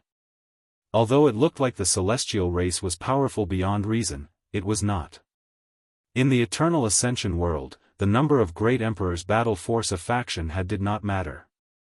What dictated the authority of any faction was the number of paragons or tier 12 cultivators they had. And in this regard, the celestial race's innate talent did not help because of the fundamental flaw of the immortal path. Just because someone was an insurgent in tier 10, it did not mean they could become one in tier 11 or above. For example, the clan members who cultivated heavenly immortal chi had less than a 5% chance of sublimating it to golden immortal chi on par with regular Empyreans. If they wanted to continue becoming insurgents, they had to be like everyone else and search for rare and unique chis in the source chi space, an inherently dangerous place for them despite being born there. Throughout the history of the celestial race, many geniuses have tried to elevate the immortal path to a higher level. And it was not just the celestial race but also many other cultivators. There was a brief period of history where a movement to weaken the emperor path took place. During that time, many heaven-defying geniuses of the immortal path took place. And a few noteworthy people are still remembered to this day, the myriad chi immortal sovereign, for example. He created a method for his body to hold more than one immortal mansion. His goal was to create 3,800 immortal mansions, a number that symbolized the number of primary Daoists in all existence. In each mansion, he refined a unique and powerful insurgent chi. The myriad chi immortal sovereign was an unparalleled genius regarding understanding and controlling energy. So, after using countless yuan epochs and an incalculable amount of resources, he built more than 2,000 immortal mansions with unique chi, becoming an insurgent immortal sovereign capable of killing everlasting Empyreans, not defeat, but kill. Although he could not erase their existence, he could force them to enter limbo and revive them. However, in one of his battle against an Empyrean, the latter caught him off guard and destroyed hundreds of the immortal mansions inside his body. Although he defeated his enemy, Myriad Chi realized the weakness or frailty of the immortal and Tao path. The immortal mansion or inner world was an apparent weakness for them. Meanwhile, the imprint of the emperor path could only be removed by Tao wills and some unique treasures. So, Myriad Chi sacrificed all his immortal mansions and chis to temper his body, eventually opening the gate of power and walking on the body path. Another genius of that era was the Heaven Will Immortal King. After acquiring the Heaven Will, he did not become an emperor but spent years analyzing it to fuse it with his immortal mansion and create a unique chi. The concept of Heaven Will Chi existed long ago, but few people dared to try it. And the ones that did fail. But, to everyone's surprise, Heaven Will Immortal King succeeded. The Heaven Will Chi was one of the few chis that allowed an individual to become an insurgent from tier 10 to tier 12. The only downside was cultivation took almost as much time as the Emperor path. The Heaven Will Immortal King could fight and defeat paragons at his peak. Regrettably, he became dissolute with the immortal path because it did not grant him, eternal, attributes like the Emperor path. If an immortal king or a Tao ruler died, that's it for them. But an ordinary great emperor, Empyrean, and paragons had so many ways they could revive themselves, not to mention these freaks eternals, everlasting, and boundless. After voicing his frustration with the immortal path and his regrets about not using the Heaven Will correctly, the Heaven Will immortal king left the world to enter primordial chaos and was never seen again. Many people believe he went to find a way for the immortal path to acquire eternal attributes, but most people think he went to prove the Tao in another source chaos world. Shi Xianxia has read the stories of many geniuses similar to these two during the booming era of the immortal path. However, the ending of most of them was not satisfactory. The booming era ended with the conclusion that the immortal path had no future, there was no way for it to rise. However, some people did not give up and went to search for the source Qi, an energy believed to exist at the core of the source Qi space. Source Qi was theorized to be the only form of energy capable of creating an insurgent on par with a peak boundless paragon. Regrettably, to this day, only rumors of it appearing in some other chaos worlds are known. As Shi Xianxia thought of that period, she could only sigh to herself. That booming period did a lot to raise the status of the immortal path, but it also ruined it. The Emperor path would not just stay by and watch as the immortal path flourished, they counterattacked. Many great emperors from third to first class began exploring the source Qi space to discover insurgent Qi and grant them battle prowess above their class. Meanwhile, eternal emperors would also find insurgent Qi similar to the heaven immortal Qi, they would understand it and absorb it into their Tao body to become immune to it. As such, an insurgent immortal venerable might defeat an eternal emperor. But, in the subsequent encounter, he realized his Qi was useless to the latter, rendering him powerless. This tactic has been normalized now in the eternal ascension world, thus further weakening the immortal path. Because of these hard truths, the celestial race has long focused on the Emperor path.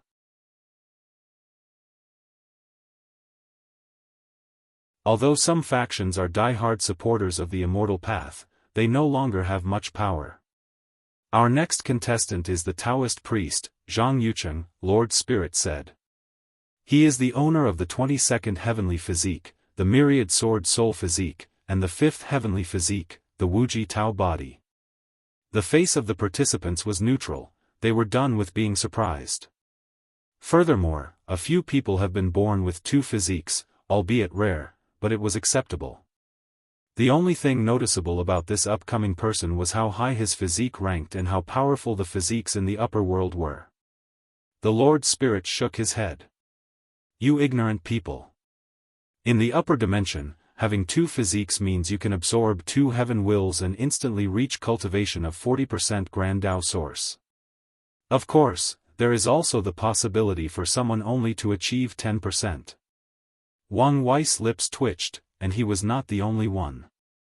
Many people did not know how to react. So, more people just flew away back to their mansions. Things were getting even more ridiculous. A young Daoist with a very youthful face appeared. He politely bowed to the lower-seated players before bowing to the others and sitting down, not uttering a word. And everyone immediately returned the salute, including the previously arrogant Ao Tianyi. Even Xiao Tiandi opened his eyes and nodded before going to sleep.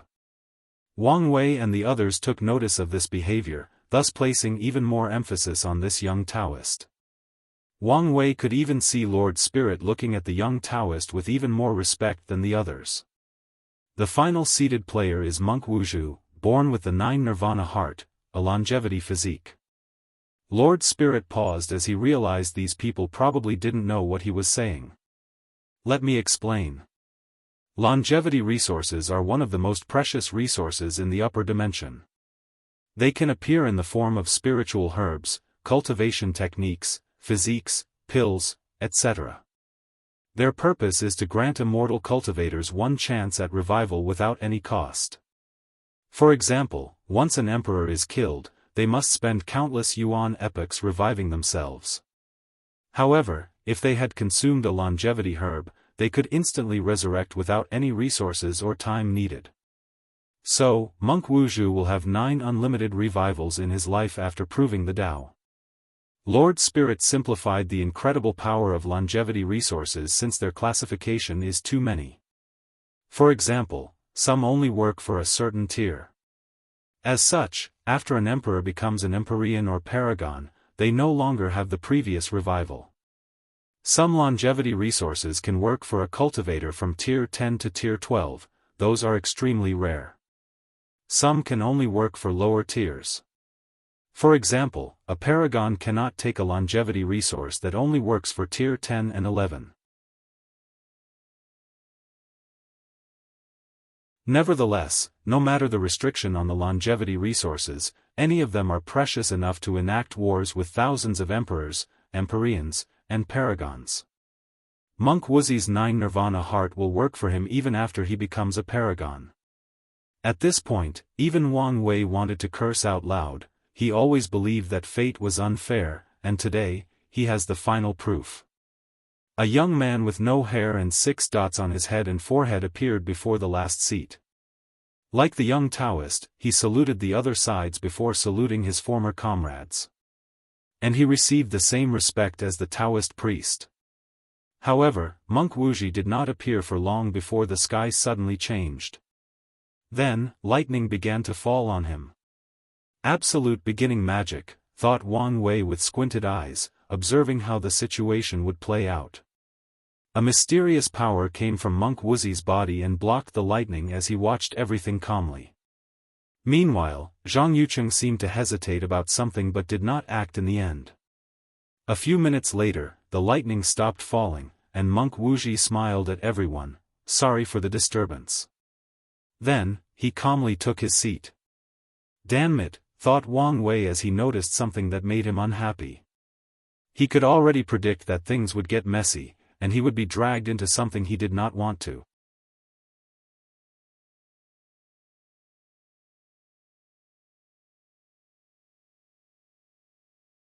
Lower-seated players. Wang Wei could see both Zhang Yucheng and Monk Wuxia glancing in Feng Heng's direction. Although brief, they could not escape his eyes. And immediately, he knew he would get dragged into the fight between Taoism and Buddhism. And since he had the future Buddha scroll, he had already chosen sides. Countless thoughts flashed across his mind as he pondered how to deal with the situation appropriately. If he did not play his card correctly, he might be used as a pawn before being discarded. Now, for the introduction of the lower-seated player, Lord Spirit said. First is Chu Luo, the emperor child that wields the outlaw Dao of creation. He is a man who has tempered his will and Dao heart through reincarnation itself. Xiao Tiandi kept his eyes closed, a listless aura emanating from his body. The others, however, looked at Chu Luo. They did not care for his emperor child status. In the upper dimension, blessed children are too common. Although it is a statistical anomaly for immortal creatures to reproduce, there are so many of them, and they have lived for so long that it has become somewhat common. What they cared about was the fact of his outlaw Dao and the implications of tempering his mind through reincarnation. The second player is the heir of the Dao opening sect, young master Wang Wei. He is a Dao overlord, creator of his own heavenly physique, and a person of unquantifiable willpower. The man's accomplishment could write a legendary tale. However, his most important quality is his intelligence and ingenuity. I can say without a doubt that he is more intelligent and cunning than all of you here combined. And I mean all of you. Wang Wei's lips twitched as he sensed the eyes full of killing intent on him. He sighed before taking out a cup of freshly brewed tea and casually drinking it, ignoring everyone else. The upper-seated players looked at him with squinted eyes. They knew what it took to be a Dao overlord. In the Eternal Ascension world, outlaws would summon a special area to go through their trial. Cultivators must do so before comprehending and using the outlaw laws. Otherwise, they won't even be able to enter any cultivation stage that requires understanding and using laws. In the summoned area, Heavenly Dao will place them under a perfect illusion that recreates their lives. Then, it will use the person's life to scheme against them, and they must find ways to pass the test. If a cultivator failed, the person would not be able to control an outlaw Dao. The main reason for this method was due to how complicated a karmic trial could become. In a world full of emperors, empyreans, and paragons, if Heavenly Tao started to scheme against these people, firstly, no one would pass, and these powerful individuals would never allow such a thing. The trial is of some similar difficulty in both dimensions, so there are a few people who hold the title of Overlord. However, many people wielded outlaws' Dao similar to Chu Luo. They usually had to pay the price to control their Daos and have some limits. When it comes to the Overlord title, even a paragon could not help someone else acquire it. As for creating a heavenly physique, some people have succeeded in doing the same in the upper dimension. But their rarity also makes it a great accomplishment. Interesting, thought Shi Rulin. Everyone knew Dao overlords were extremely powerful, cunning, and tactically minded. But to say this person was more intelligent than all of them combined, she did not believe it. Of course, she also knew that Lord Spirit was just saying these words to rile them up and ensure they fought to their full capability for this trial. What's the point of being intelligent? Strength is all that matters, thought Ao Tianyi. Despite his thoughts, he decided to keep a watch on Wang Wei. He did not want to be schemed against. Shi Shangyan only glanced at him but did not have any reaction. Zhang Yucheng also only politely looked at him with a neutral face. Monk Wuji gave him a smiling nod, and Wang Wei pretended he did not see anything. Meanwhile, the lower-seated players had different reactions. Most of them did not know what a Dao overlord was. However, the intelligent comment got to them, igniting their fighting spirit and desire to prove otherwise. A few intelligent individuals suddenly began to piece some things together.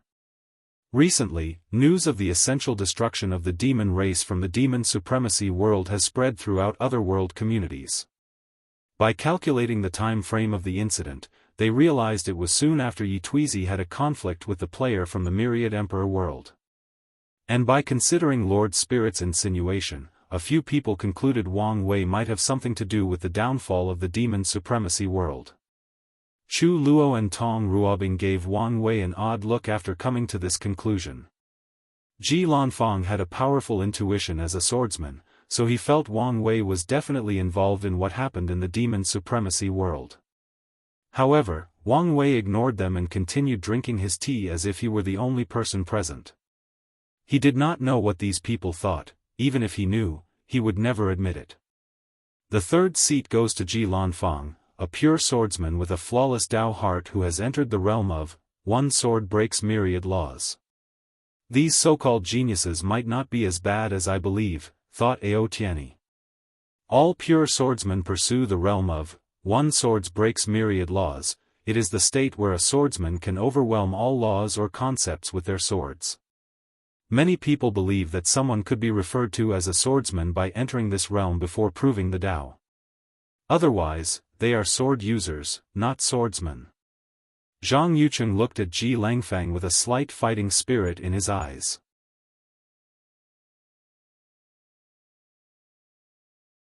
He also practiced the Dao of the sword, so he would love to battle a fellow swordsman. Fourth place goes to Tong Ruobing, a master of talisman making. She has created an acquired version of the 27th heavenly physique, the Source Rune physique. The upper-seated players finally began to pay attention as they realized their competitors might not be as simple as they previously believed. The Source Rune physique is considered the best talent for professions like alchemy, talisman, pill refining, and arrays. Any genius with that physique is expected to become a peak powerhouse in these professions, and they could even become masters in all fours. Even if Tong Ruobing has an acquired version of this physique that only worked for talisman, she was a person with a bright future ahead of her, not to mention a worthy opponent. Don't look at me. I did not create the method for this physique. He did, she said, pointing at Wang Wei. I'm only using his idea. You're stealing, not using, replied Wang Wei. Wu Ming offered it to me as a gift, she added. I'm sure that was voluntary. Is something wrong with a lady using her charms to get what she wants?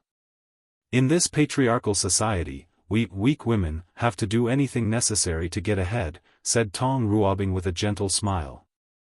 Wang Wei rolled his eyes as he learned something new about her, shameless. Meanwhile, these seated players once again looked at Wang Wei with raised eyebrows. All they could think was he might become a problem.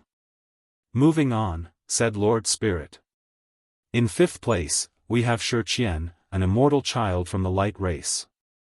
Everyone waited for Lord Spirit to continue, but she did not say anything else. She only shrugged her shoulder as there was nothing she could do. In the grand scheme of things, there was nothing remarkable about Shi Qian. Her status as an immortal child was worthless in the eyes of these upper dimensions heaven-chosens.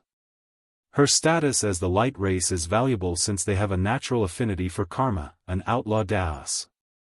However, this affinity or control of karma had its limits. Lord Spirit believed some other people would be better in that spot, Su Shi or even Liang Shixian, for example. However, he could not arbitrarily change the ranking as he saw fit. Our final seated player is Miss Jianghu Hua, an emperor offspring and three-legged golden crow that has once suffered a defeat in a previous heaven-will battle at the hands of an eternal emperor. However, she sealed herself for countless generations, tempering her willpower in the process to try again. On top of it all, her father left a special reward to ensure she succeeded on the second try. Jianghu Hua looked at Lord Spirit angrily. She did not expect him to bring out her pain and display it to the public. Moreover, she wanted to know how he knew so much. The upper-seated players paid some attention to Jianghu Hua. They understood how scary some immortals could be once they decided to leave trump cards to their descendants. In the eternal ascension world, it's normal for some mortal who has not started cultivating to suddenly take out a talisman capable of wounding an Empyrean or Dao monarch. It all depends on how pampered their influential parents are. She lost to an eternal emperor? Could it have been the Heaven Devourer Emperor? That would make much sense timing-wise, thought Wang Wei. At the same time, he also thought Lord Spirit seemed to know too much, which could be an issue. Lord Spirit, I have some questions, Wang Wei suddenly said, making Lord Spirit's heart jump. She felt things were about to get complicated.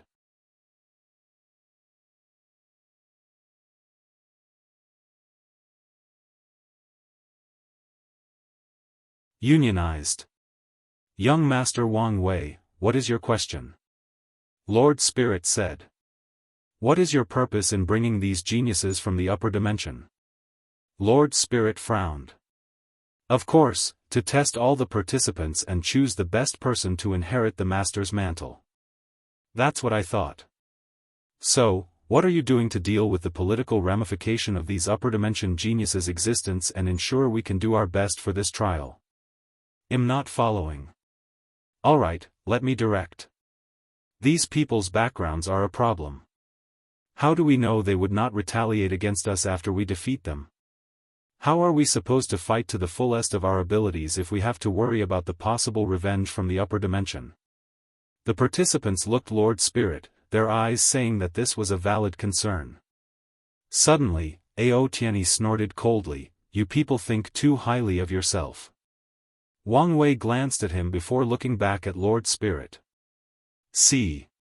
If it were not for his background, would have long used his scale for armor, his muscle for bows, consumed his blood for its vitality, and his flesh for the taste. But now, what can I do? Wang Wei felt an intense killing intent locking him. He ignored him before feigning a shocked look on his face. Oh my God, how stupid of me, I've already offended him. What am I going to do? You should indeed be scared. Do you think the Dao opening sect is what it used to be? Our dragon race can easily slaughter it. You and I both know as long as the name of our two boundless paragon exists, nothing will happen to the Dao opening sect, Wang Wei replied casually, making Ao Tianyi red in embarrassment. He did not think the latter knew so much about the upper dimension.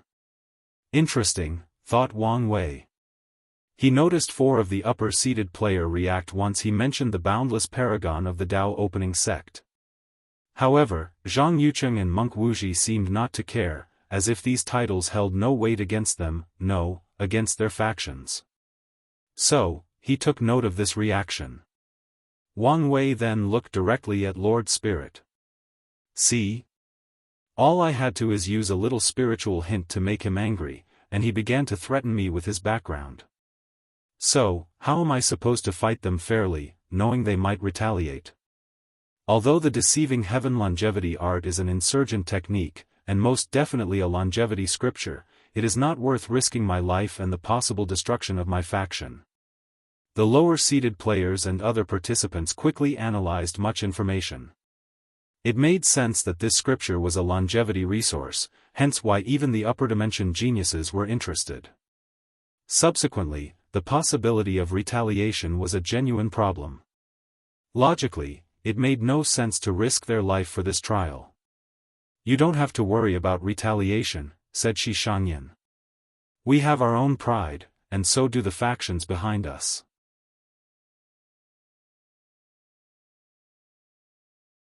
"But how do I know of this?" replied Wang Wei. "I've only met you today." "Young Master Wang Wei, you can be reassured regarding this," said Monk Wuji. "You have my words, and the words of Buddhism, that no one will retaliate against you and the others. Monk Wuji, I'm sure Buddhism's reputation is enough to guarantee our protection. But this is the lower dimension, Buddhism has no reputation as a basis for us to judge. And we cannot just go by your words." Monk Wuji frowned, along with the others next to him. Xiao Tiandi still had his eyes closed, while Ao Tianyi was trying extremely hard to control his anger. At the same time, he tried to detect how he was so easily spiritually influenced without noticing. "So, what exactly do you want?" said Lord Spirit with slight anger. "Dao oath. I want them to swear an oath not to heavenly Dao but to Grand Dao itself that their faction will not retaliate against us directly and indirectly. I don't want any loopholes." "Nonsense," roared Ao Tianyi. Grand Dao oath was the most restrictive oath, it was one not even paragons could break. "Who are you to demand such a thing of us?" said Zhang Yuqing with a sneer. "Young Master Wei, it appears your request was too much." Wang Wei sipped his tea calmly. "By your response, it seems all of you already plan to get this inheritance by any means, even fouls one." "This has nothing to do with retaliation," said Shi Rulin. "No cultivator likes to be restricted. And taking an oath for such a trivial matter, it's even worse. Sound like excuses to me." "And what will happen if they don't swear?" asked Lord Spirit, staring straight at Wang Wei. "Nothing will happen. I won't participate in this trial, but am only one inconsequential individual." Lord Spirit had veins appear on his forehead as he already knew what the latter was planning. "And as expected. I will also forfeit," said Chu Luo. "Count me in," added Ji Lanfang, who was drinking from his gourd after seeing Wang Wei casually drinking his tea. "I will support my fellow countrymen," said Tong Ruobing. Shi Qian hesitated as she did not want to bring trouble to her parents by offending these upper dimensions big shots. However, she agreed reluctantly, thinking how she would become enemies with her fellow lower dimension peers if she did not pick their side. Of course, Jingwu Hua also agreed, followed by the other participants like Su Shi, Feng Heng, Liang Shixian, Hua Feng Huang, etc. See, Lord Spirit. With all of us forfeiting, you can choose one of them as an inheritor. Well, they are a better fit if you consider their talents and birthplace. Lord Spirit became quiet. My divination was correct, thought Wang Wei. Gu Xian does not want to give his inheritance to people of the upper dimension for some reason. A few minutes of silence then ensued. Then, Lord Spirit said, "You can all dismiss. I will contact you after negotiating the logistic of the current problem."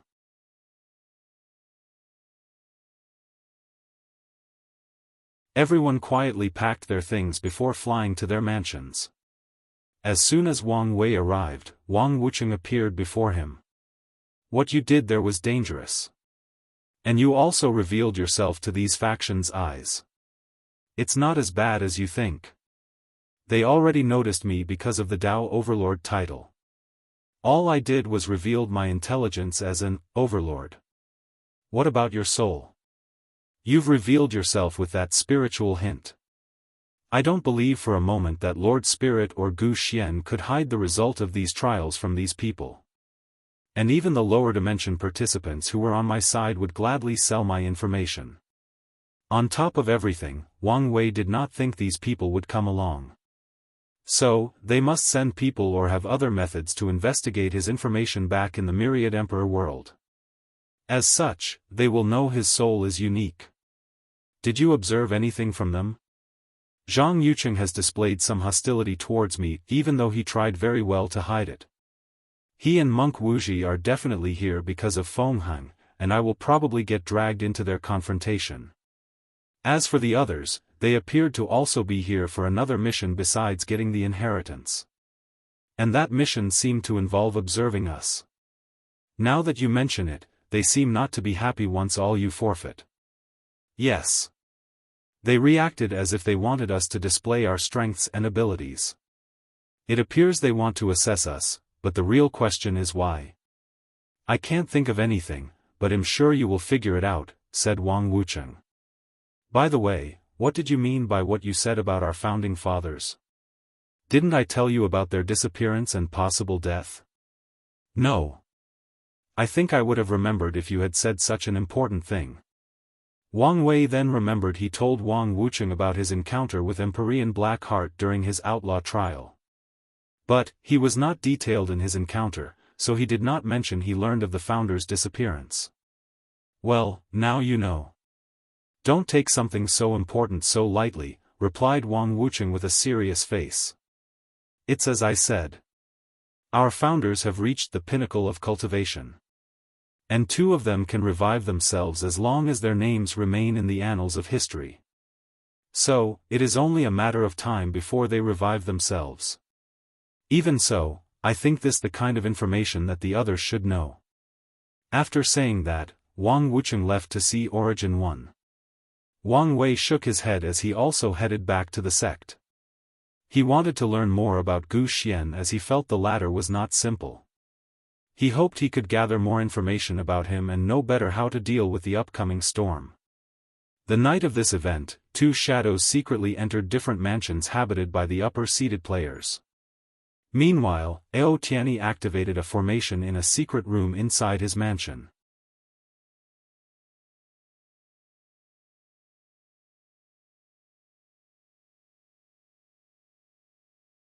Worldwide Changes, Gift Bonus Chapter. Thanks to Heaven will Daoist for the gift. Tian'er, how are things going? Said a deep voice from the formation. Immediately, Ao Tianyi's arrogant demeanor changed into a more respectful one. Father, this is what happened. Ao Tianyi told everything that had occurred since he arrived. The participants' reactions, what everybody said, what he said, and even some basic analysis of the situation. I guess this should be expected of a Dao overlord. Sai the Wang clan is truly blessed, replied Ao Jing. He could not help but reminisce about what he read of the Wang clan's achievement in the Eternal Ascension world. And if the clan did not break up and even fought in the upper dimension, their accomplishment might have been even higher. Father, what do you think I should do? You might not have a choice but to swear. What? Why? You must accomplish both your Mishiansa Euro, especially bringing back the deceiving heaven longevity art. Isn't it just a lowly insurgent technique? Ao Tani then remembered something. Even if it was a longevity technique, is there a need to go through all this trouble Euro, especially since it's probably of the lowest level? Couldn't our dragon race take it from Gu Xian's hand? Ao Jing paused for a moment before sighing. His son was the future leader of the primordial dragon race, so he should start learning the world's secrets and how to deal with them. So, he said, you are correct that this scripture is of the lowest level. However, it has tremendous potential. So, the patriarch wants it. Ao Tanayi squinted his eyes. The dragon race's patriarch was one of the 7 ruling paragons of the Eternal Ascension. So, he knew it was a big deal for the latter to want something. So, why didn't the patriarch take it from Gu Xian? Isn't he just a Dao monarch? Gu Xian has disappeared from the face of the world. He is most likely hiding inside the lawless zone, and he's been using a proxy to communicate with us for this trial. On top of everything, he appears not to want anyone in the upper dimension to get their hands on the scripture. So, you must get it no matter what. Ao Tianyi frowned even deeper. Father, why does it seem this mission is not as simple as it seems? Why do I have to observe these heaven chosens? He did not understand why he had to gather information on the lower dimension's heaven chosens, focusing on the myriad emperor world. **************************************** I guess there is no point hiding things from you since you are now involved. Great changes are about to take place in the eternal ascension world. There are rumors of the end of the 2 suns 7 moons era is approaching, and the return of the old era. These rumors have existed ever since the era began. Why would that matter now? Yes, normally, these would just be rumors of a bunch of unsatisfied individuals. However, some changes have taken place recently that have alerted the rulers.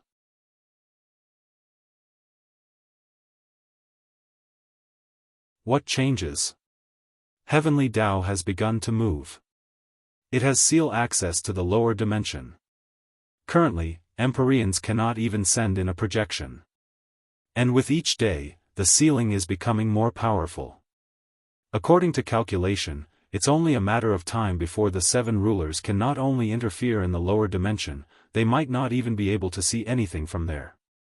Ao Jing did not tell his son that even the 2 supreme rulers might become blind to the ongoings of the lower dimension.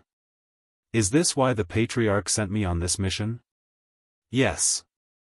The Patriarch calculated that the rise of the myriad emperor world might be the cause of heavenly Daoist actions.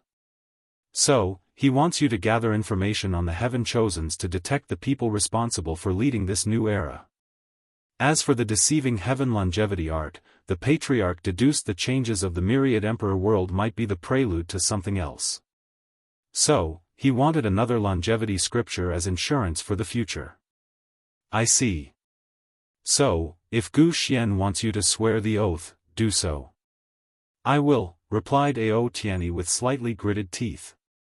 What about Zhang Yuchen and Monk Wuji? Don't get involved in their conflict. They probably have no desire for the inheritance. So, as long as you stay out of their way, there should be no problem. As you wish, father. Alright, do your best. Ao Tianyi closed the communication array before heading to rest. But before he reached his destination, he sensed someone outside his mansion. He used his divine sense to determine who it was. Her. Interesting. Then, he went to open the door. Zhang Yuqing's mansion, master, this all that happened, he said to an array. This Wang Wei will be a problem as I expected, said a cold and indifferent voice. You know your mission? Yes, eliminate Feng Heng and prevent him from spreading Buddhism. Act fast, as you do not have much time. Is something wrong? Heavenly Tao has begun to revolt against my suppression. And it will not let you stay long in the lower dimension, replied Daoist Supreme Unity. Master, are you alright? Don't worry about me.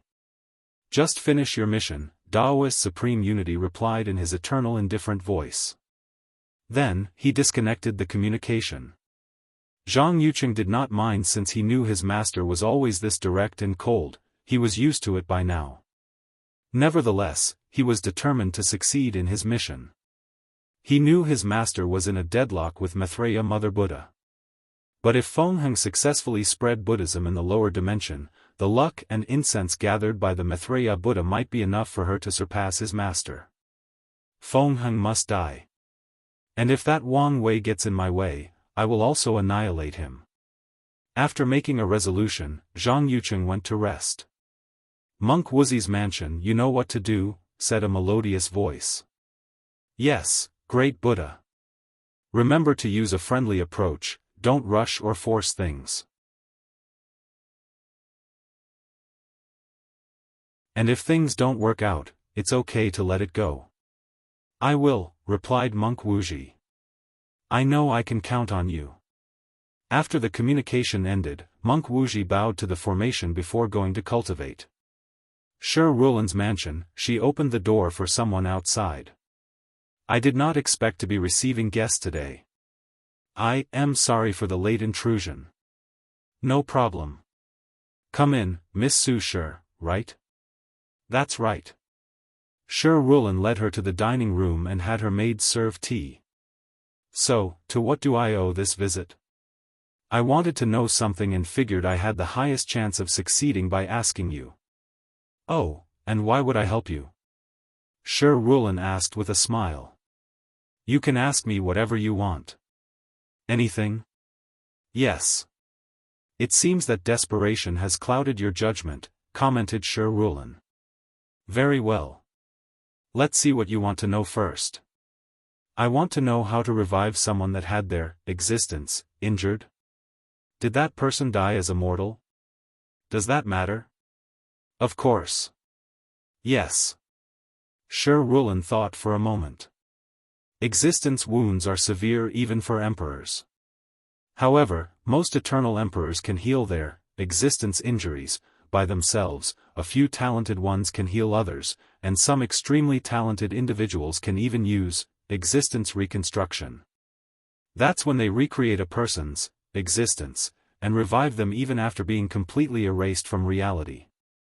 However, such a talent has not appeared in a.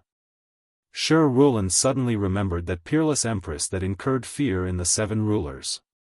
She might be capable of this. Whoever you want to revive might require only healing their existence. However, since they are mortals and will probably be dead for a long period by the time you prove the Tao, you might need the ability of existence reconstruction. I see, replied Su Shi, deep in thought. She knew she had no choice but to prove the Tao in this generation because the longer she took, the less chance she had to revive her husband. Furthermore, she must be an eternal emperor. Now, for my payment, said SwordWill with a mesmerizing smile. Eternal Ascension World, Dragon Nest, a long dragon with beautiful and noble purple scales suddenly opened his eyes. Should I report things now to the Patriarch? Ao Jing did not want to, but he knew he had no choice. The current era was simply terrible. No Tier 12 powerhouses of any path were allowed to exist, forcing him to stay in the Empyrean realm for too long. On top of it all, he was not happy with the situation of the Dragon Clan. In ancient times, there were many tribes of dragons, azure dragons, primordial dragons, fiend dragons, and so many more. The Dragon Clan was united yet independent, with each tribe having its own autonomy. But now, all dragons had to obey the Patriarch, a blood dragon. If anyone disobeyed him, they would be annihilated. And this is not the only reason Ao Jing did not like the current era. He was born near the very end of the Golden Age and remembered how prosperous the Eternal Ascension world used to be. But now, with the Seven Rulers promoting Heaven-Will Emperors instead of Tao Emperors, the Eternal Ascension world was weak both regarding its high-end power and low-end ones. If he were not for the two Supreme Rulers, the world would have long been invaded by foreign forces. After thinking about these things, Ao Jing shook his head before heading to report to the Patriarch. He also removed his idea of downplaying some of the information he received. He did not dare to lie to a paragon.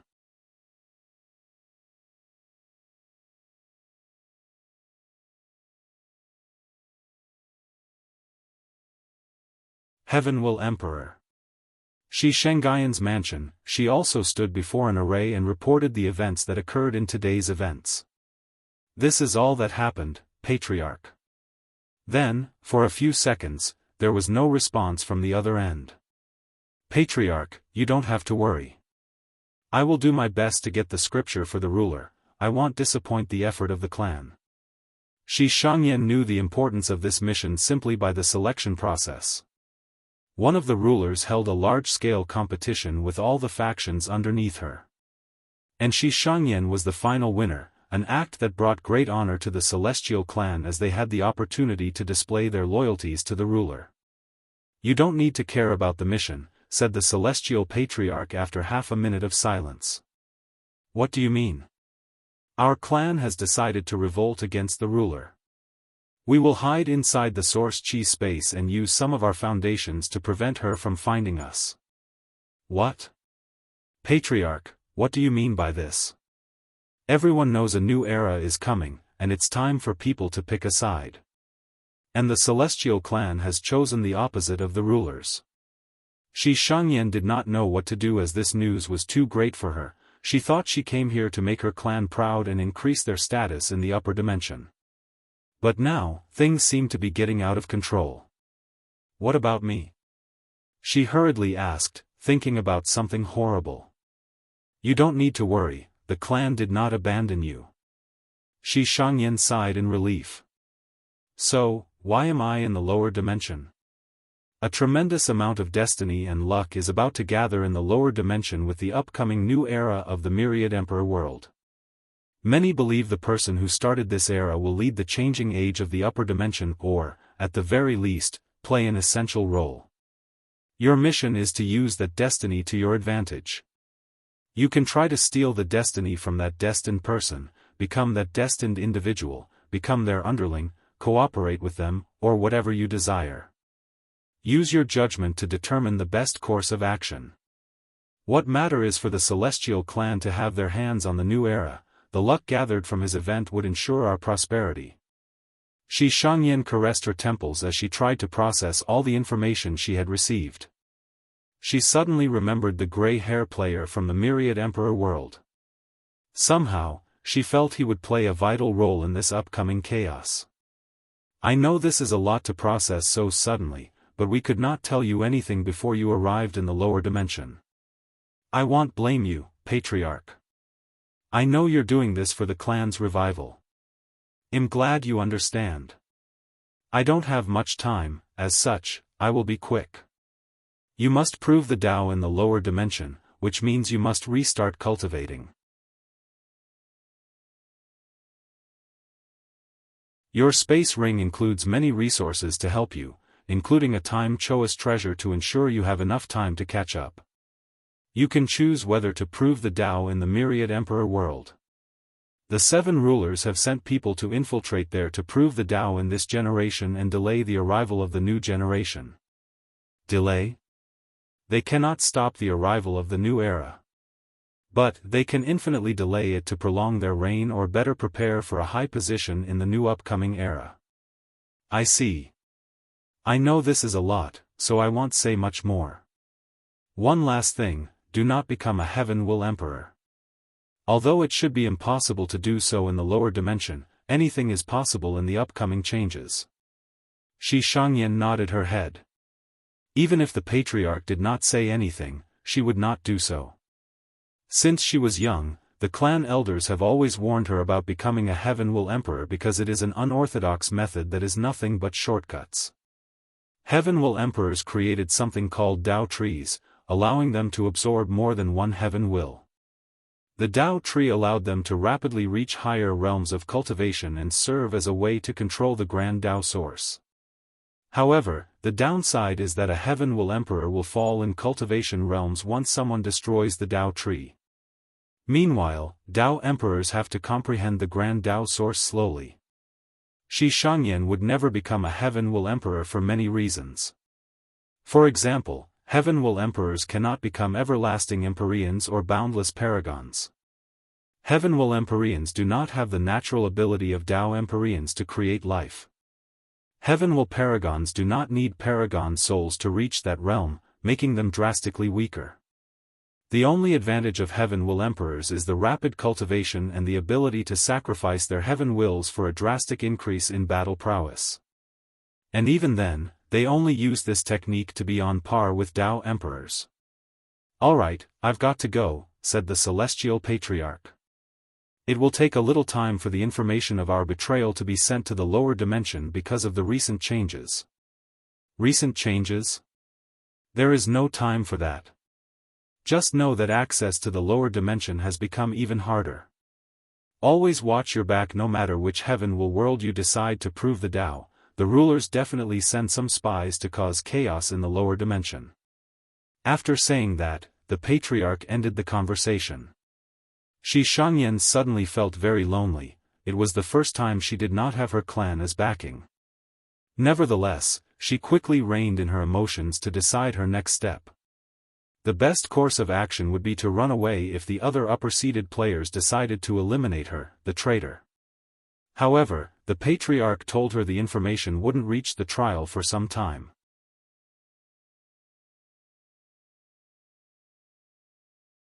Time she could use to get her hands on the deceiving heaven longevity art and give her some advantage in the upcoming chaos. Let's wait and see, she muttered before resting.